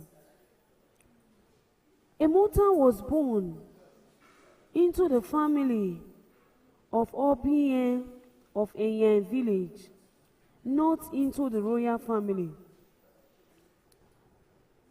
And she was the only child of her mother and a source of joy.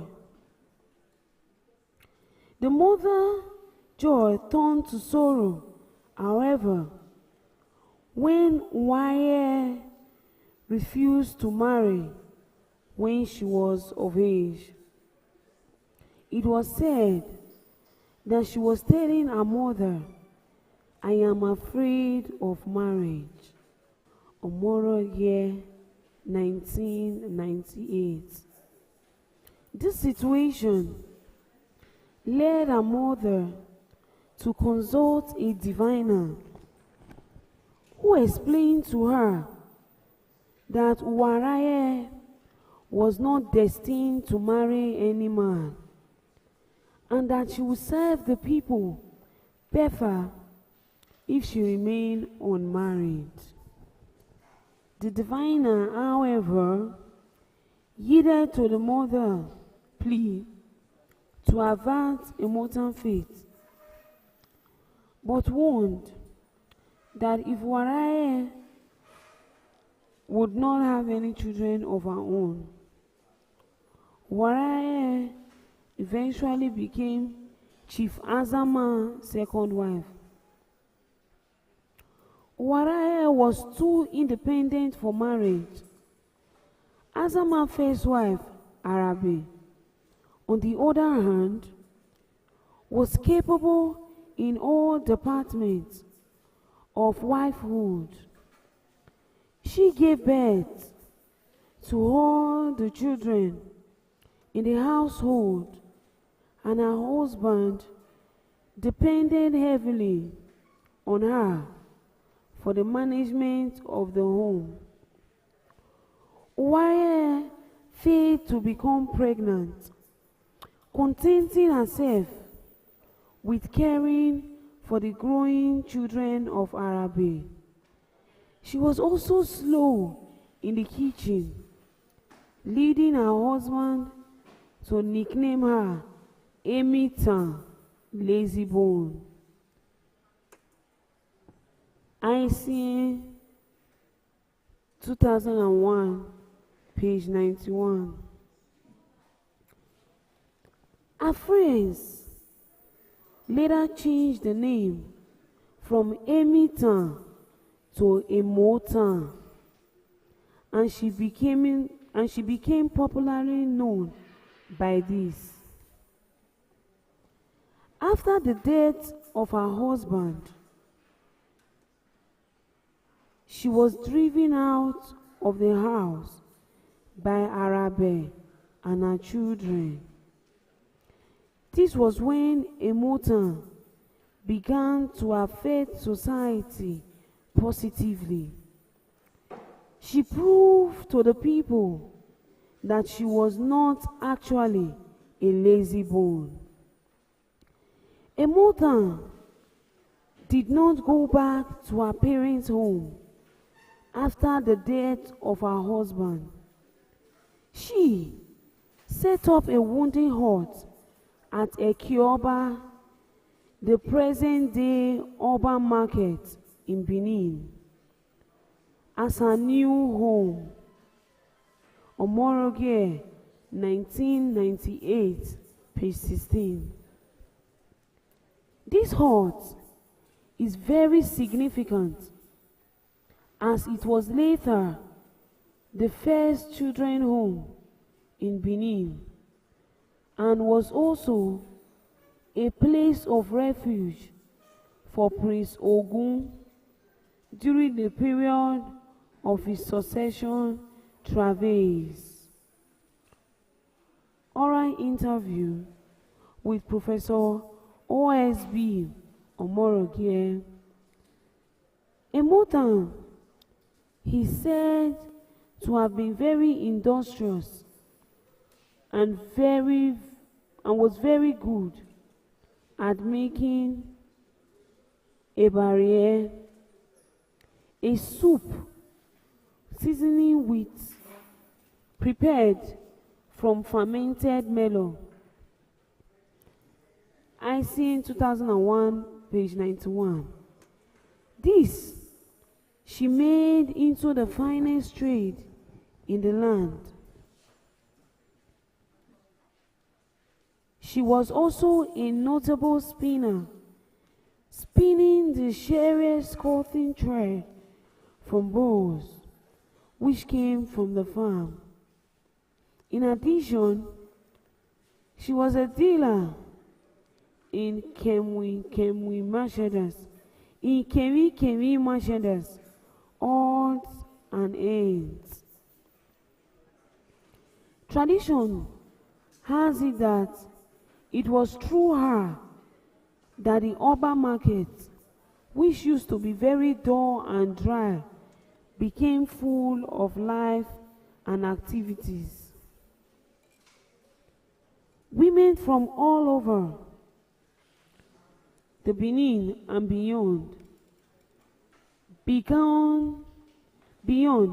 began to troop into the market to buy or sell commodities of different kinds.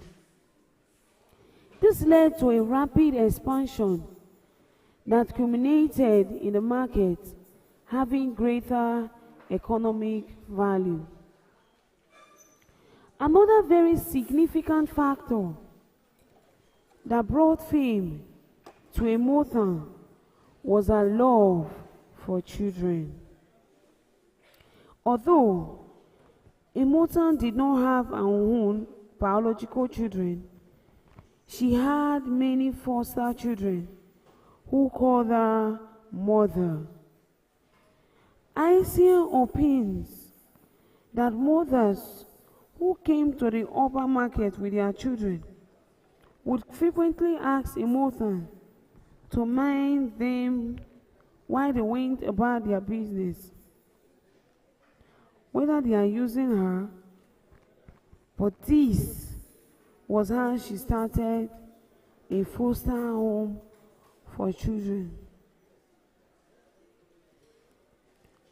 When their children were at a very tender age, some parents would bring them to live with Emotan and learn some trade from her.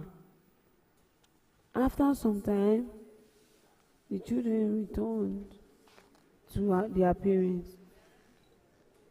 Apart from this group, she kept and trained orphan children who became industrious and useful to society. Most of them became industrious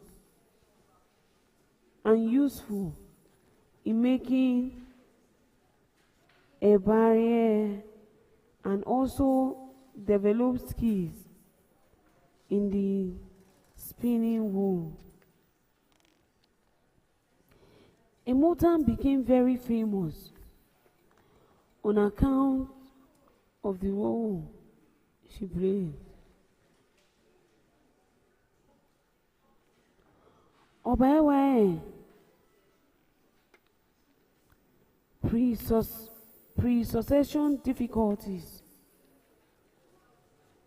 After the death of Oba Orobiu, the throne became vacant because the rightful heir, Ogun, was banished from the city with his younger brother, Uwaifokun.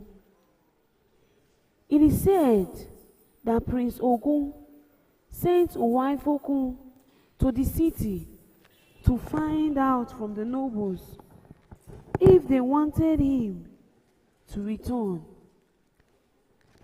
Uwaifokun betrayed his brother, telling the others that since their departure from Benin, he had not seen Prince Ogun. He then persuaded them to make him Oba and thereby usurping the throne. Prince Ogun, after waiting for his brother, who never returned to him, came to spy on the city one night and discovered his brother betrayer. His return to the city became a threat to Uwaifokun and the nobles who were enjoying the benefits of such an inexperienced king. This brought tension to the nation, which was in a chaotic state when Emotan rose to save the situation. She became Prince Ogun's eyes and ears, as he was now hiding from the younger brother who had sought to kill him in order to retain the throne. She provided succor and shelter for Ogun during this period. Above in the urban market became a glittering post where Ogun held the public opinion in the town. Then, when you are in the town, you can hear the private opinion too from the public. Ogun stayed in a bush-like hideout behind a motor house during the day, sneaking into a motor small hut at night to sleep. This was what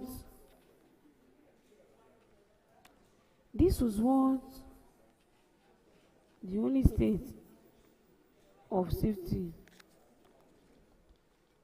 for me.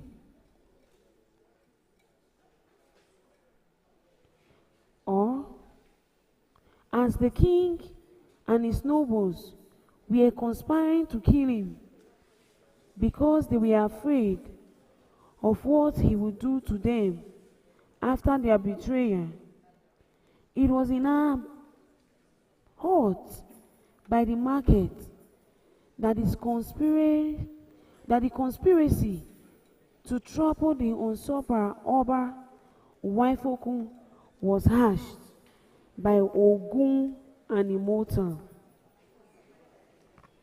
Prince Ogun was told of his younger brother's plan to make a procession to the ancestral shrine to sacrifice to the gods of his father to help him avert his ill fate. Ogun sallied forth from Immortal's house to meet Waifoku and slain him. An act which cleared the path for him to take the throne of their father. The death of Waifoku ended the crisis of succession to the kingship of the kingdom of Ogun, marked by it adopting the title Ewaye Oruye, meaning the heat has abated or the trouble has ceased. Soon after Ewaye installation as the Oba of Benin,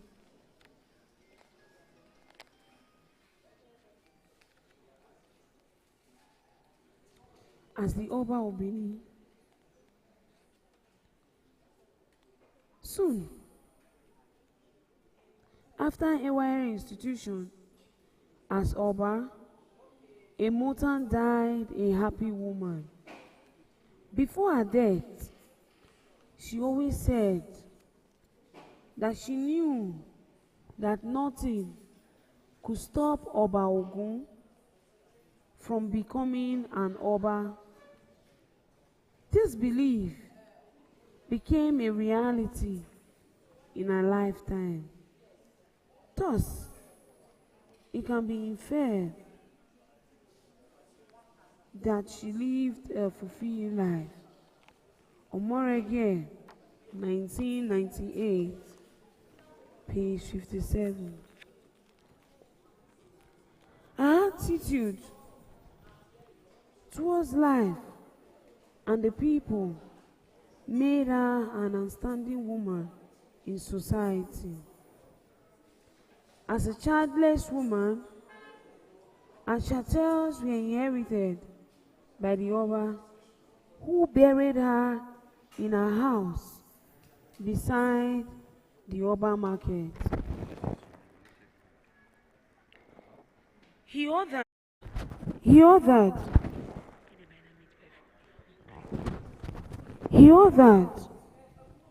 that she must not be forgotten, and in order to establish this degree, deified her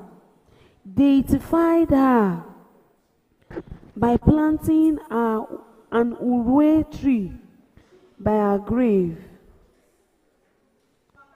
Asein 2001, page 92. He made the Akaruwo, the royal jester, her worshipper.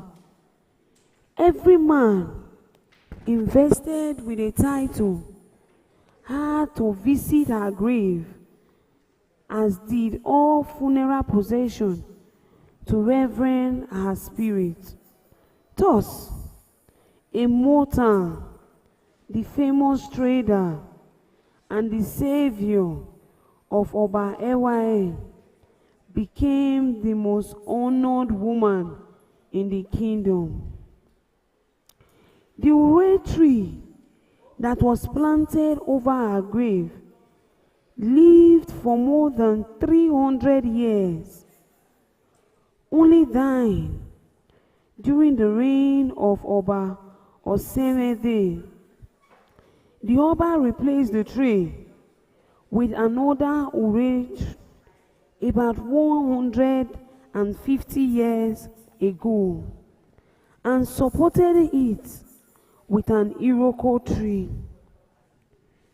The tree, however, was replaced with a bronze statue of a full-size woman by the British Council in Benin during the reign of Oba Kinswa II in 1954.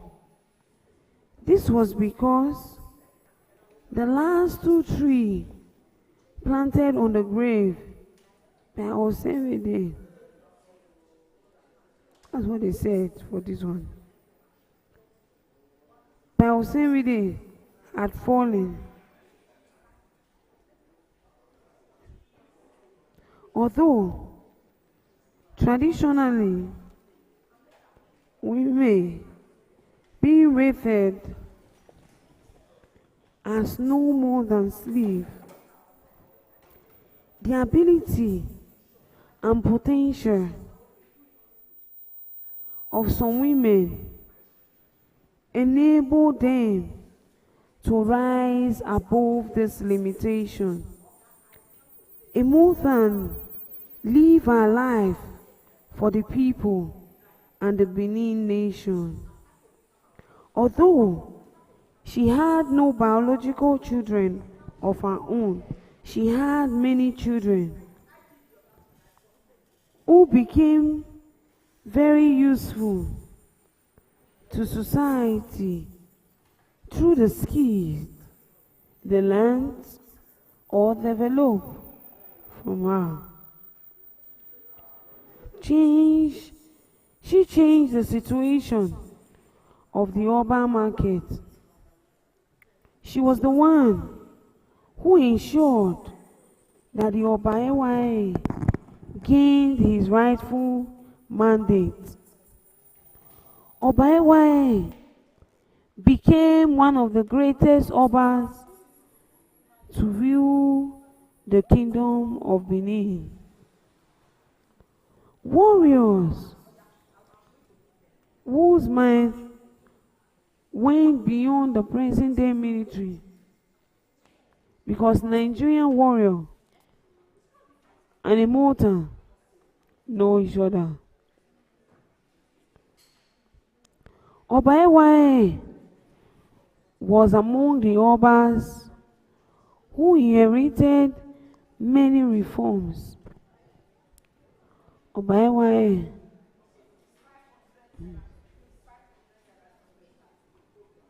Obaewae.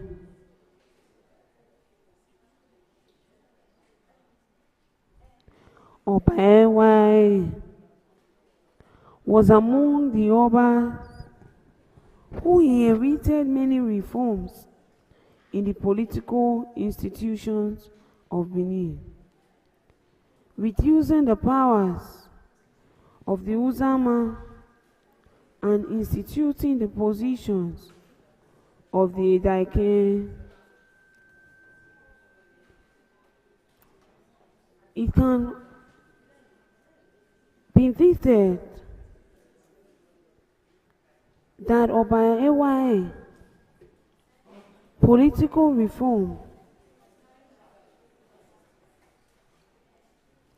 would not have happened without a motive. A Benin woman's right from birth is to be a traditional cultural prisoner. She can only be seen in society but not heard. She's bound to be dependent despite her abilities. She's a good example of gender limitation. She's caught in the web and clutches of cultural entrapment with no access to basic rights in society. Omogwe 2022, page 36. Although she is supposed to be freeborn, she is treated like a slave,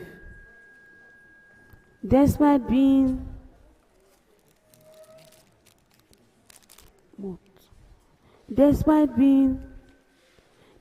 these basic limitations on women in ancient Benin.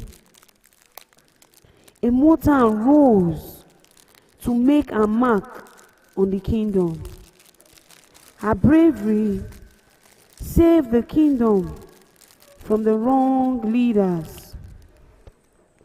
She is the epitome of justice and unity for the Benin nation. She is indeed part of the process of formation of one of the greatest monarchies in West Africa, and is still honored in Benin. Her secondary school has been named after her, as well as a road, and even the prestigious University of Ibadan, immortalizing her name outside the kingdom of Benin. Queen Eden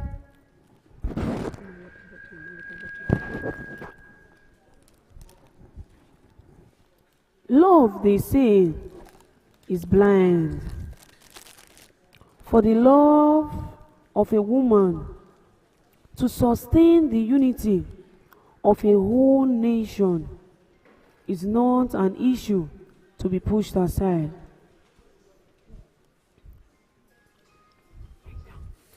Very few women now would lay down their lives for the unity and peace of their nation. Eden was a woman of great beauty and special qualities. Owing to her selfless nature and sacrifice, she can never be forgotten in the history of the kingdom of Benin. Some commentators believe she should be recognized as the most honored woman in the kingdom. She represents love and loyalty and can be described as courageous, selfless, humble, and loyal. Eden Nokpoko, the great woman. Eden Nokpoko, the great woman, was the royal bride and beautiful queen of Oba Ewakbe. She lived in the first decade of the 18th century, c. 1700 AD. She was said to have hailed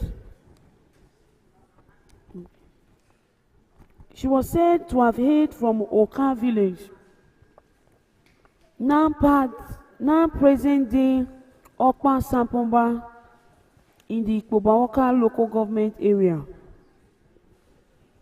Born to a humble family, she later became one of the king's dearest wives. Her life shows loyalty, commitment, and dedication to the kingdom and to her husband. Oba Ewakbe was the 27th Oba of Benin. According to Asein, when Ewakbe became Oba, he was saddled with two major disadvantages, which made him unable to handle absolute power to his own advantage, and that of his subjects. Firstly, he was young and lacked the patience that comes with age.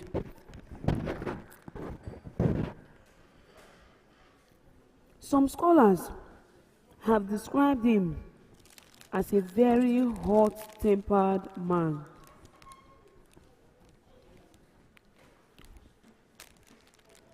Secondly, he was not born an Oba.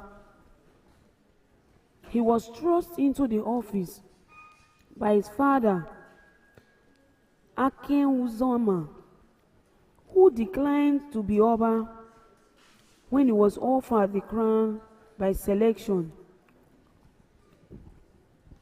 because he was already very old. Igariwa, 1968, page 37. Oba Osariemen died without a child, and the Yogbe decided that Asein Uzoma, his cousin, would be the next Oba. Asein Uzoma, on the other hand, passed the responsibility and honor to his son, Idova, who was hurriedly named Enega. Oba Ewakbe had prophesied that when a man named Idova become Oba, he will make a drastic change in the kingdom for good or for bad. As a Hega, he was presented by the Ihogbe to the Uzama and crowned the Oba of Benin with the titular name Ewakbe. At the beginning of his reign, for the first time, an Oba of Benin had a living father. As soon as Ewakbe began to reign, he began to manifest high-handedness, making laws against the good of his people. A Deputy 2003, page 124. His mother constantly warned him to reduce his hardness towards his subjects so that they would not rebel against his authority. She also that there was something about his destiny that was not good, and that the Osariemen had to change his name before he was made Oba to avert his ill fate.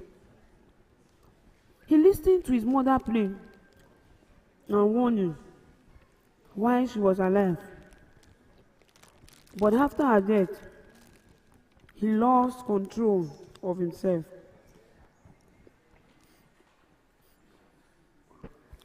The saga that brought Indian into the limelight began when Ewakpe lost his mother, Ewebon Oza.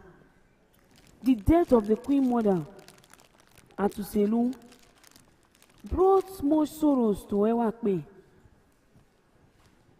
His mother had actually been his guide against misrule and misfortune that would have since long befallen him. Queen Ewebon Oza was from Ikoka village in Ugolo quarters, and her people truly mourned her for 7 days, owing to her contributions to the development of Ikoka. Asein 2001, page 66. No soothing words could calm the Oba. It is said that at the funeral, he made many human sacrifices to escort the soul of his mother home. One oral account of the events contained that Oba Ewakpe did not only sacrifice slaves with his mother, but also titled chiefs who came to mourn with him. He claimed that they were spotted wearing white while coming to the palace to mourn his dearly beloved mother. Whereas he believed they should have worn black to show that they were truly mourning. During the massacre, some chiefs escaped with their life and told the others the situation at the palace. Ewakpe did not stop there. Some emissaries were sent to him from Ikoka, his mother's village, to mourn with him and represent Ikoka at the burial of his mother. Oba Ewakpe asked his guards to slaughter them because they were wearing white instead of black. He forgot that there was a law prohibiting people from entering the palace in black, and was said to have sent one of the men back to Ikoka with half a leg to tell the sad story to his people.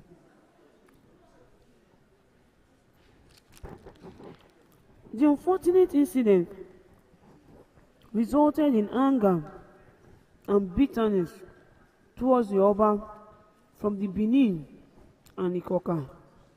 Osariemen, 2012, page 79. In Benin, this unfortunate incident culminates in outright rebellion. The leader of the rebellion was the Iyase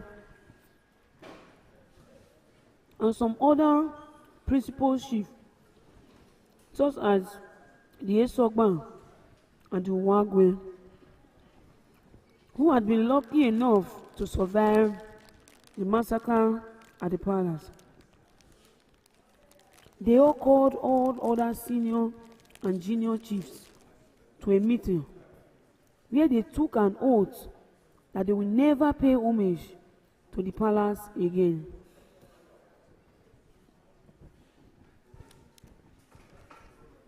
There, they also incited that the people they also incited the people to the total rejection of the authority of the Oba. The people, already tired of Ewakpe tyranny, gladly accepted and became loyal to the Iyase instead. During the rebellion, Ewakpe was on the journey to Iselu to perform some sacrifice at his mother's shrine. He returned to find disaster awaiting him in the palace. The Iyase and other members of the cabinet has driven all his remaining loyal servants away. His numerous wives and children were all given the freedom to leave the palace. They all gladly left, except Queen Eden. Although the Iyase attempted to persuade her to live like the others, she refused, saying that once a woman is married to the Oba, she never returns home. There are different versions of the story. One particular oral source claims that Iyase Emude was actually in love with Eden before she became the wife of Ewakpe. Eden asked him to go and pay her bride price, but he continued to delay it. And when he was ready, Oba has already seen Eden and married her.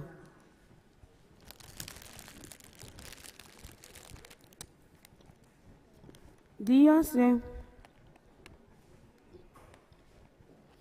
this incident, which took place many years earlier, led to bitterness in the minds of the Iyase towards Ewakpe, and he vowed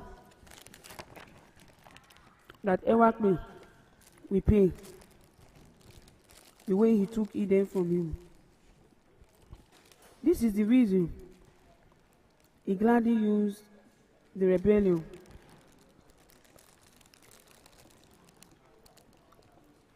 of the people as an opportunity to pay Ewakpe back. Ewakpe returned to an empty palace with only Eden waiting for him. She had welcomed him, narrated the atrocities committed by the Iyase and his cohort against the monarch. This was just the beginning of Ewakpe's suffering and agony. The Oba became a mere man as the people who had made him king had totally rejected his lordship. They refused him food, clothing, homage, and labor. He suffered from humiliation and rejection. A story was told by a Gareba about how he climbed one rainy day to tend to the damaged roof that fell in his room. But although he cried, no one saw. Queen Eden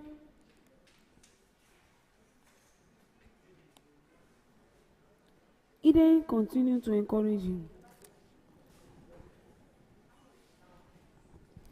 that things will get better.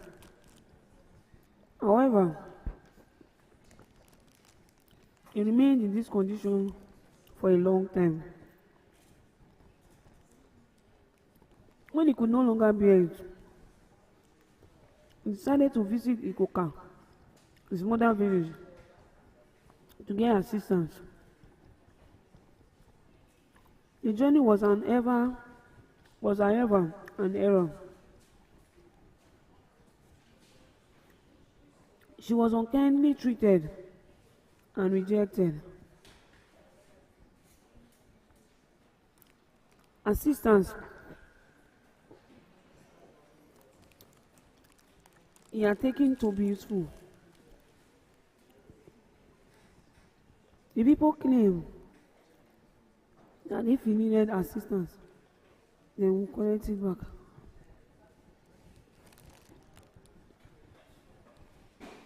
However,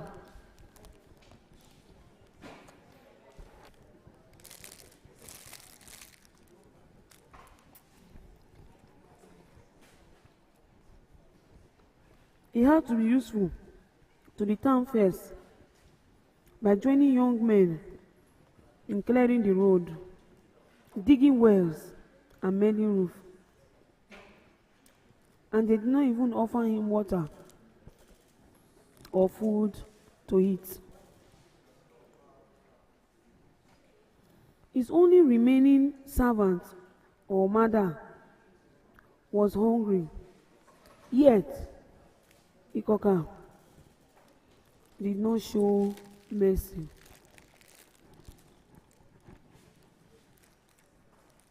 This was because of the way he treated the emissaries.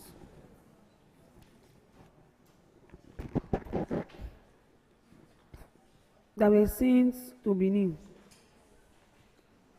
In range,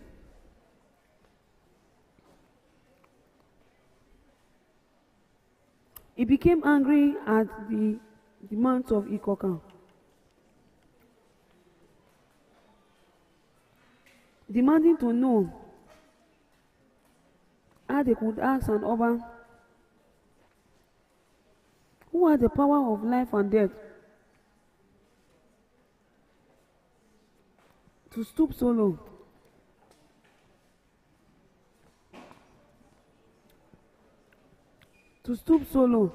And do menial job. Enraged at this humiliating way, he was treated by the Ikoka. Ewakpe placed a curse on them. He said, "No man or no great man would ever come out of Ikoka, but only women, because his mother, Ewe Bonoza, might come back to life through Ikoka village." To this day, there is no great man in Ikoka. The women are wealthy, while the men are poor and useless to society. Ewakpe decides to return home, and on his way back to Benin, his one and only sword bearer died of starvation. The Oba had to humble himself to carry the sword of state on his own. It was in this bitterness that he laid a curse on Ikoka again, and also on Benin, that the people should never in their lives walk in the way that they had led, walk in the way that had led to his humiliation and rejection at Ikoka. When he returned home to the palace, he met his beloved wife, Ide, still waiting for him.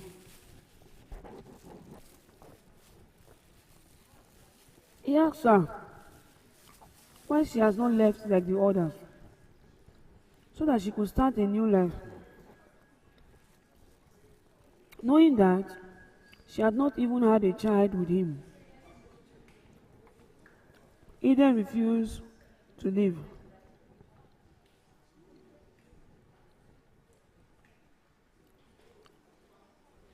She told her husband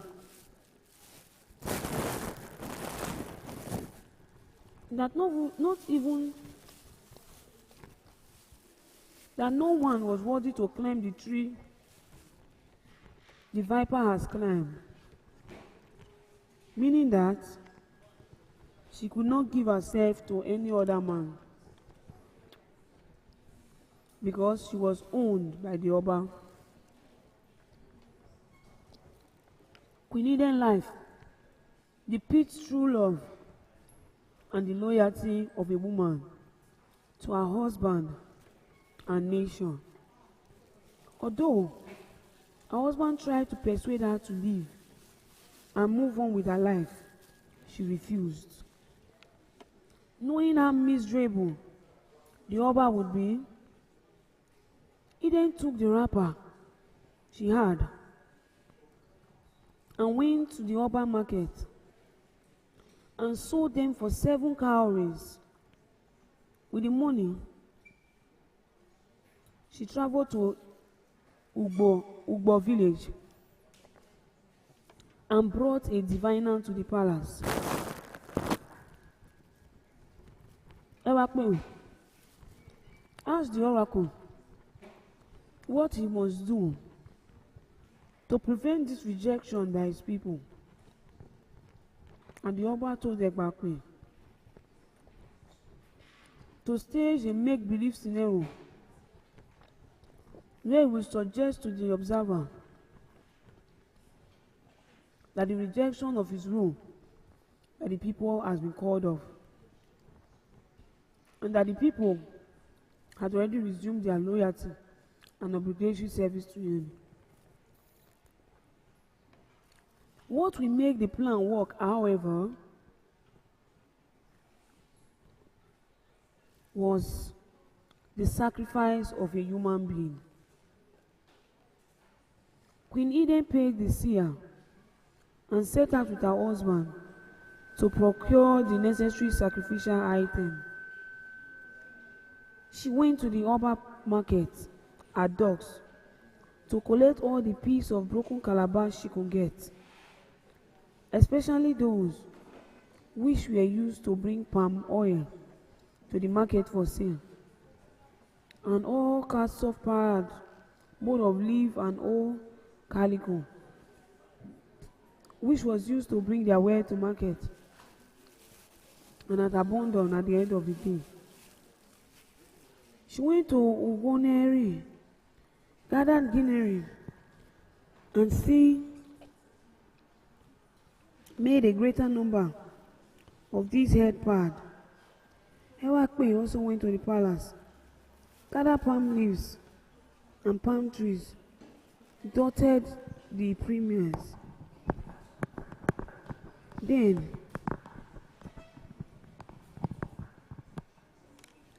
when the other prescribed sacrificial articles were ready, the couple turned their attention to the problem at hand,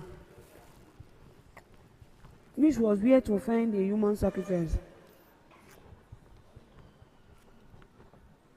The diviner and Ogbawe searched for days and could not lay their hand on human for the sacrifice.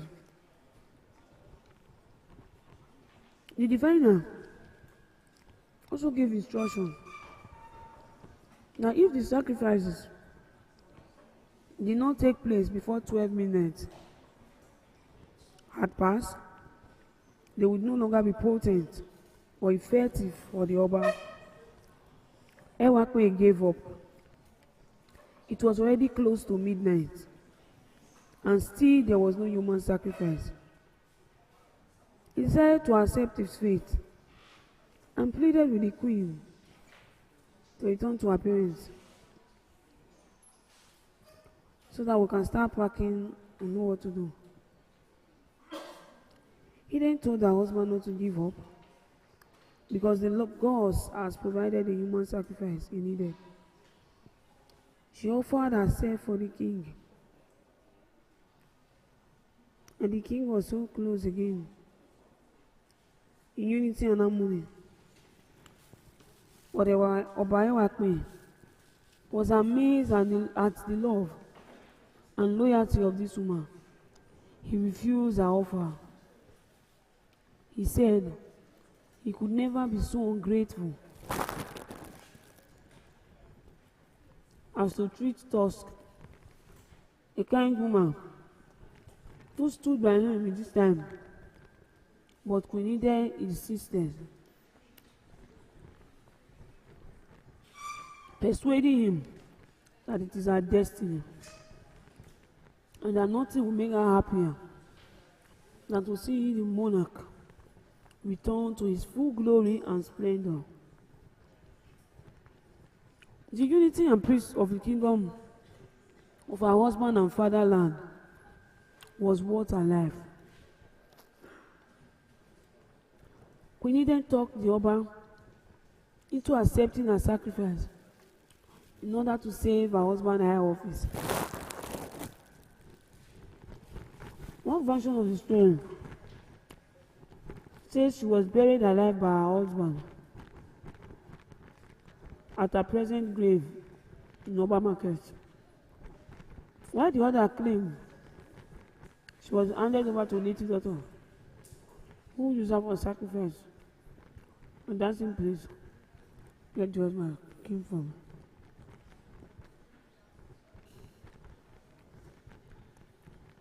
That is where she was buried. Eden realizing what it meant to be buried in a marketplace, requested of her husband that in the event that the purpose of the advice, the sacrifice, was indeed attained, and the Edo people came back to accept the lordship of the palace and the monarch, that she must be protected in her grave from all the insults of the marketplace, that anyone that step on her grave must die and must be put to death. This request was fully carried out until 1897, when Benin was taken over by the British. The heroic action of Queen Eden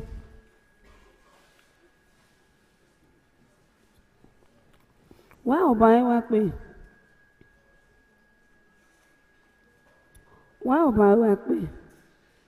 sat down on the land,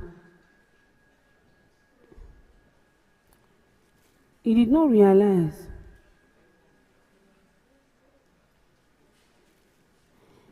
it was the Esogban in his residence at the semi-official site of the Ogbeguaran, who, on looking at it, Nogwa, first saw the burnt-out torches, the broken calabash of oil, and head pad abandoned as it seems by a multitude of people.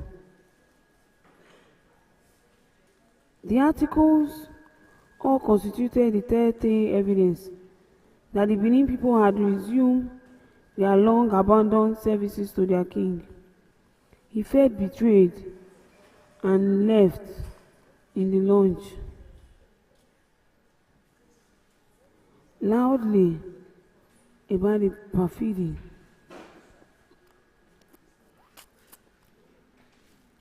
or deceit of the Benin kingdom.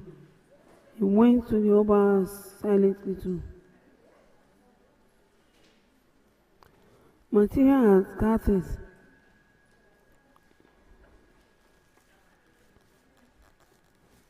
The Osariemen quarreling loudly about the perfidy or about the set. The woman tried. I really appreciate her. There, he pleaded for the forgiveness and endorsement of the palace. Oba answered Osariemen with a low voice, reassuring him of the half-closed door that the Osariemen was not the Oba's enemy. The chief returned home, happy, knowing that he has reconciled with the Oba. The Asein learned that his hierarchical subordinate, the Osariemen, had made peace with the palace, and he was astonished. He blamed himself for his overtrusting nation. And one by one, everybody came. That was how Papa Oyewa was rehabilitated by woman law.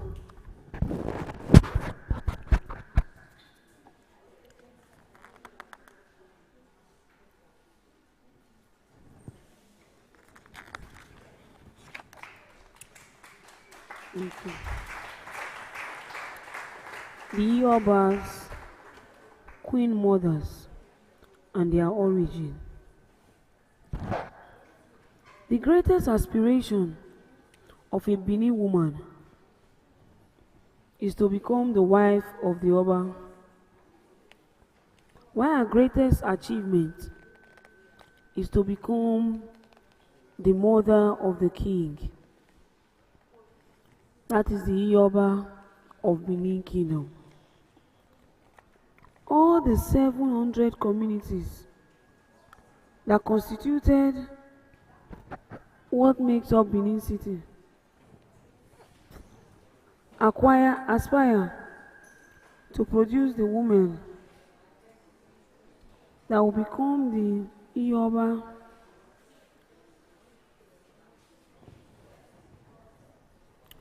The concept of Yoruba position in traditional Benin society, as in Africa generally, a woman's status is derived from her role as a mother. It is as the bearer of children, especially male children, that a woman defines her role and position in a polygamous family. For example,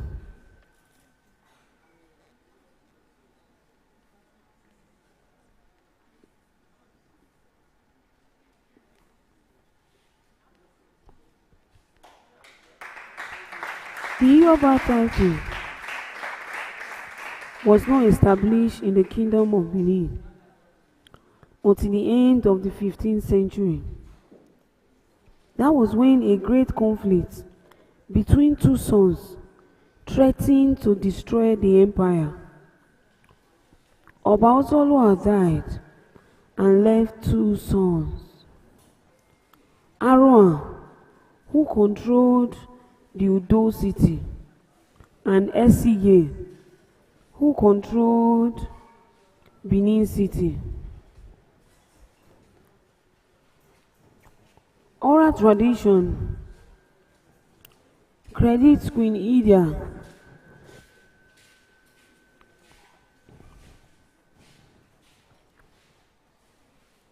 Oba Asein mother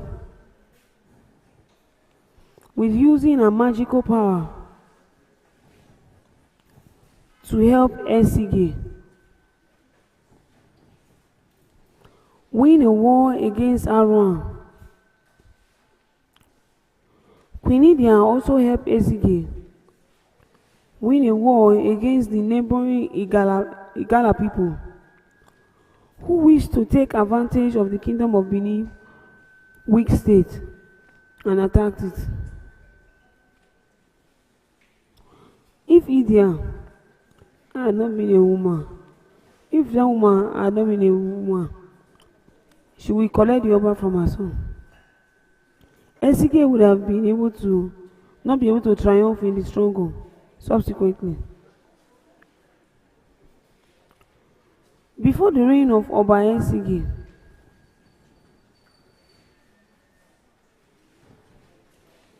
it was customary in the kingdom of Benin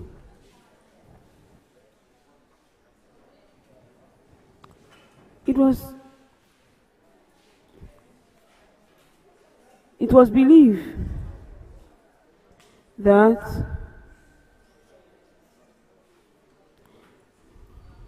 the reason was that this was what the Benin people were not ready to serve two Obas at the same time. It was believed that the mother of the Oba entitled to honor as the Oba mother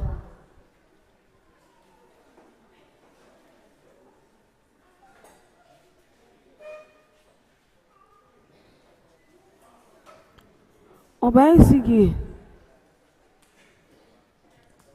ascended the throne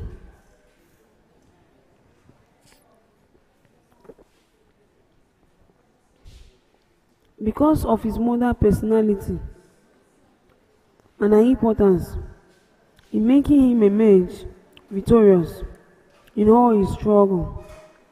He did not want to kill her. Idia was then tossed into hiding by Oba Esige so as to escape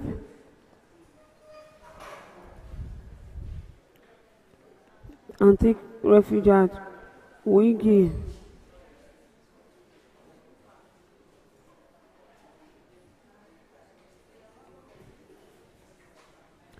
Because the chiefs were nearest to the Oba in title.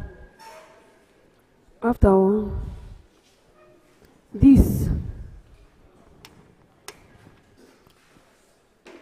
the people relaxed their demand for some time.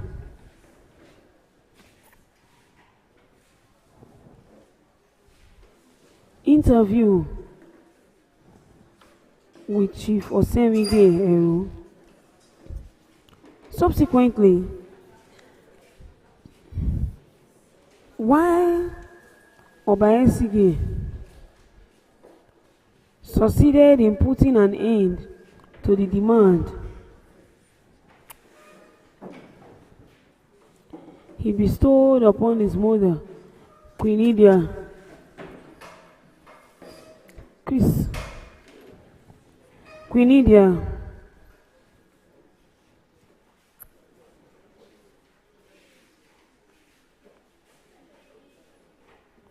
the title of Ioba. This is a title that has not been vested in any woman, as it was ranked among the Ezomon chiefs in Benin.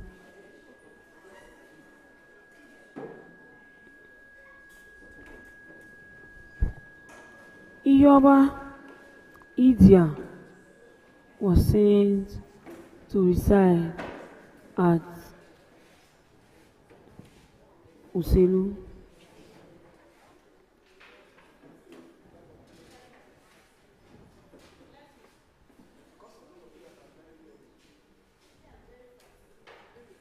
Ioba is beginning.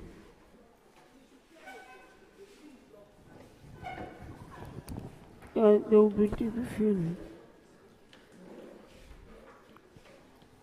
Ioba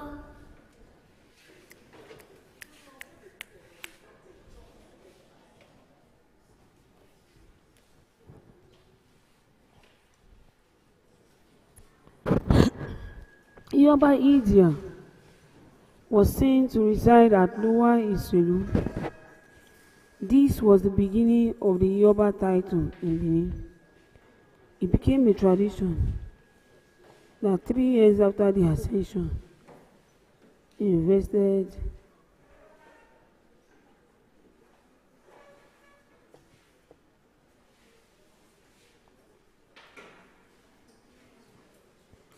where she stays.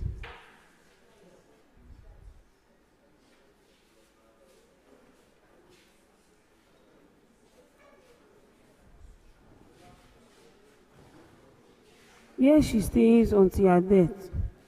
If she dies, however, before her investiture, her corpse is preserved and later proclaimed Iyoba posthumously. Igariwa.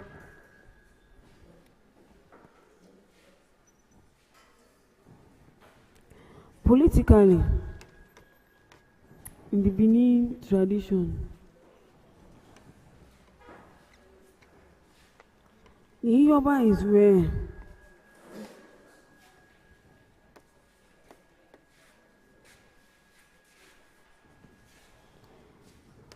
In the Iyoba domain, politically,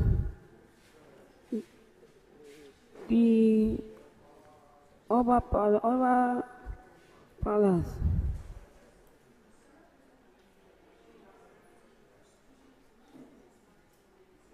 the Iyoba is rated the 5th chief in the Benin political system. That is, she's equal to the Gabe, next to the son.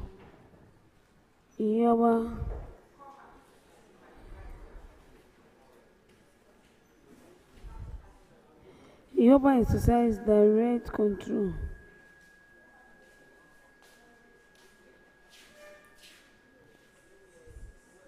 to the, that is, she's equal to the Gabe, the next to the son.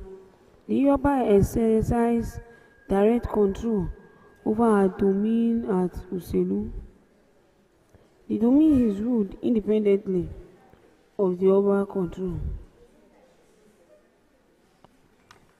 The only reaction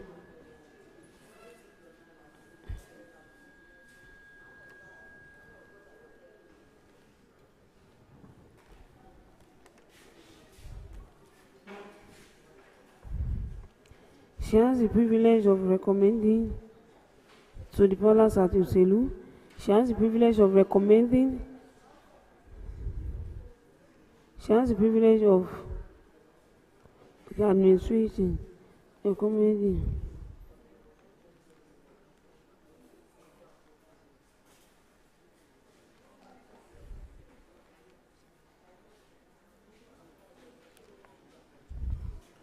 In the Iyoba domain, cases relating to marriage, personal feud, and land were all settled in the Iyoba court. Really, this was well done, firstly by the chiefs in the Esogma.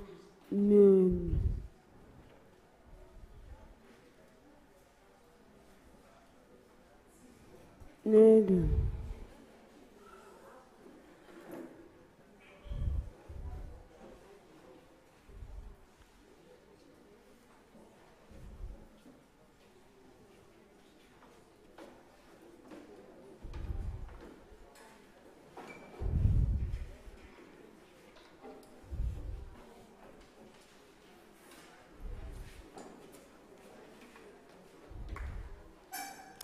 Iyoba. A final judgment, wrote 1908. New Year in Edo calendar. During this New Year.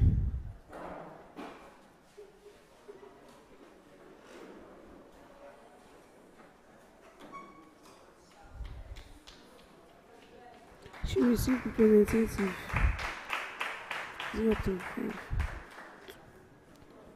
Esaka dance. What performing The royal funeral obsequies was invented and she has become part of the traditional song by the priests and people. Yoruba, the position has stood nothing less than time. The Yoruba position is stood 20.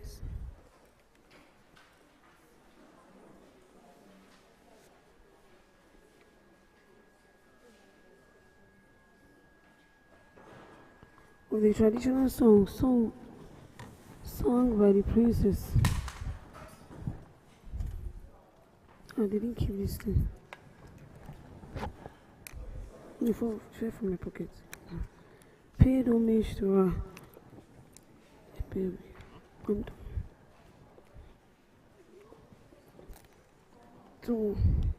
So, and each representative, she received representatives from different villages under her domain, and each representative pay homage to her. Furthermore, the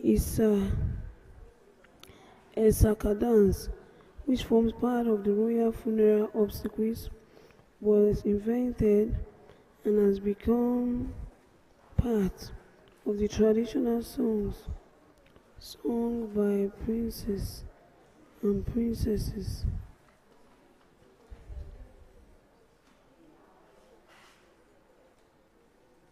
Sung by princes.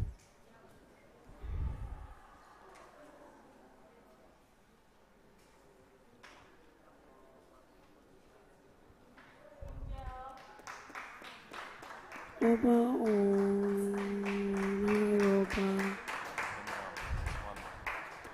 The establishment of the Oba title gave room for royal mother to the running of the affairs of the Benin Kingdom.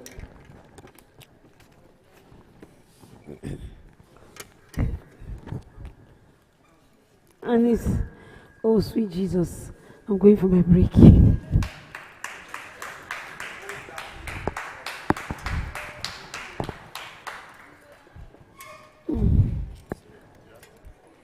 Now what? No, it's pin. Good.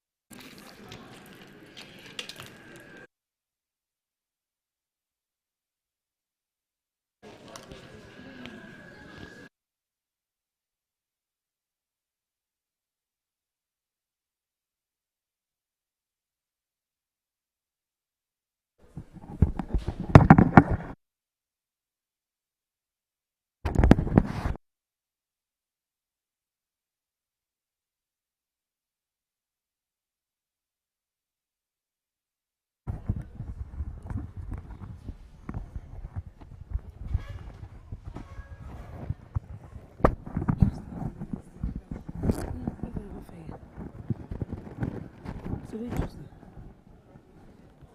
Run fire. Run fire. Kule Kasali, did you send him the video?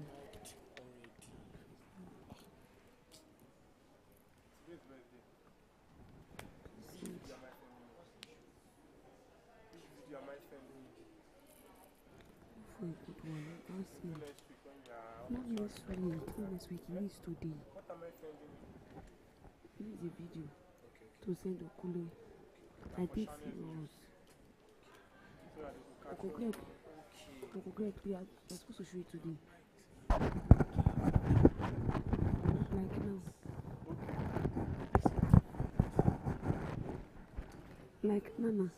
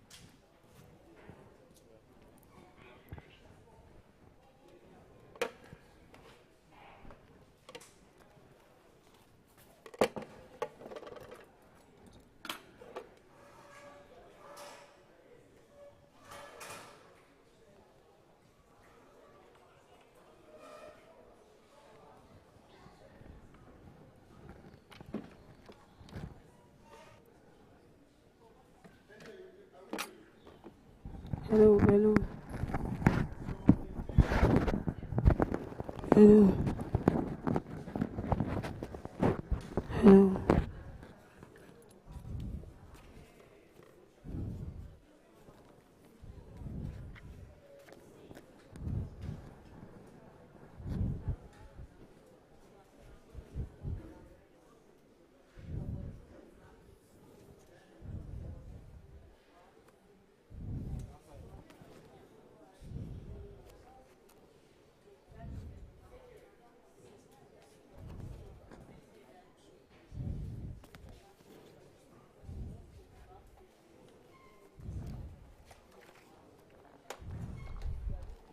I need that phone.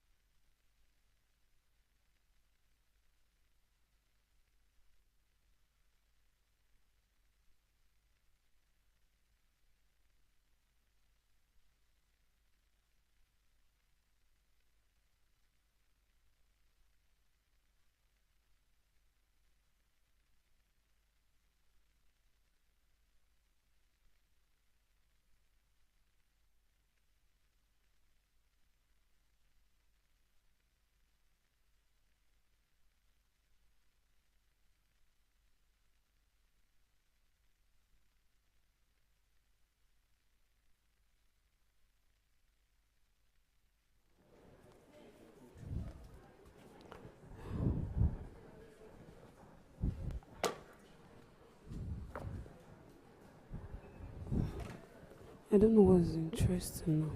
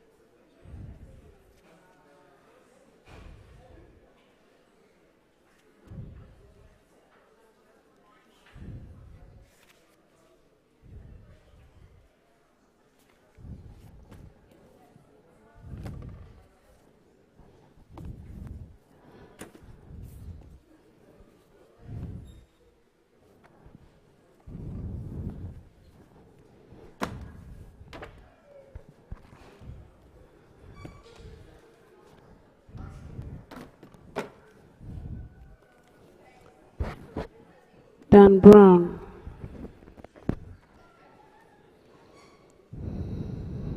The Lost Symbol.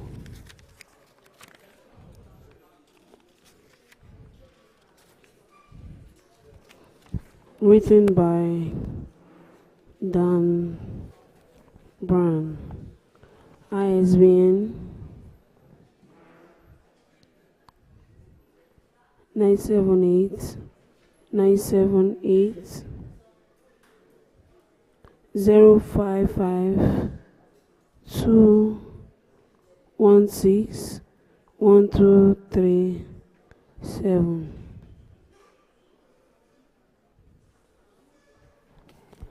Dan Brown, the writer. The name of the book is The Lost Symbol. The Lost Symbol. Lost Symbol.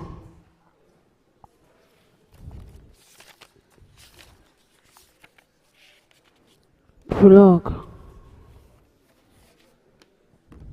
Lost. Prologue. The secret house of the temple. 8:33 p.m. The secret is how to die. The secret is how to die.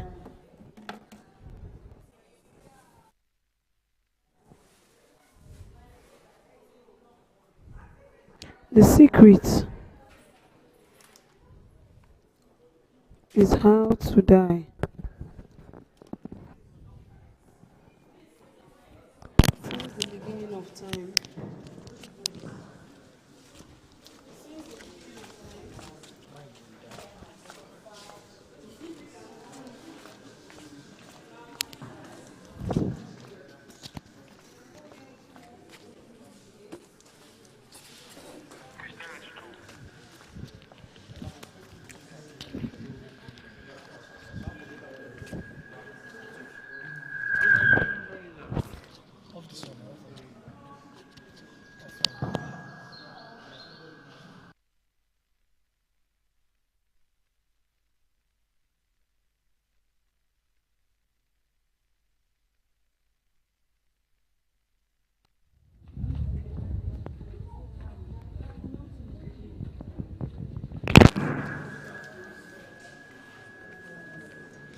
as was tradition,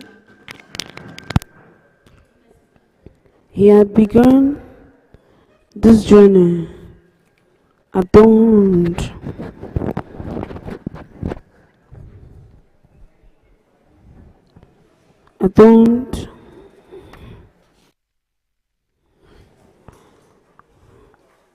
in the ritualistic garb of medieval heretic, being led to the gallows.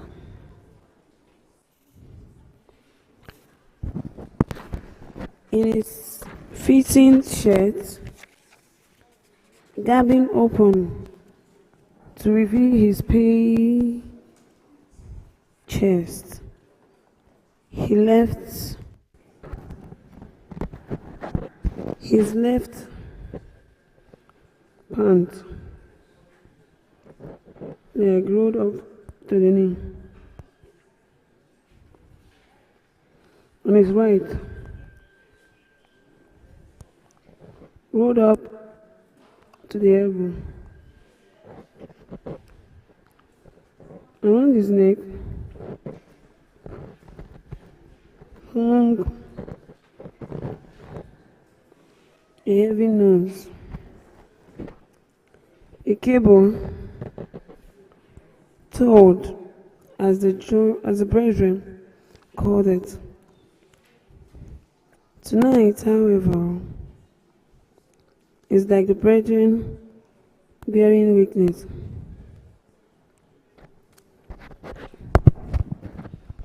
The assembly brothers encircling him all are done in their full regalia of lambstick, apron, sash, and white gloves around their neck. Around their neck hung ceremonial jewelries that glistened.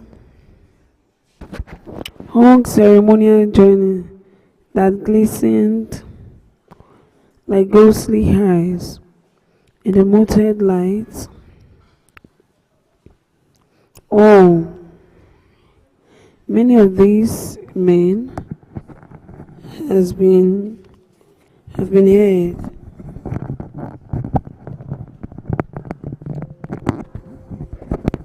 Many of these men have been heard, stationed in life, and yet they initiate new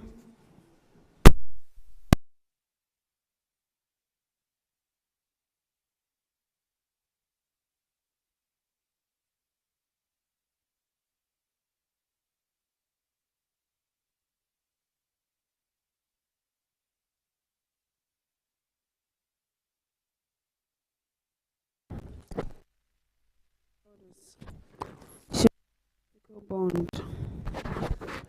As he saw the daunting assembly, the initiate wondered who on the other side would ever believe this collection of men. At the end of the day,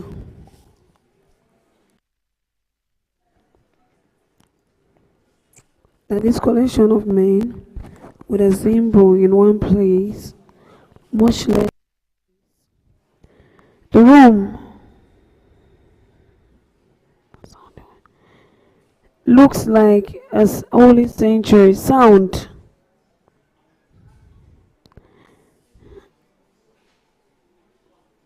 The room looks like an holy sanctuary.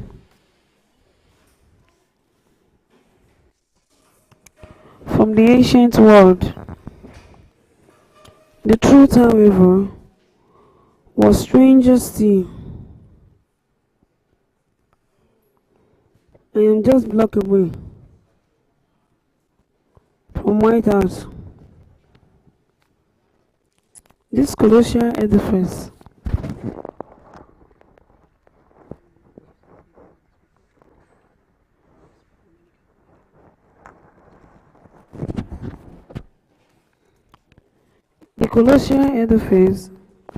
located at 116th Street, New York, in Washington, D.C., was a replica of a pre-Christian temple, the temple of King Mausolus, the original mausoleum, a place to be taken to after death.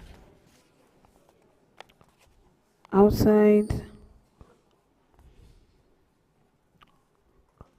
the main entrance, 2 17-ton furnace guided the bronze doors.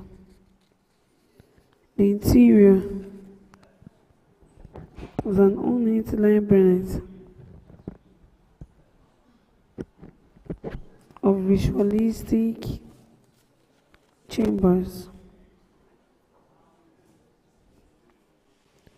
halls, sealed vaults, libraries, and even a hollow wall that held the remains of two human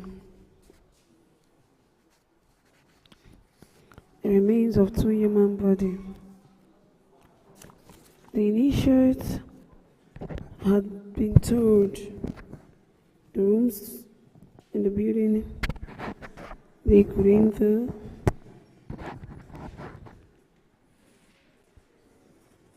libraries, and even a hollow what I had the remain of two human body. The building had secrets, and yet he knew no room had deeper secrets than the gigantic chamber. He wished he was currently kneeling with his skull cradled in his palm. The temple room, this room, was a perfect square and cavernous. The ceiling soared an astonishing 100 feet overhead, supported by monolithic column of green read.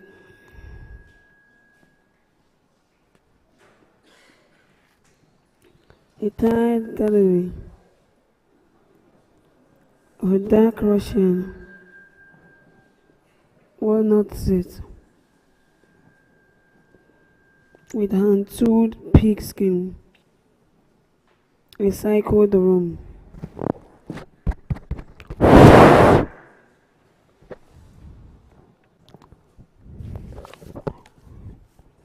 A 33-foot tall throne dominated the western wall with a concealed pipe.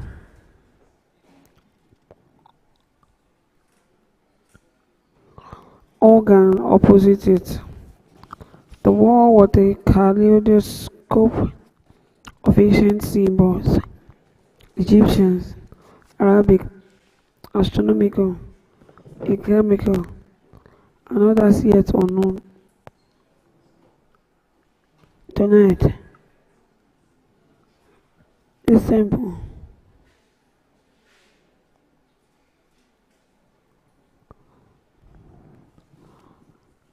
series of precisely arranged candles and the rest.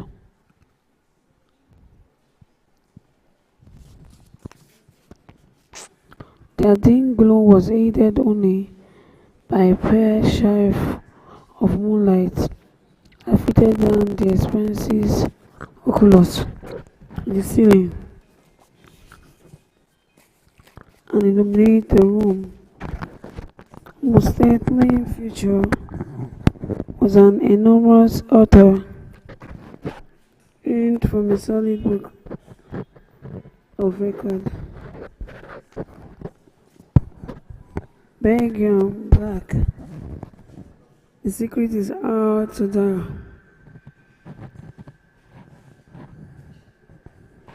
The initiate let his gaze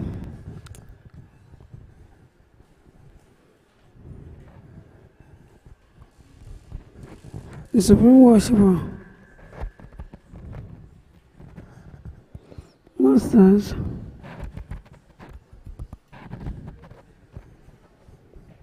in the simple house, the house of his late father, was an incredible icon.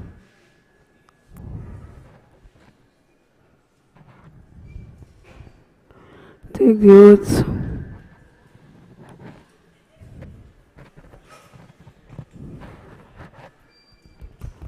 Competence, exhaustion.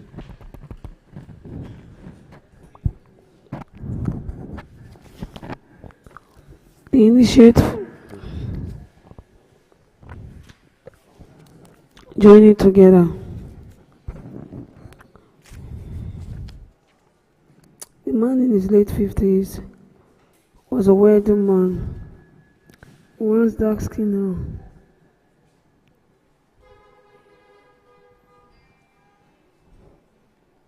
Who will become our boss?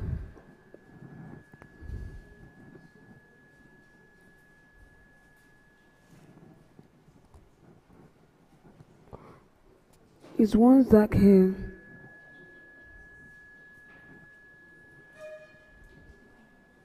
was sunny white.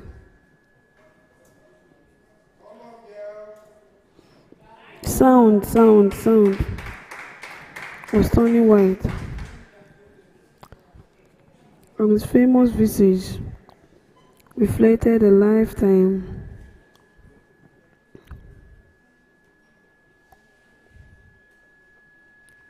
of power and a vigorous intellect.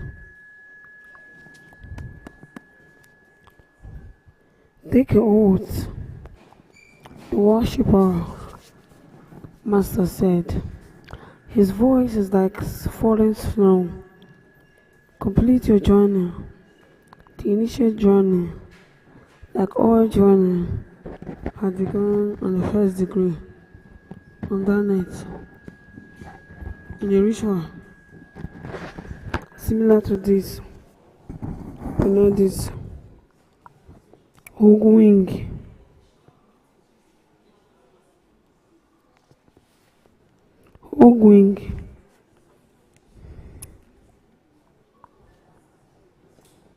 On that night,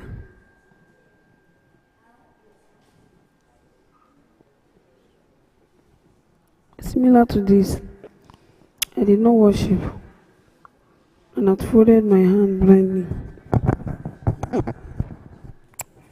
With a waving wink and pressed a ceremonial dagger into it. Then he laid these things.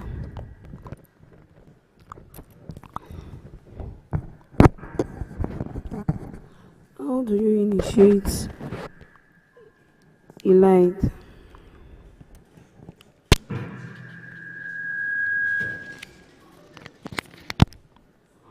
At this time, the initiate had no fear.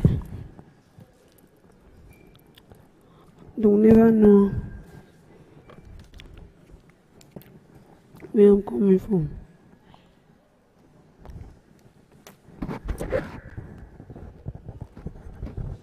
You see, before body in the temple room, and his mind began to clear.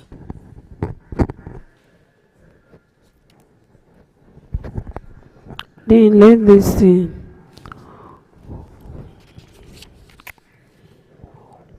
bond, scatter,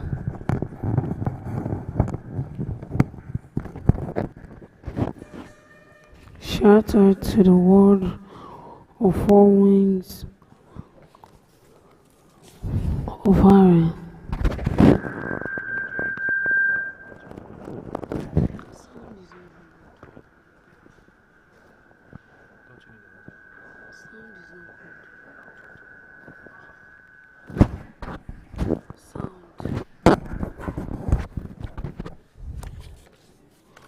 A pleasant warmth began to stream through the body of the initiate Ezel, smiling inwardly as he gazed up at the unsuspecting gray-eyed man who has foolishly admitted him into this brotherhood most secret tank. Soon, he will lose everything he owed there. Chapter 1. Otis Elevator. Otis Elevator, climbing south pillar of the F tower, was overshadowing the tourists. Instead, inside the clamp reef was an Austrian businessman in a street shirt. Gazed down at the boy beside him. He looked at the poor.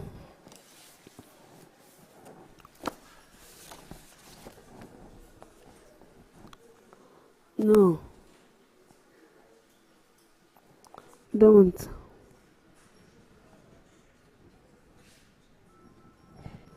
Almost there. The boy. The Otis elevator, climbing the south pillars of the Eiffel Tower, was overflowing with tourists. Inside the cramped lift, an Austrian businessman in a dressed suit gazed down at the boy. "You look pained, son. You should have stayed on the ground." "I'm okay," the boy answered. "I'll get out on the next level. I can't breathe." By now, he would have gotten over this. He brushed the boy's cheek affectionately. "Sorry to disappoint. We could barely hear enough. I've got to get out of this bus." The elevator operator was saying something, pressuring about the life and the lift. Far away beneath, the streets of Paris stretched out on all ranks of direction. Almost there, the boy told himself, "Just hold on. Something interesting is going to come. Please."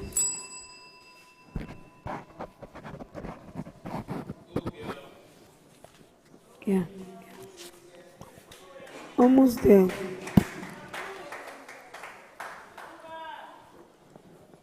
The boy told him, "Just hold on."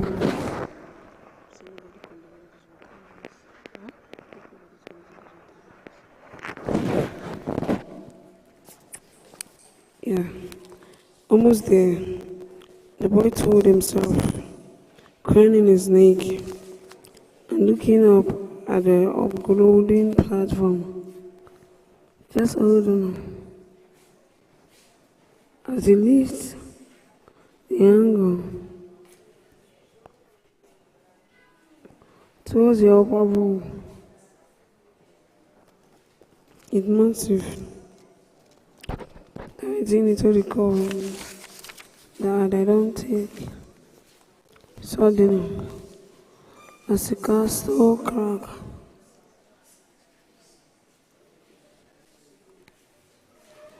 whipping around, the boy reached out for his.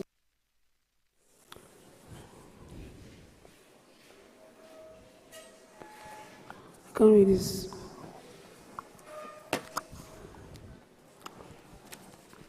Time out.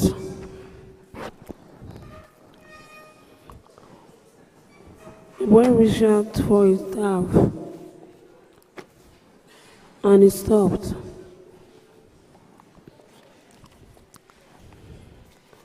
Their eyes looked for one terrifying second. What to do? "Mr. Landon,"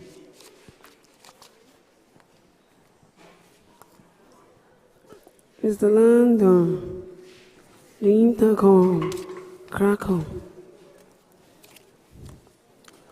I am listening to you overhead. We are on our final page. Really? Yes.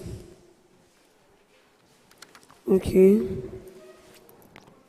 That was a nice choice of book. The 58-year-old philanthropist. He didn't know what to say, so he kept quiet. But at last, she got a book to read.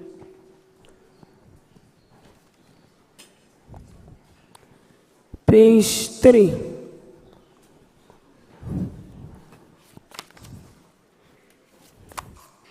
The last days at Focado's High School.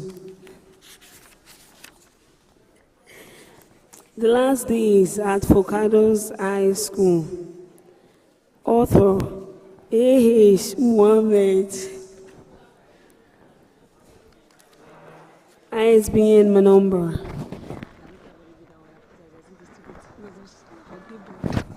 ISBN number. ISBN 978 978 906 0917. I repeat, ISBN 978 978 906 0917. To my mother, Dr. Olusumbo, for her untiring love and support.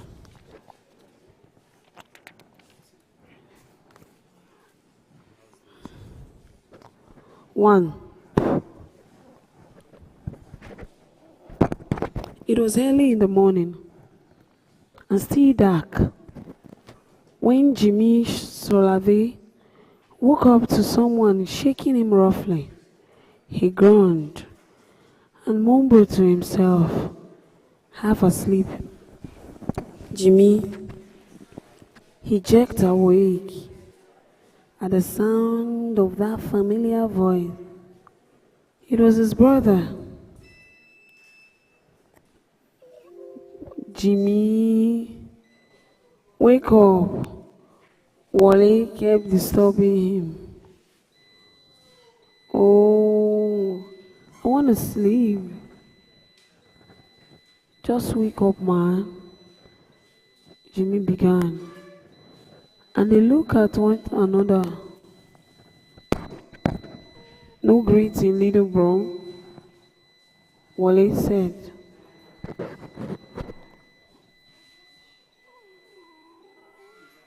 Does Daddy know you are here? Daddy don't know I'm back. Why? I have missed you. Wale was thin. Jimmy could feel it. Mom knows I'm here, Wale said. He did too. Not to mention their father. Just then, the clock sounded. It was time for Jimmy to get up and release his brother. Go on. Go ready for school. Wale said. He looked around the room. Skelly, flung shirt, jeans, trouser, Tupac, shower. That one is new. I didn't remove it. Only it was an eye, so I just left it as you left it. Why squeeze Jimmy? No problem. You can change whatever you want. From the bedside table, Jimmy played CD cases, chemistry, and mathematics. Man, this is something to watch. Must we have crossed the mountain to always get any little thing we need? Only, don't touch yourself. Don't touch yourself at all. Can't I look at the watch? I'm sorry, bro. I'm glad. I see you back, really. Thank you. Okay. Benin, trust you are doing okay.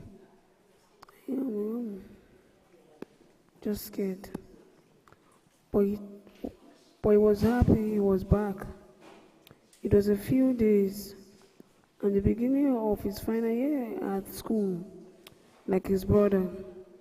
He was a star and long limb as an athlete. Though, unlike his brother, he had dimple. He had a smile. He had people. It was him that had nobody. Exactly. He had dimple when he should be smiling. He should have took his bath.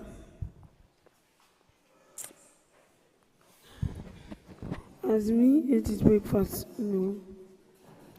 just short of my mind and makeup. And was so eager.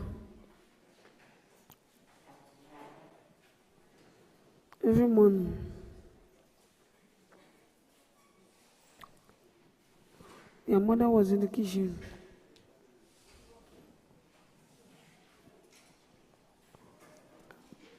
It was like any other morning, peaceful. Mr. Shade too still. Good morning, Papa. What he said. And as an afterthought, frustrated himself, as if that would forget him. And so I did. Good morning, Ma.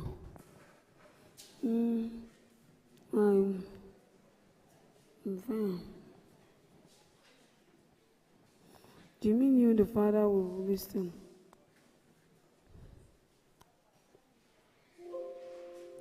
Didn't I tell you never to set foot in this place again? Get out before I call the police. It's you, Mr. Solade, turned on her. You spoiled this boy. Only you know what you are doing. Papa, forgive him. But I kept thinking in my heart, every day, they beg for forgiveness on my behalf.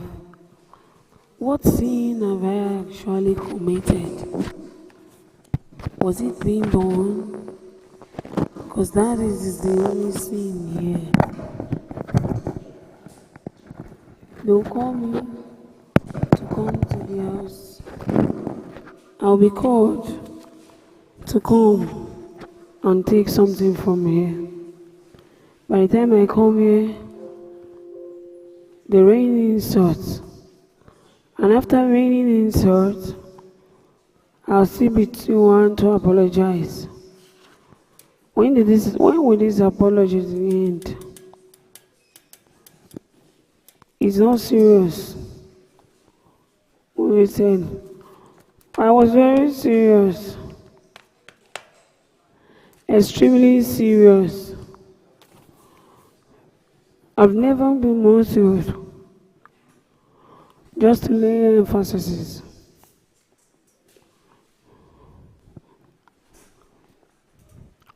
Mr. Shalade,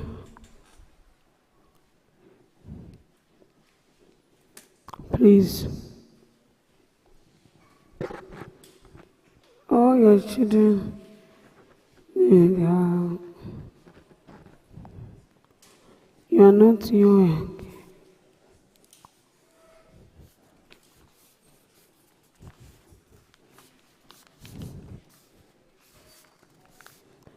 Welcome.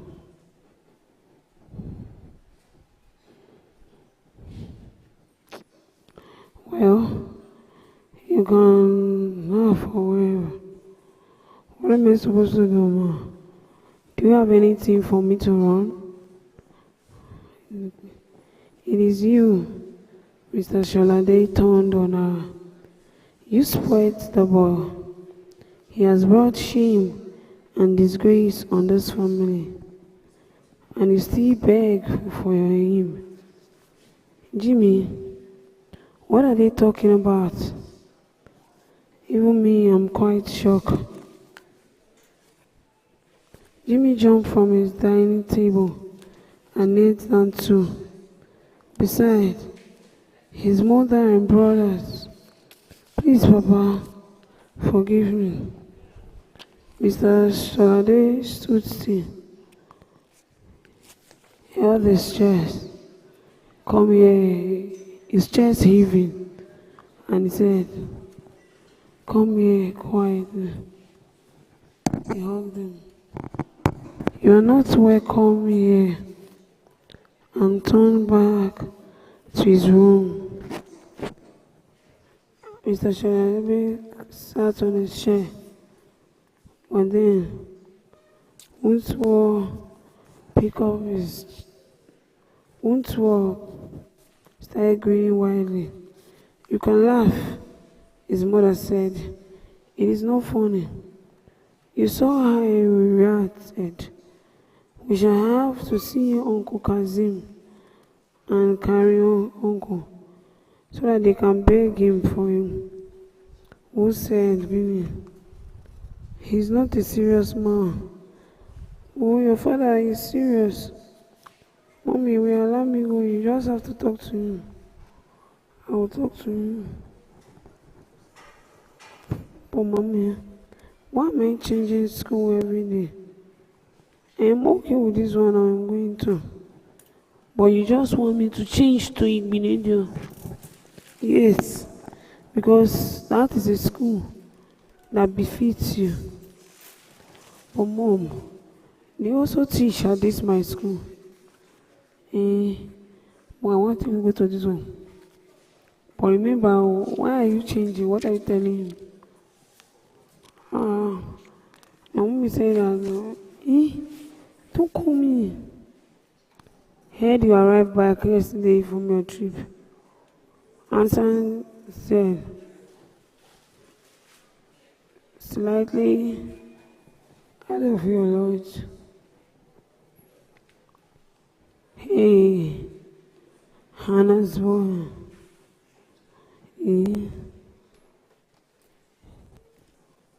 This guy, I don't understand his movement. It is well. You never tell anybody. But you also say you don't go, you don't come.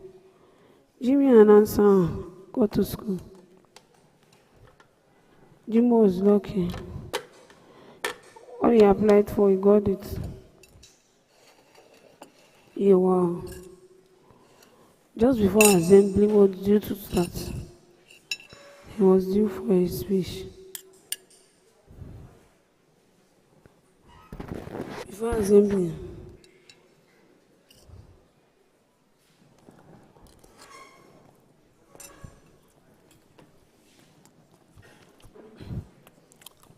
I don't want to destroy it now. On the student lines up, I don't need to clear class. And see their position, their class.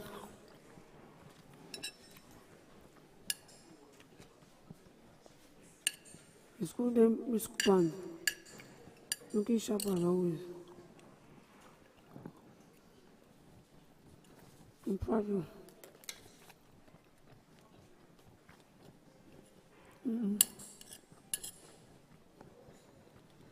At 8 o'clock, Sheyi Lawa, the head boy, stood up on the stage. He was fat and smooth. He checked his hair. He looked good enough for the job.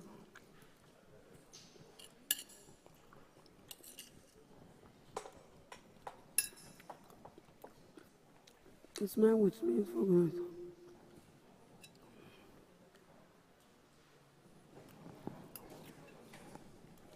He was very nervous. At 8 o'clock, Sheila once stood and walked up to the stage.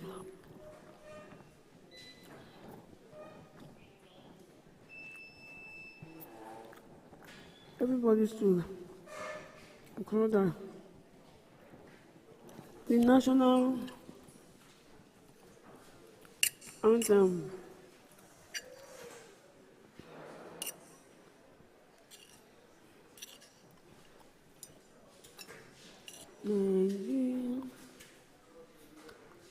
Nigeria, Nigeria, the school band struck up the town.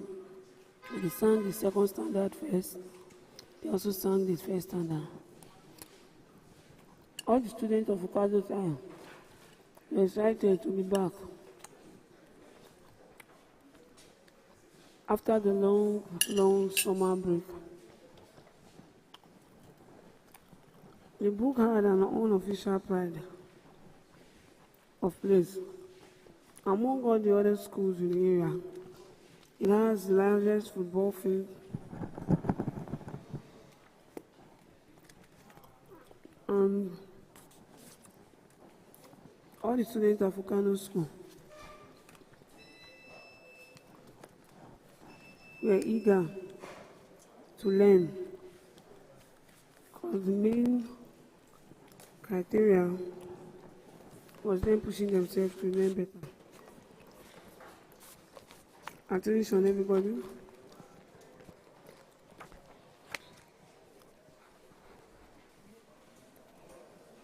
Let's do this.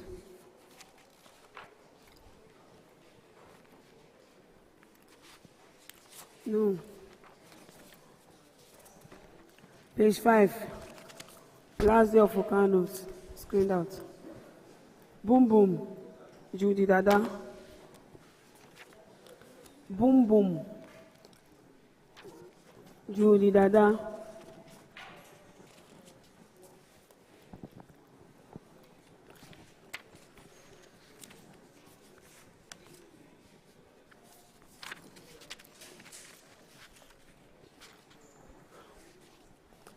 ISBN 978-978-540-4340.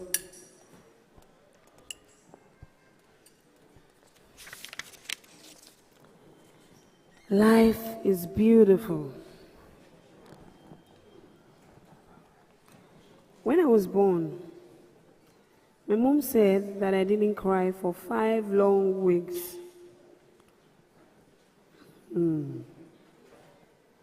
All I did was squint and rub my tiny hands together as though I was praying.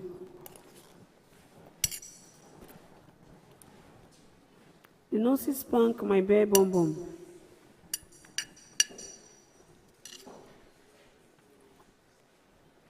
They picked my foot. I didn't make a sound. No matter what they did, I didn't cry. My mom said at first, she and Daddy were worried.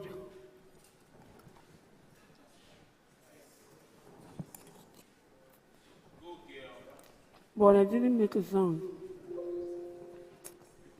My mom said she and Dad were worried at first.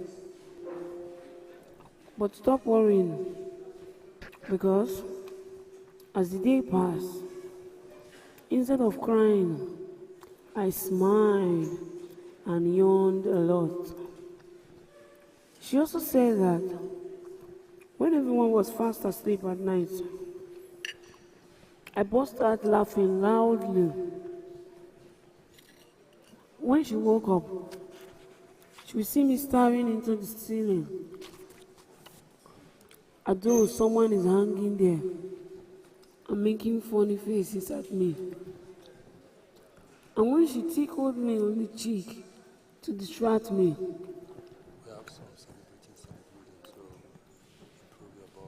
I would look at her, smile, turn back to the ceiling, and laugh even louder. At those times, my mother said I made her feel like there was a grown man hiding inside me.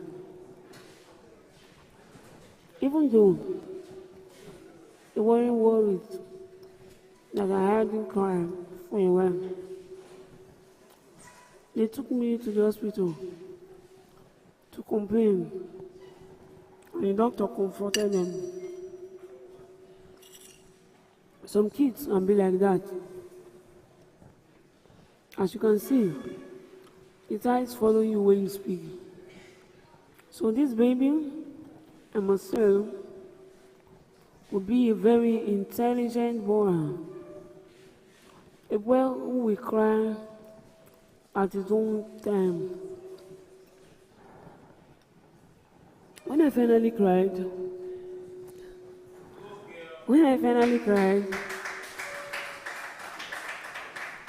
it took me days to keep quiet.